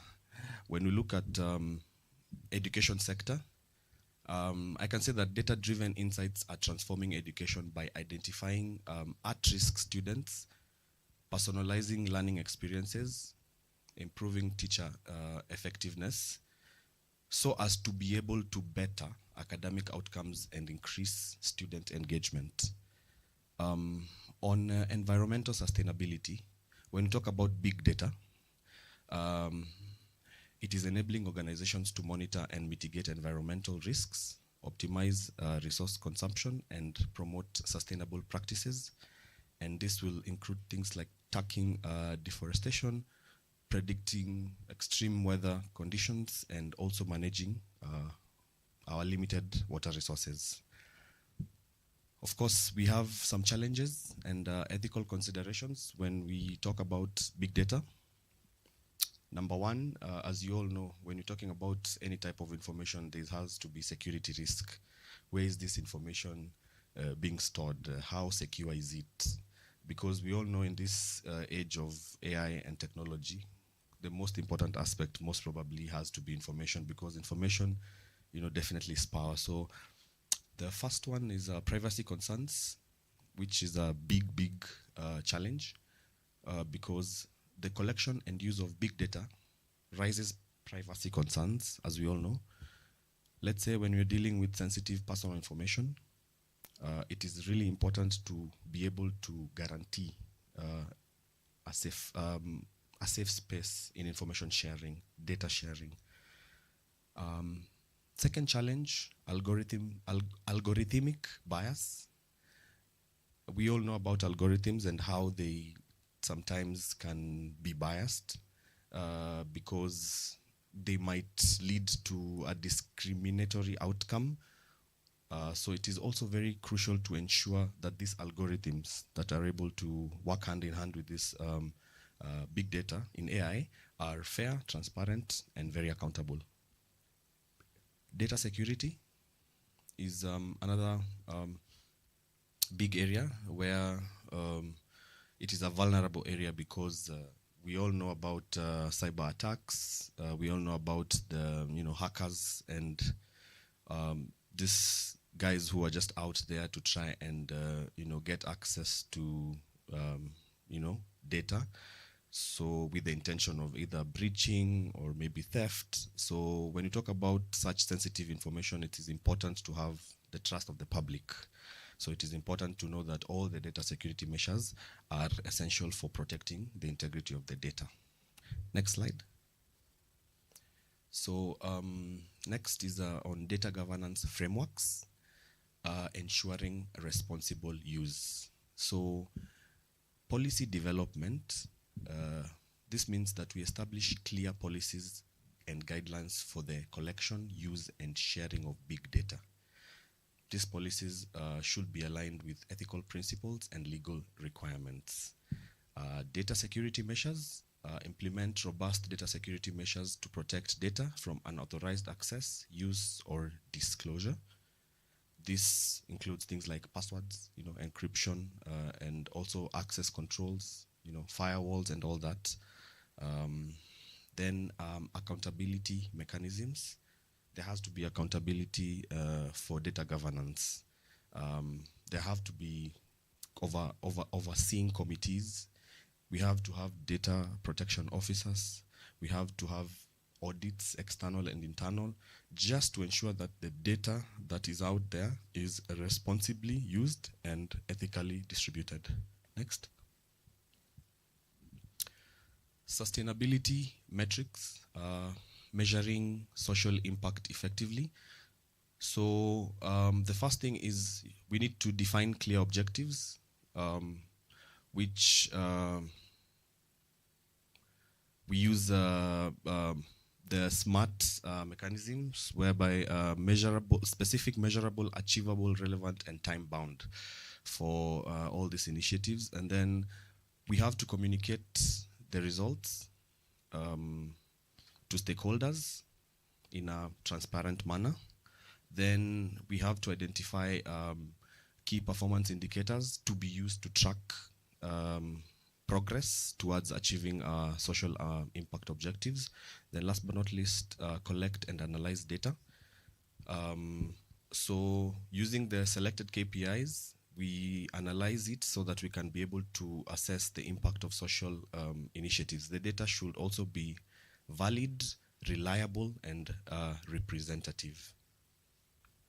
When you talk about leadership imperative, we are talking about cultivating a data-driven culture. So here we have 3 pointers. Number 1, data literacy is the first one. We have to invest in trainings. This is obvious because technology is changing every day. So we have to understand the tools, we have to understand techniques, we have to understand all the concepts that we have as far as big data is concerned. We have to encourage experimentation by fostering a culture of experimenting and innovating so that we encourage our employees in organizations to look for newer ways where we can be able to use data to solve our social problems. So this can be inclusive of things like providing access to data and resources. Then last is recognizing and rewarding success. So if we recognize and reward success, this reinforces the importance of data-driven decision making. Next. So the first case study that I looked into in this presentation is healthcare. And in healthcare, we have using big data to identify individuals at high risks of developing chronic diseases and enabling targeting interventions and preventive care. We have something called telehealth, leveraging data from wearable devices and remote monitoring systems which provide telehealth services to patients in undeserved areas. Like, for example, if you're having a chronic illness or, a condition that needs to be monitored here and there, let's say your heart, we need to have a vast availability of big data information like patient's history and, medication issued before and all that, so that we can be able to make better decisions with this particular patient in the healthcare sector. Then it also looks at resource allocation. This means that when we optimize resource allocation by analyzing data on healthcare utilization, patterns, and health outcomes in undeserved communities. So at least even people in marginalized areas can also, be part of this wide array of information that is available. The second case study was on climate change and, how big data also can impact. As you can see from the diagram there, it is showing 4 areas. There's policy. Under policy, we have carbon tax. So how do we mitigate, So, like, for example, number 1 is enforcing carbon prices. Okay. Number 2, we promote renewable energy adoption through subsidies, establish regulations for emissions reduction in industries, implement reforestation and conservation initiatives, encourage international agreements. Second, on climate change mitigation is technology. we also need to really consider the aspect of renewable technology. And we need to invest more in this type of technologies like solar, wind, and hydro. We also need to improve energy efficiency in buildings, transport, and appliances. And we also need to innovate climate resilient agriculture techniques. Then as far as businesses is concerned, here we are looking at environmental, social, and governance investing, which is adapting green supply chain practices, transition to sustainable production processes. Last but not least, when we're talking about individuals, like on an individual level, we need to also look at ways to reduce personal energy consumption. We need to also shift to plant-based diets or reduce meat consumption, and also think of ways to, try and embrace things like public transport, maybe carpooling or switching to electric vehicles so that we can try and protect the environment. So the future of social impact, a call to action. Big data offers unprecedented opportunities to address complex social challenges and create a more just and sustainable world. However, realizing this potential requires a collective commitment to responsible data governance, ethical practices, and effective sustainability metrics. So as a management and leadership institution, we must champion a data-driven culture which will promote social impact and empower individuals and also organizations to leverage data for the good. So by working together, we can harness the power of big data to transform societies and create a brighter future for all. Thank you.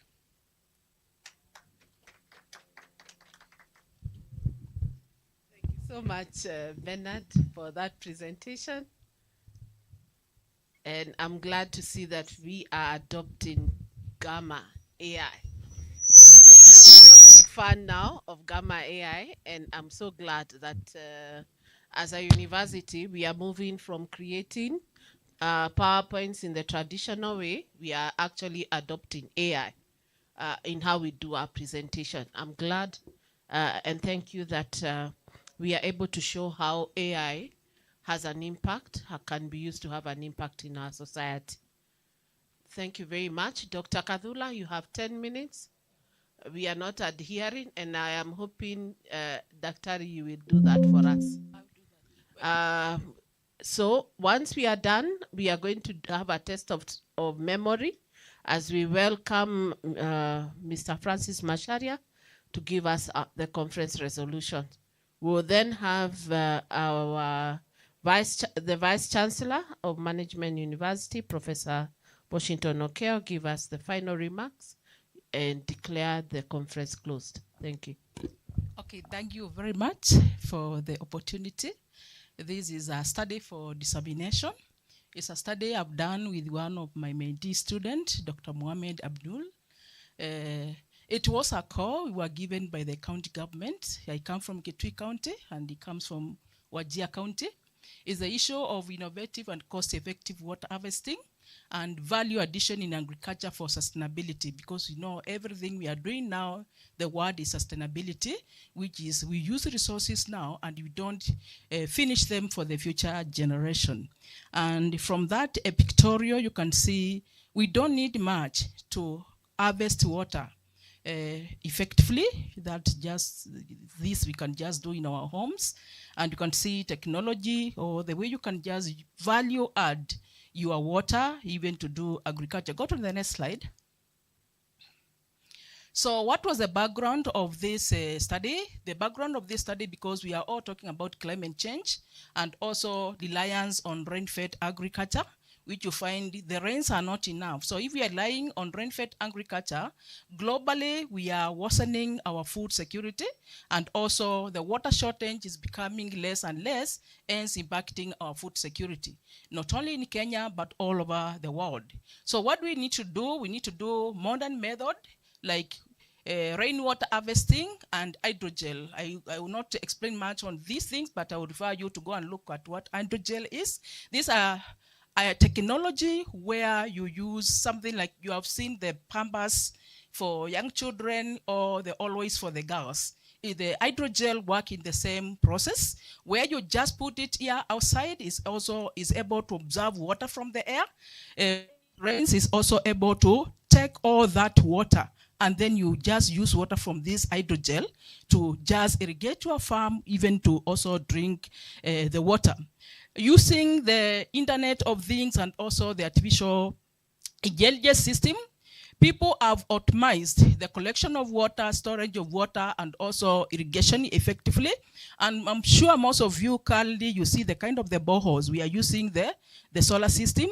The wells, we are using also the solar system. So currently we have a system whereby the immersion pump from the boreholes or even wells is able to pump water and at comfort, like I have a borehole, a shallow well in my county. When I'm seated here, it's able to tell me the tank is full, I just switch off that water. When the tanker is low, I just switch on the water. That minimizes the cost of having even an employee to just be going every day in the morning to switch off the pump and to switch off the farm. So using IA, we are able to have those technology which usually ensure that the water we collect usually effectively used, because when it is full, it just notifies me, I just switch it off. India and also Australia, they have what we call aquifers. This is another technology for harvesting water and conserving it. Yeah, I will refer you also to look at how the aquifer work. Like now, like MUA, whenever it rains, we usually see every place flooded with water. With the aquifers, you collect that water, you store it, and then you are able to recycle it. That we don't have to pump water from our bore. We just recycle that water in our toilets and also for our drinking. Then we also have, most of you in your upcountry, you have seen the sandy dams. What I realized, these sandy dams and even the furrows are being done by the county government.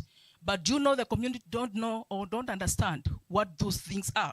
If you go to most of this, you go to your home, you see the county government either doing a wall on a river, a sand river, and that is what we are calling the sand dams. The purpose of those is usually to collect water. So even if the river dries, the surface water is very high, and they are able to pump that water to supply to the people. So the use of the sandy dams and also harvesting the water from subsurface, this is a common practice, and in Kenya and most part of the African world, the African Development Bank is supporting that. The next slide. Harvesting or the water harvesting and smart irrigation increases the yield. I'm sure those who had planted and they never planted on time, most of you did not harvest. But those who had harvested water and they irrigated their crops, they were able to get food. So water harvesting and using irrigation, apart from only increasing the yield, if you use the best method of irrigation, not the flooding, you use the drip irrigation, you find not only are you supplying your plants with water, you are also minimizing the spread of the disease for your crops, and you are conserving the water because it just drips as the plants need that water. The issue of agro processing, we are behind some countries like the Brazil and even Rwanda. I'm sure you all know our coffee, our tea, we export it raw to be processed out. When it comes back, it's very expensive and the farmer cannot buy it. But Rwanda has gone that extra step to do agro processing so that when they are exporting, their coffee is surely at a higher value to benefit the country and to benefit the farmer. So smart irrigation and also sensors usually help small-scale farmers to use more effectively. Kenya, we also have project. I'm sure most of you, those who come from also places like myself, we usually have the Kenya Climate Smart Agriculture projects. We also have the water sector trust fund projects, which are usually trying to supply water to the marginalized and also dry or also countries. Next slide. So agriculture is one of those sector which is usually facing a lot of challenges due to water. And the global demand is showing that by 2050, 20 to that %, we know agriculture is the one which consumes most of the water, fresh water. at 70%. I'm sure from your knowledge, you know water exists in three forms. We have the seawater and water on the surface, which usually account for almost even in the 70%. That water is salty, cannot be used for domestic, cannot be used for agriculture.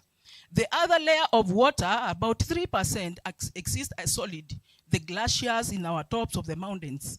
Then we have just 1% as fresh water, which is now the one for our health and for our crops. So agriculture usually uses the highest amount, and now you can see from the 96%, you cannot use it because it is salt water from the seas and the ocean.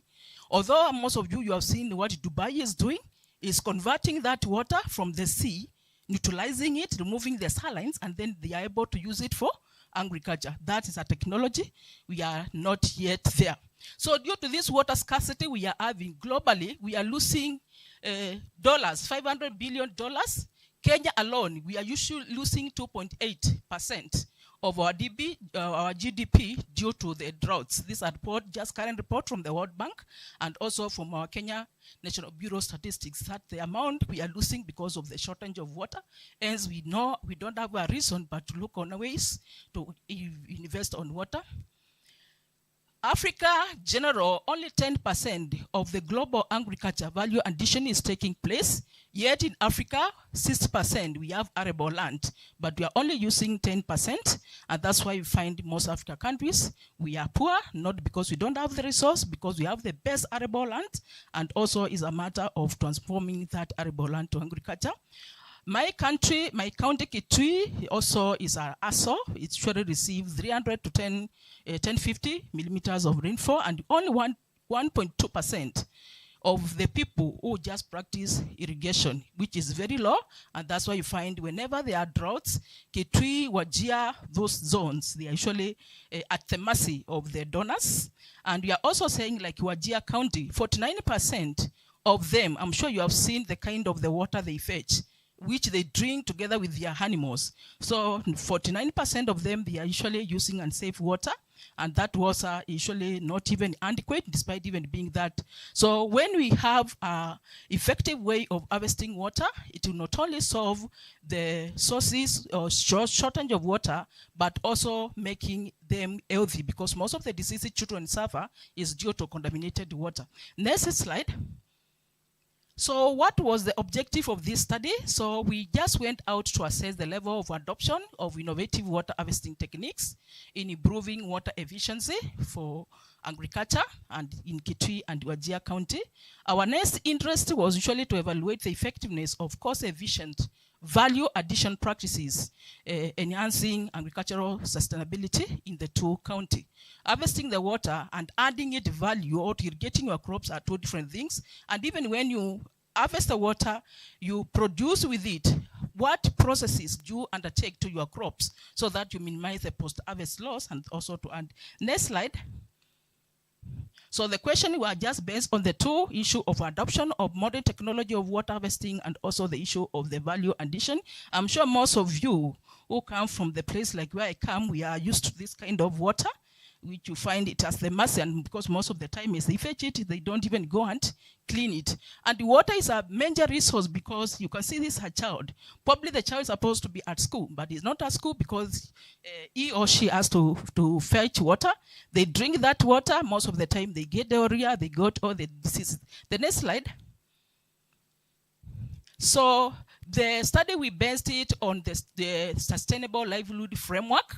Why Sustainable Livelihood Framework? Because this framework focuses on natural capital, which we have the land, we have we have the land, we have the capital and all that.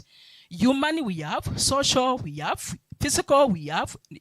The financials we have. So this is a very best model or framework which can be able to study this problem. It also addresses the external shocks, threats, and also seasonalities affecting the livelihood. And I'm sure global warming, climate change are some of these external shocks which usually are affecting our livelihood. Highlights diverse action like water harvesting and also value addition for sustainability. And also it explained the role of institutions and policies in enabling or constraining the livelihood. So it also touches on what the policies and what institutions are supposed to do, and also emphasizes building resilience to climate and also to economic challenges.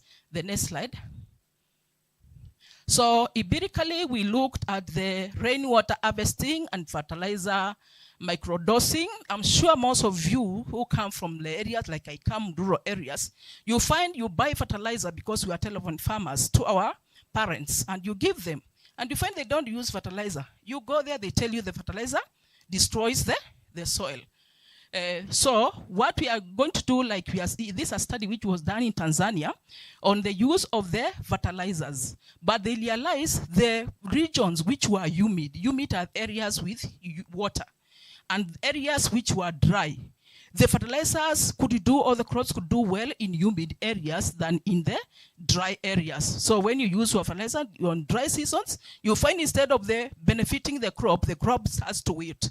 And probably that's why our people tell us the fertilizer usually destroys the region. And that's why we are saying, let's have alternative way of watering our crops as we use fertilizers, especially those who come from dry region. And the homework. So you can see how climate change Recording in progress. is usually affecting gender. See how climate change Recording in progress. is usually affecting gender, and also apart from supplying the Recording in borehole progress.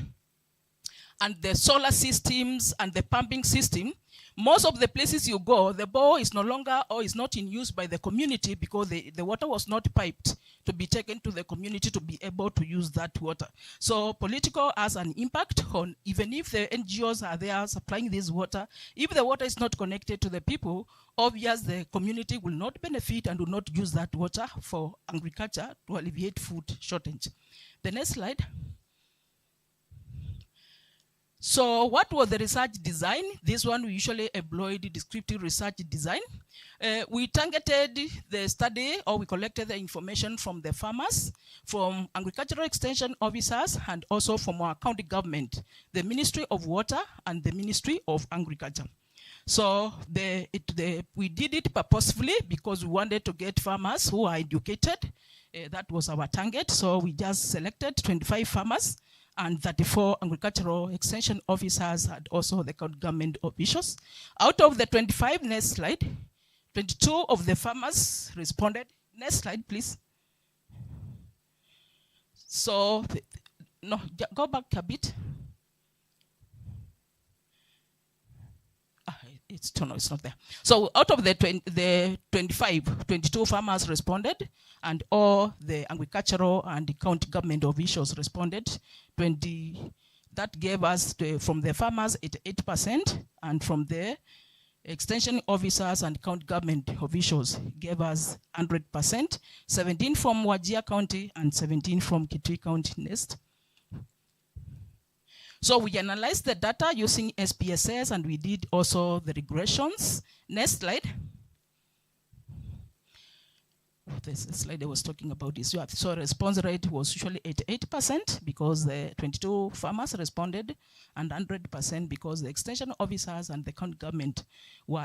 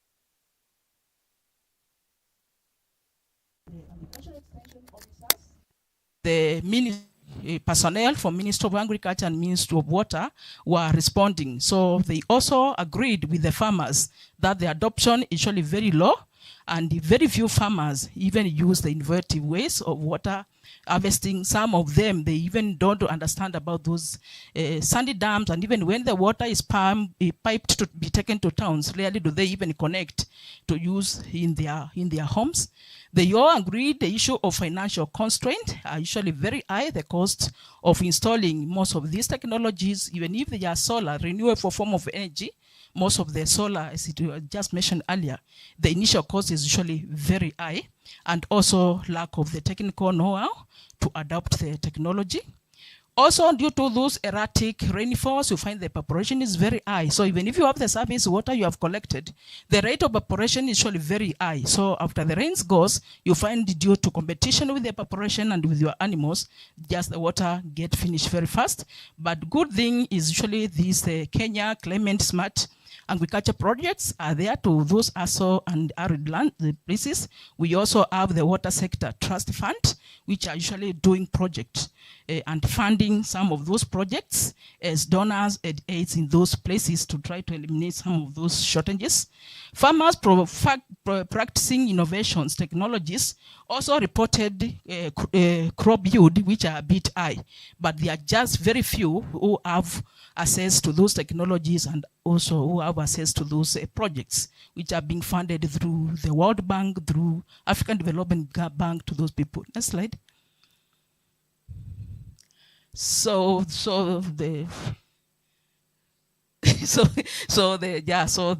just thematic analysis where some of them would agree they are familiar with food processing. I'm sure you know, like Kitui, we have one for tomatoes and mangoes. You have had Makueni, I have one, although we are not studying Makueni. When you go to Wajir, they have one for milk because they are mostly pastoralists, where they are taught how to change their milk into yogurt to increase the shelf life and also to make it easy to sell. Some of those two, Wajir and Kitui County, most of them, they have the honey packaging, and I'm sure you have seen most of the honey branded from Kitui, from Wajir. So those are some of the value addition they have been taken through and they are utilizing them. Government and NGO introduced the solar dryers and also the milk plants. So the government is trying to help, only that it is not enough. And value addition reduces rain-fed reliance because those who have near those waters, they are able to irrigate and they are able, for Wajir, you can just check even from their integrated development plan. They are showing some of those improvements. Next slide. Yes. Let me just go recommendation. Go through the last slide.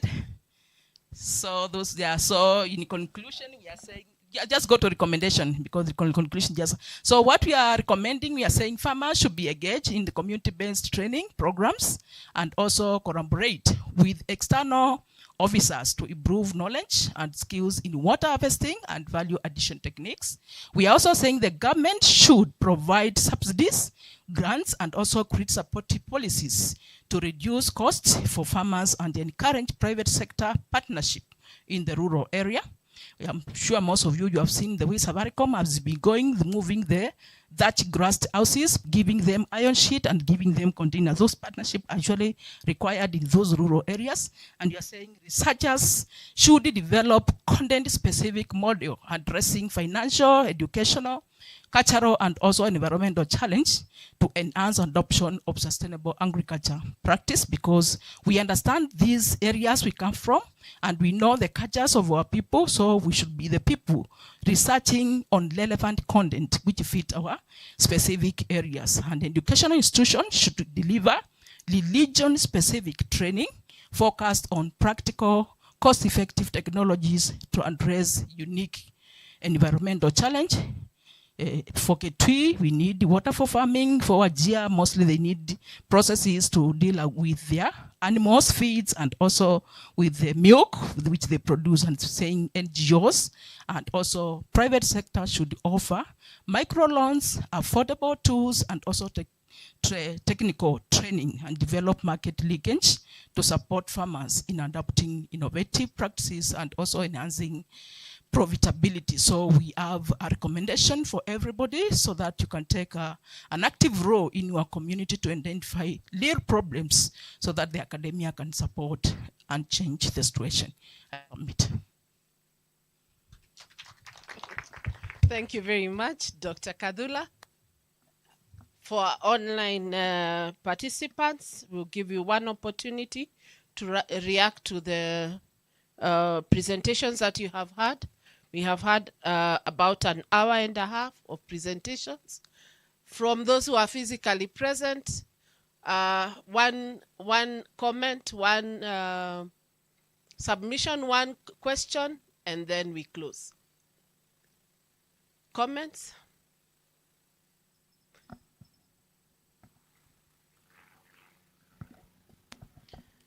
Thank you so much. I think for me, coming from industry and where the people who are supposed to be implementing some of these ideas that researchers do, my comment will be and to encourage that after we've done this level of research, kindly break it down to us and give us actionable points so that then we are able to really implement on the recommendations that you bring in. You notice like for water we need to engage more.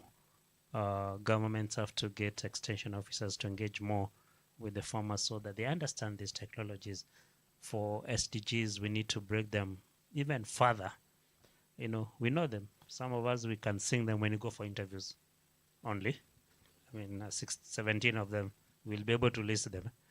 But now when it comes to breaking them down to communities and what it means is where we need research institutions to take the mantle and be leaders in this. You know, at times I realized from this conference there's a lot of information, but then it is sitting within research institutions. It is not coming down to where rubber meets the road. My recommendation will be that let's share these ones, and I will encourage JVC because his campus is in Kajiado County. Let's have some of these research done in Kajiado so that you and I, we can see how to partner and ensure our people get this information. Thank you. Thank you very much for that comment. And we have taken home. Now, yeah, I just want to make a short comment about Dr. Domi's presentation. And Dr. Abdullahi, is your partner Dr. Abdullahi? Yes, Abdul. Okay, thank you very much. I think that duo is doing a wonderful work. I've seen them places. I've seen them in Accra in Ghana. I've seen them in Japan. Were you in Japan together? You're not there, but you were somewhere in the background. And now you're doing great work in this particular conference. That's very good partnership. I want to encourage it. And I want to challenge, you know, other professors and faculty members, team up with your students, even after they have graduated. I think Dr. Abdul graduated where, was it 2 years ago or last year? 2 years ago. And you can see they are still doing wonderful things with his former supervisor. I think that is great partnership indeed. And that is where we want, you know, the relationship and the partnership to grow to. Coming to your presentation, your research, a very interesting research indeed, and very, very practical, very empirical, and in the very contemporary area indeed, and you know, really looking for practical solutions to you know, real problems that you know, plague our society. And given the fact that most of our kind of end up in the shelves in our library only, let us not stop them at the library shelves only. Let us take it, you know, forward, so that my suggestion is you take do say a two-page summary, particularly of the method that you have used, and you can skip literature review, skip those empirical things, even the theory, but then do the methodology and then do the findings and the recommendations. And this we need to find how we can send it and present it. Actually, can raise the interest of the Ministry of Agriculture and related ministries. It's not only agriculture. There is agriculture. I think there's also science and technology that would be interested in this. And there is NEMA, and we are lucky that we have Mark here, and he has alluded to the same. So that, and in doing that, we can also approach donors. There are so many development agencies which are interested in this kind of study and would be ready actually to support, this kind of initiative. So once we do that, then you can team up with the university. It's always good to do it from institution point of view, because an institution is more recognized than individual researchers. And we can also approach the National Research Fund and NACOSTI, and they're very interested. I see they have already picked up the presentations which we did yesterday. The CEO of NACOSTI, Professor Yawa, sent it in the group of sagas and, for the whole country where we are.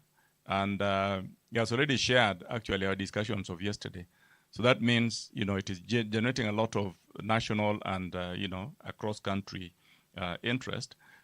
So we can also present it to NACOSTI, present it to NRF, so that we are able to, there is also the innovation Kenya, that is also would be interested in this.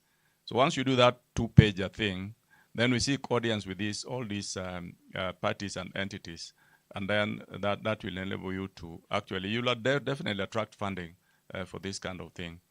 So thank you very much. I think it is very interesting. Let us encourage ourselves. Thank you, Dr. Angie.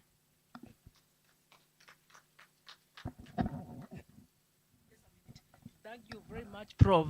What you have said, in fact, we are going to do that, because even when we shared in our LinkedIn account, Machakos County has invited us to do the same study for them.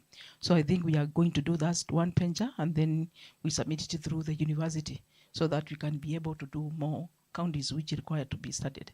Thank you. Thank you, Dr. Kadula. And at this point, I know we have our online participants. Allow me to give an opportunity to at least one to be able to make comments before we call Mr. Francis Macharia for the conference resolutions. If you are online, just unmute and give your comment.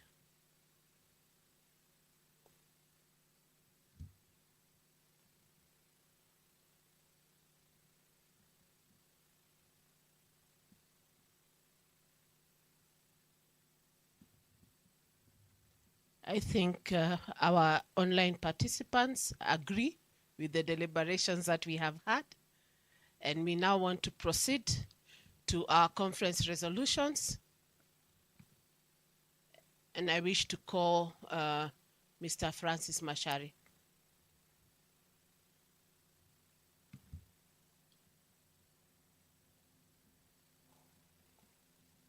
Sister Ruth is online. She has said that was a good presentation.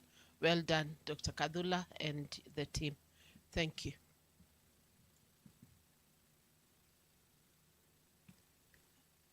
Maybe as we wait for Mr. Macharia, turn to the person on your right, on your left, because we are here physically. Find out which is this one thing that they are taking home. Your neighbor, behind, in front, if you don't have one right beside you, find out what are they taking home. Online, kindly put in the chat, what are you taking home?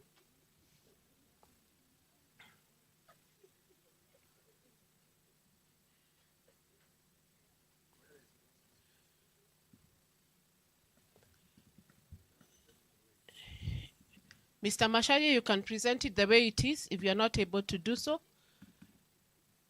I hope you are having good conversations. James, allow me not to mispronounce your name. James says, congratulations to all presenters in the conference. Dr. Justa says there is a need to embrace AI for sustainable development. James says, congratulations to all presenters. Chantel says, mitigation strategies of climate change is the way to go. With that, allow me to submit and call Mr. Francis Macharia. Thank you. Thank you, Dr. Jeline. And thank you, everyone and all the participants out there. We have had the last 2 days of intense academic interrogation. We have listened to the various presentations, all of them, and they have been very, very, very fulfilling and exciting. And out of that, we have come up with the resolutions for this conference. I'm sure all of you have noticed the improved quality of our presentations, and that probably is going to shape the way forward for our successive international conferences. I have come up with resolutions which we will modify and include all presentations for purposes of publication. And that's the preamble. I may not go through the preamble, but go straight to the resolution. Resolution number 1. The next slide. Yes, there we are. At the leadership, we are talking about collaborations and partnerships. We realize that the complex issues that are facing the world today are such that no single individual or institution can face these issues alone. And as such, this conference found it fitting to call upon institutions of higher learning and other stakeholders to come together and form collaborations and partnerships with like-minded institutions and individuals to try and solve these complex issues that face them. The second item is about the niche. You will recall that our government is calling upon institutions of higher learning to specialize in specific areas, because industries are also specific in terms of the skills set that they require for various tasks to be executed. And arising from this, the PS in her address also urged universities to identify their niche. And that's where I'm saying, identify your niche, pick it, and run it with it to the hills so that others don't reach you. So this conference also recommends, it is gratifying to note that MUA has already identified leadership and management and its niche, as its niche. We call upon other universities, as the PS did, to emulate the example of MUA. There was also the issue and the leadership of talent leadership. And this is about identifying what one is good at in early stages in life. The presenter delved into that matter very well, and specifically talked about diagnosis. Identify these talents, these strengths early in life, and nurture them, build them, so that these people are able to realize their full potential. Here we are talking about government, we are talking about institutions of higher learning, and we commend government for the CBC, the competency-based curriculum that is currently being implemented. Then we looked at academia and industry relations. Again, this is an area that need not be overemphasized, because there has been hue and cry about skill sets that students are bringing to industry that are not commensurate, that are not probably meeting the standards, to the extent that industry requires to retrain our graduates. Here we are saying it is time that these partnerships are strengthened. One of the presenters here talked about faculty visiting industry. I think it cannot be done better. It can't be done better. Let's go there. Let's organize excavation trips. Let's organize industrial visits so that our students get to know, our faculty get to be exposed to what is happening in industry. And therefore, we will be able to come up with responsive curriculums to respond to contemporary and emerging issues in every industry practice. The other one is about transformation, transformative leadership. And here we realize that organizational culture is very, very key. It's very, very key in transformation leadership. And here the conference is calling for every organization, every higher education institution to come up with its own culture. Its own culture, not rented, not borrowed. So again, I don't know what will be the role of benchmarking, but benchmark and pick the best and come up with your own culture as a higher educational institution that will drive your transformative agenda. Under the theme of innovation, and not necessarily the least, I picked about access to information. This is a very serious issue as far as innovation is concerned. Remember, the technologies that have come up, the AI-driven technologies, have had serious impact, disrupting the entire industry, to the extent that the UN has noticed that and has come up with the UN, go down a bit. Yes, you've gone far.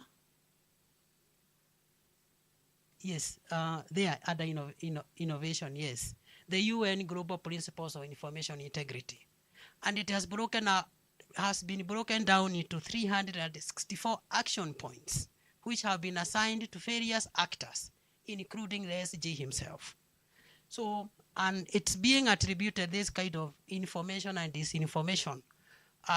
Yesterday, I think there were some conversations between the US president and the Ukrainian president. And the Ukrainian president is saying probably the US president has become victim of the Russian disinformation campaign. So actually, it's a very serious issue. And I was listening to our presenter here who visiting faculty when she was doing her presentation. And I was able to really ask myself, here we are talking about the same information-seeking behaviors here in Africa. And we see them coming up in developed countries. So where are we? That's why we need to pay great attention, ladies and gentlemen, to the UN Global Principles on Information Integrity. Because disinformation and misinformation can bring about disruption of world peace. Remember what has happened in Gaza Strip. We don't want to witness a similar situation. It was about misinformation. One particular account with so many followers, close to 50 million followers, but was disinforming the public. The other item there is we are talking about the theme on sustainability. We talked about climate change. We had this discussion this morning here. And all of us, we are saying we are no longer able to know how, for us, of course, who have been around for some time, we know how the seasons used to be. When we used to talk about long lanes, they were long lanes. March, May. Short lanes, it was October, December, and it was faithful. Today, we are not sure. Nothing is predictable anymore, simply because of climatic change.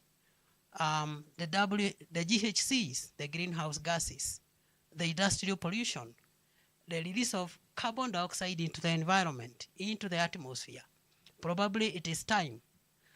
That's why we are commending government first for the campaign on afforestation. Remember, the government right now has a strong campaign on afforestation. They are supposed to plant so many trees by the year 2027. Probably it is having a lot of impact. I saw a figure actually of how many trees have been planted so far. We will verify that and also capture that in the resolutions. Then Professor talked about entrepreneurship at SMEs. That was last evening. And we thought we needed a strong resolution coming out of this conference on this particular aspect, given the role that SMEs are playing in the economy. Ours being a service industry, I think of 80% is coming from SMEs, and it is time for the government, the stakeholders, to strengthen the environment in which our SMEs are operating. The most critical of them being access to credit. I think this is the biggest challenge that our SME sector is facing.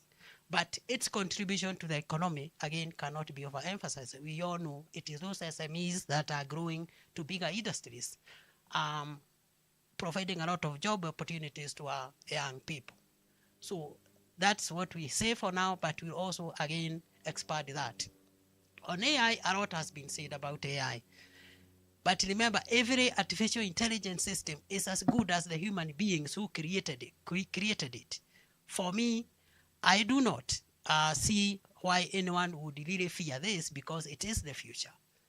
And AI systems are as good as the people who created them. The only plus that they may have is efficiency and effectiveness. It's efficiency and effectiveness in responding to issues. So this conference, again, I'm sure you are aware about the fifth industrial revolution, where we are right now, and the advent of so many AI. I think everyone is going AI. Every sector of the economy is going AI. We are saying it is time for our higher education institutions to integrate AI in the way we teach, the way we carry out research, and the way we train, because we feel this is the future. And finally, we are saying there was an issue about data-driven decision making, because why it is? Because it is sustainable. We say that in God we trust. Yes, anything godly can be trusted, but anything else has to be supported with the data. That's what we are saying here. That we are in the era of big data, and our conference has made a resolution that we need data for informed decision making, which is sustainable in the long run.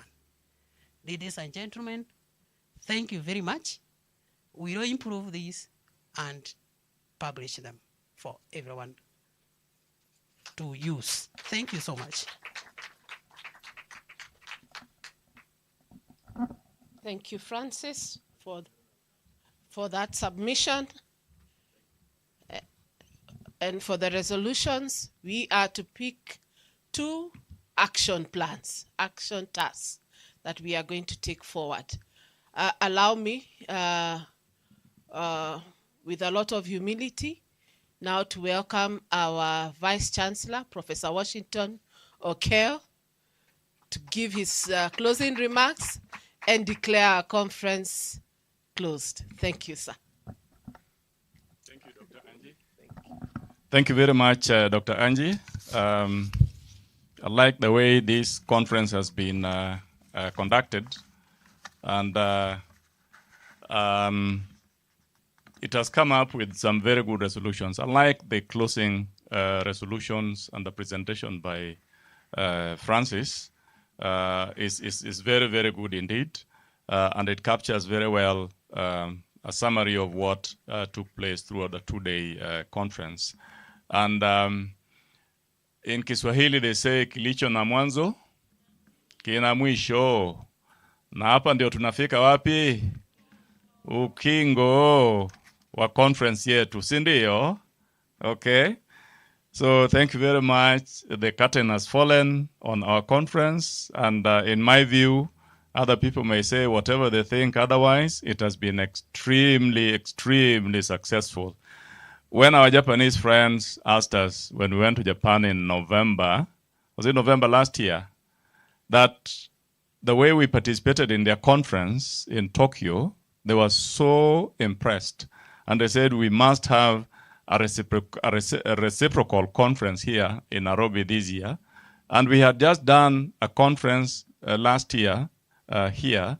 So we thought there would be too many. And given the time period that they had given us, also, we thought it may be too soon to have a conference in February. But here we are. We have managed to have the conference, to have a conference in February, and it has been planned within a very short period of just about 2 or 3 months. Are they 2 or 3 months? November, it was end of November when you came back. So it was December and January. So this has been put together in exactly 2 months. Whoever believed that a conference can be planned and executed within 2 months, I think it was like a wild dream. But now we have made it a reality.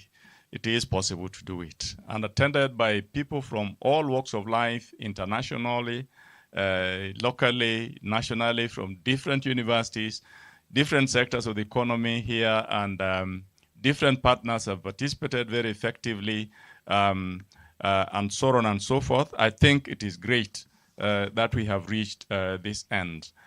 Before I continue, we have the CEC of Kajiado County with us, Janet Sesani, somebody who is not a stranger to me. Janet, I normally see her behind the screen somewhere on Saturday mornings. She is one of us. She's our PhD student. And Janet, I want to take this opportunity to welcome you very much. You have come at the right time. You have come at the right time when everything is being consolidated. So you may have missed others, from yesterday, but nevertheless, this is a consolidation. So it contains everything about this particular conference. So I really want to appreciate you and welcome you very much. Hopefully you listened to Dr. Kathula's presentation on this farming and in Wajir and Kitui County, and Kajiado County can very, very well benefit from that kind of activity. So if you can replicate that research in Kajiado County through the connection of Janet and others, in that particular area, that would be good. So thank you very much, and karibu sana, Janet. And so as we conclude this conference, which has been a very enriching academically at the Management University of Africa, which was centered on the themes of leadership, innovation, sustainability, and artificial intelligence, it is essential for us to reflect on the insights and discussions that we've shared in the last 2 days.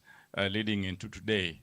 So first of all, I want to start by acknowledging the various people who participated very effectively, starting with our sponsors.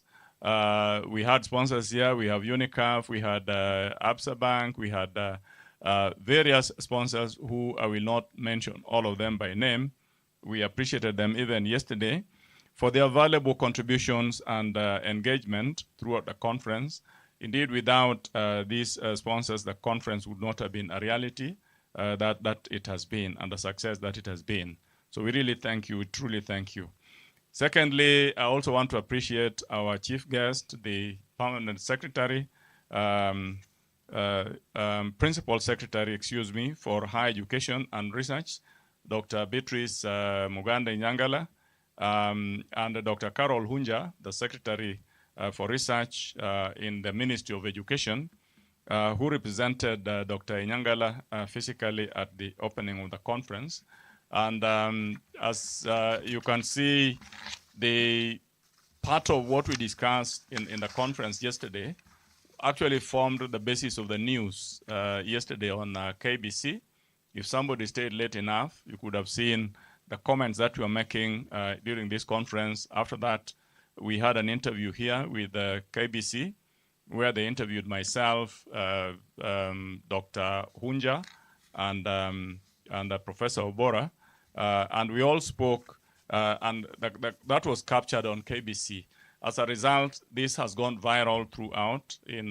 I'm not the one who posted it in other social media pages that we have, but I found it appearing, out there by people who are also interested parties. So our conference has been, widely broadcasted, and everybody across the world has benefited from it. Needless to say that we had representations all the way from Canada, and I'm going to appreciate, the Canadians later. Thirdly, I appreciate our keynote speaker, Professor Humphrey Obura, on his informative presentation on the use of biometric kits with the advanced 3D optical sensing technology that are used to extract metric values for career mapping in human beings. And I joked yesterday, maybe if I was still a young man, gone through that, anthropobiometric 3D kit, maybe it would have produced me as leaning more towards an activist rather than being a professor or a lecturer. So I would not be sitting in front of you today. But other people should benefit, our kids, our grandchildren, and so on, should be able to benefit from that kind of process and system, so that as they grow up with their talents having been identified, and then, so that they can opt for the right career at the right time. It's something that it is happening so much in the developed world. When I looked at some of the video clips that are, circulating through the social media, you see kids in pre-unit in places like China. They're already doing very, very practical things. They're able to do things which cannot be done by a 3-year-old kid. And as Professor Bora said yesterday, the development of a human being actually ends at 4 years. At 4 years, you are fully developed. So what happens thereafter is you just grow big. But otherwise, in terms of functionality, in terms of what you're able to do, mentally and so on, at 4 years, you're good to go.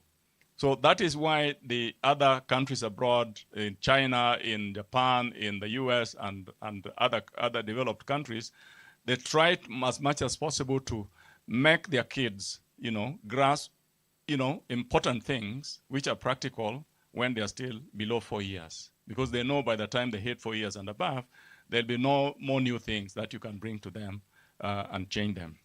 So it's good that we look at how we can embrace that. Then I also appreciate all participants, including presenters, both online and physical, with special appreciation going to our partners from Japan. And you know why? The conference was actually held courtesy of our Japanese friends. They're the ones who requested for this, and they've been very instrumental. Specifically, we had Professor Zane Ritchie, we had Professor Michael Parrish, we had Mikhail, and the students that they came with all the way from Japan to come and attend this conference. And that was a very good show of solidarity so that they could be here physically. I also want to appreciate Professor Miller, who followed and presented online from Canada. A very, important dedication indeed, despite the time differences. It was around midnight going to 1 a.m. in Canada when he was presenting. I'm not sure if he has managed to sleep enough to be able to wake up this morning, but we really want to thank them. And indeed, we had presenters from other parts of the world, India and other places of the globe, and we really do appreciate them very much. And I cannot conclude my appreciation without mentioning the organizers of this conference, my colleagues, led by Dr. Angeline Wambugu, thank you very much, and your conference committee that was chaired by the DVC academics, Dr. John Cheluget. I think you people have done a wonderful job, and you have shown that it is actually doable, it is possible. It is, it is not impossible as other naysayers may say. And we lead by example, and you have really led by example. Thank you very much. So the themes that we had focused on are 4, and I think our rapporteur has been able to present to us the resolutions under those themes. And for me, it's just to emphasize that under leadership in the AI era, effective leadership is crucial in navigating the AI landscape. And that leaders must be adaptable, they must be forward-thinking, and they must be committed to fostering an environment that encourages ethical AI practices and continuous learning. And that is very, very key indeed. It is dependent upon the leaders. So if you are a leader, please do that. And if you think you are not a leader, then you are thinking the wrong thing. Everybody is a leader, okay? Then under sustainable innovation, and a lot has been said about this, by the way, and I think it is important that we take those issues which were raised under this sustainable innovation very seriously. Innovation should align with sustainable goals or sustainability goals. Very, very important, because if you don't align innovation with sustainability goals, then whatever innovations we come up with will not be sustainable into the future. And they will not be solving or providing the right solutions to the existing problems that are plaguing our society. So that is very, very key. And we also need to recognize that embracing AI-driven solutions can enhance environmental stewardship. So again, AI comes in. AI is the in thing, and it should be used also to drive progress towards achieving the SDGs again. Those are the Sustainable Development Goals by UN. We have an issue on interdisciplinary collaboration, and I think that is what Francis started with in his resolutions. The integration of leadership, innovation, sustainability, and AI underscores the necessity of interdisciplinary collaboration. We cannot do all this as individuals. We cannot do them as individual institutions or universities or even organizations. That it is important for us to have what I think it is Professor Ward called three something, where you have the government, you have the institutions, and then you have the community or something like that. So we need a kind of an integration of all those entities to come together so that we can be able to forge and implement what has come out of this conference. And that by combining these diverse expertise, we can develop holistic solutions to complex global challenges. And the ethical AI development, as AI technologies advance, it is imperative to prioritize ethical considerations. And ethics and AI is a subject which is gaining a lot of popularity.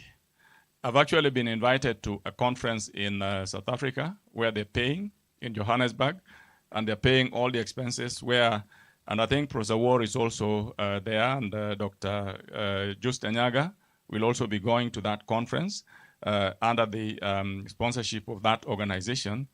And the conference is on aspects of AI. I will be presenting specifically on generative AI and what are its effects on human life, education, and so on and so forth. And that is very key, because as we use generative AI, what are the ethical issues that we need to be addressing ourselves to? For example, when you look at a curriculum that is being developed in a university, in whatever area, how do you take care of the fact that it is possible for you to easily stereotype? Yeah? It is possible for you to say things against humanity, and yet you're going to be teaching the same humanity about those things. That is fact is, and AI does not know. We are relying on machine-generated, information and knowledge. So it is upon us to make sure that although we rely on that machine-generated knowledge, but we remove the stereotyping, we remove the biases, we remove the, the regionalization and so on and so forth, so that what we are propagating are things that, are pleasant to human beings, things that are true to human beings, and that we don't hurt them in the process.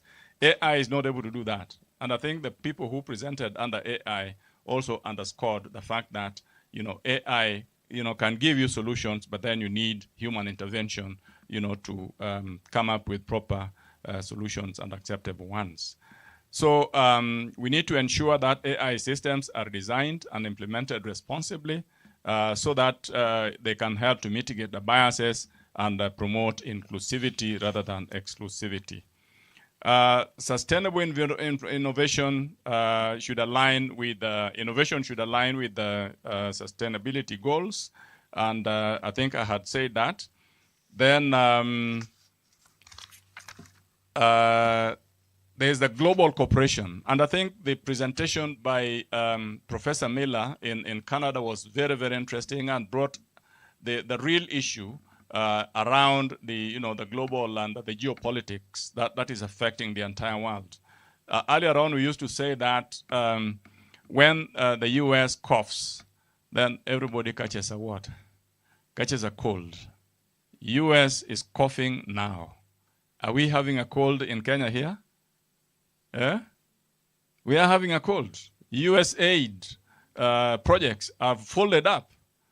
The WHO funded projects have folded up. Okay, everybody is worried. Yeah, people who have been relying on ARVs to keep their, their health and so on and so forth are extremely worried. Even down in the rural areas, what is going to happen to them? So because the U.S. has caught a cold. So in terms of global cooperation, we need to address the multifaceted implications of, the global effects of what happens, across the globe. And Professor Miller's presentation set the pace to highlight the impact of US's decision at a global level. Then we need to see how we can share the knowledge but then even as we share the knowledge at a global level, should we not come up with international standards and engage in open dialogues that will ensure that AI serves humanity's best interests? I think that is very key. What is not clear is how possible it would be to come up with international standards, that basically encompasses everybody, given the diversities and the differences across the cultures that we have in the whole world.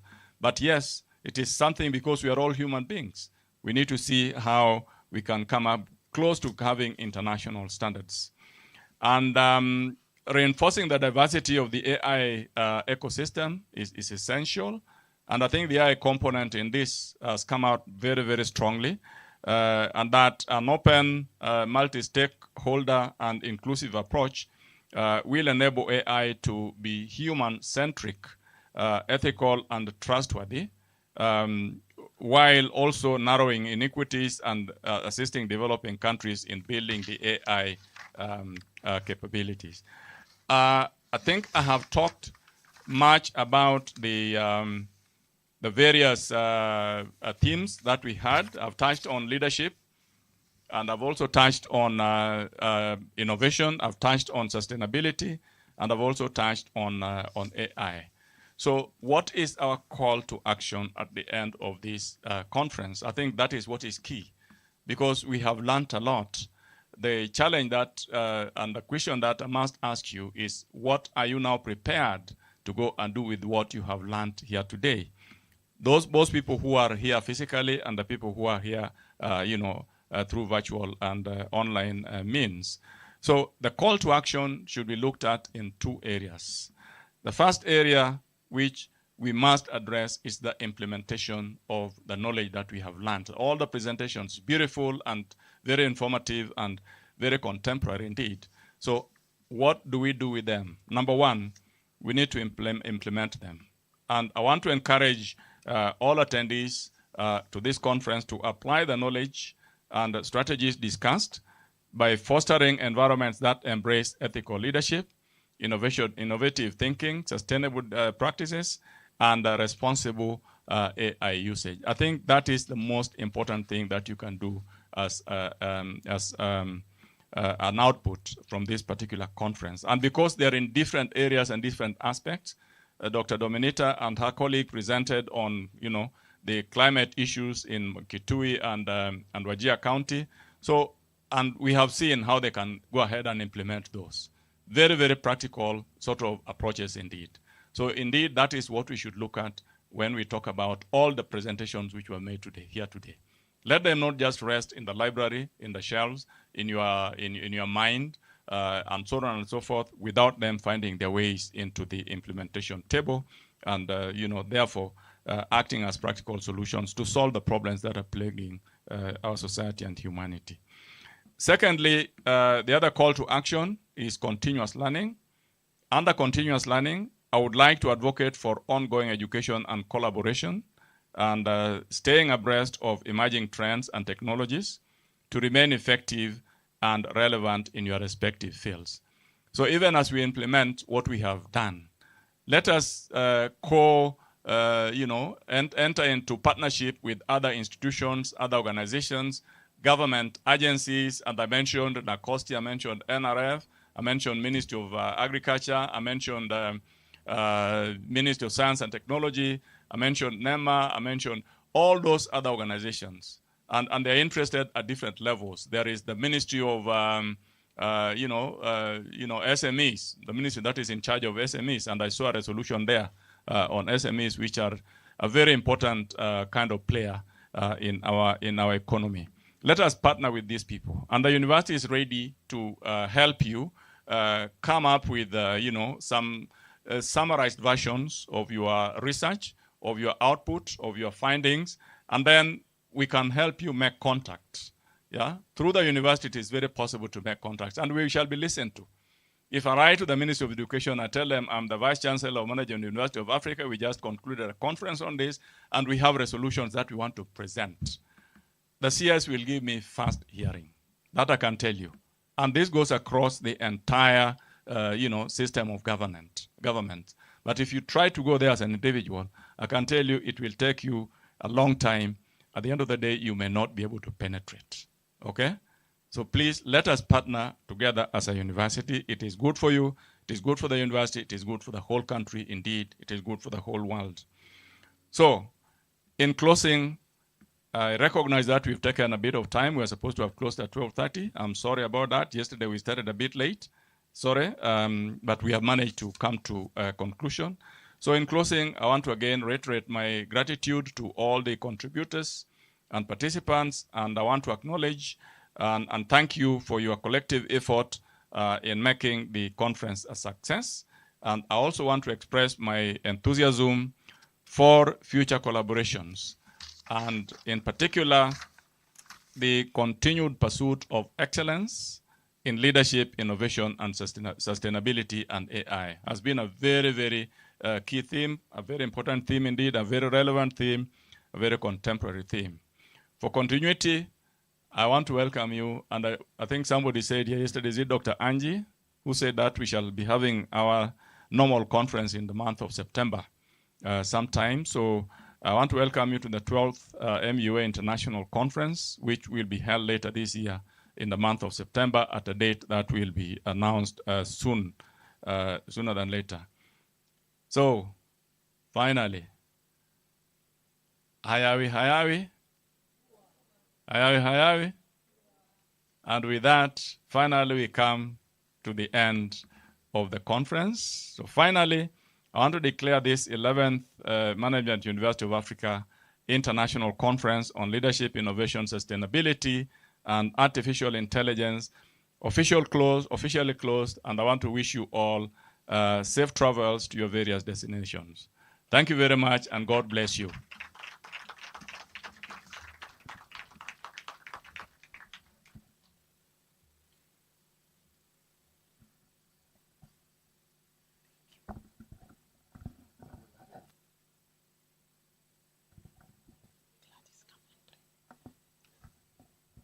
All right. Thank you, our Vice Chancellor. Allow me to welcome Gladys to pray for us.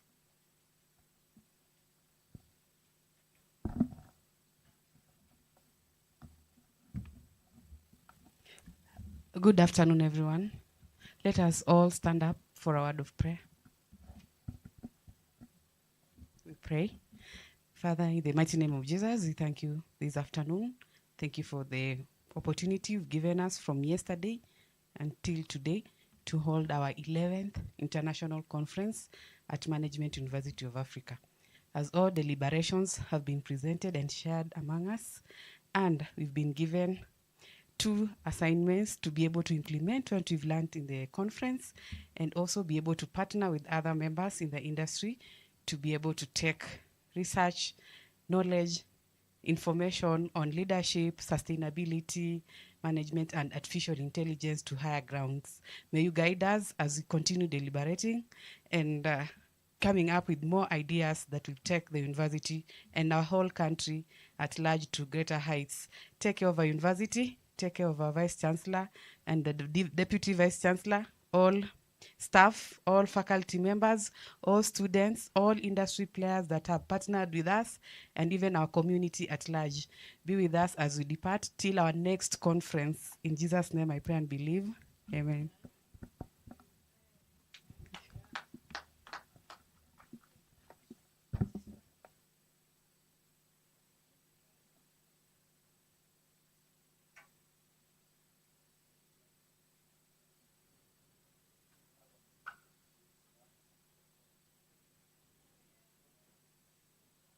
Recording stopped.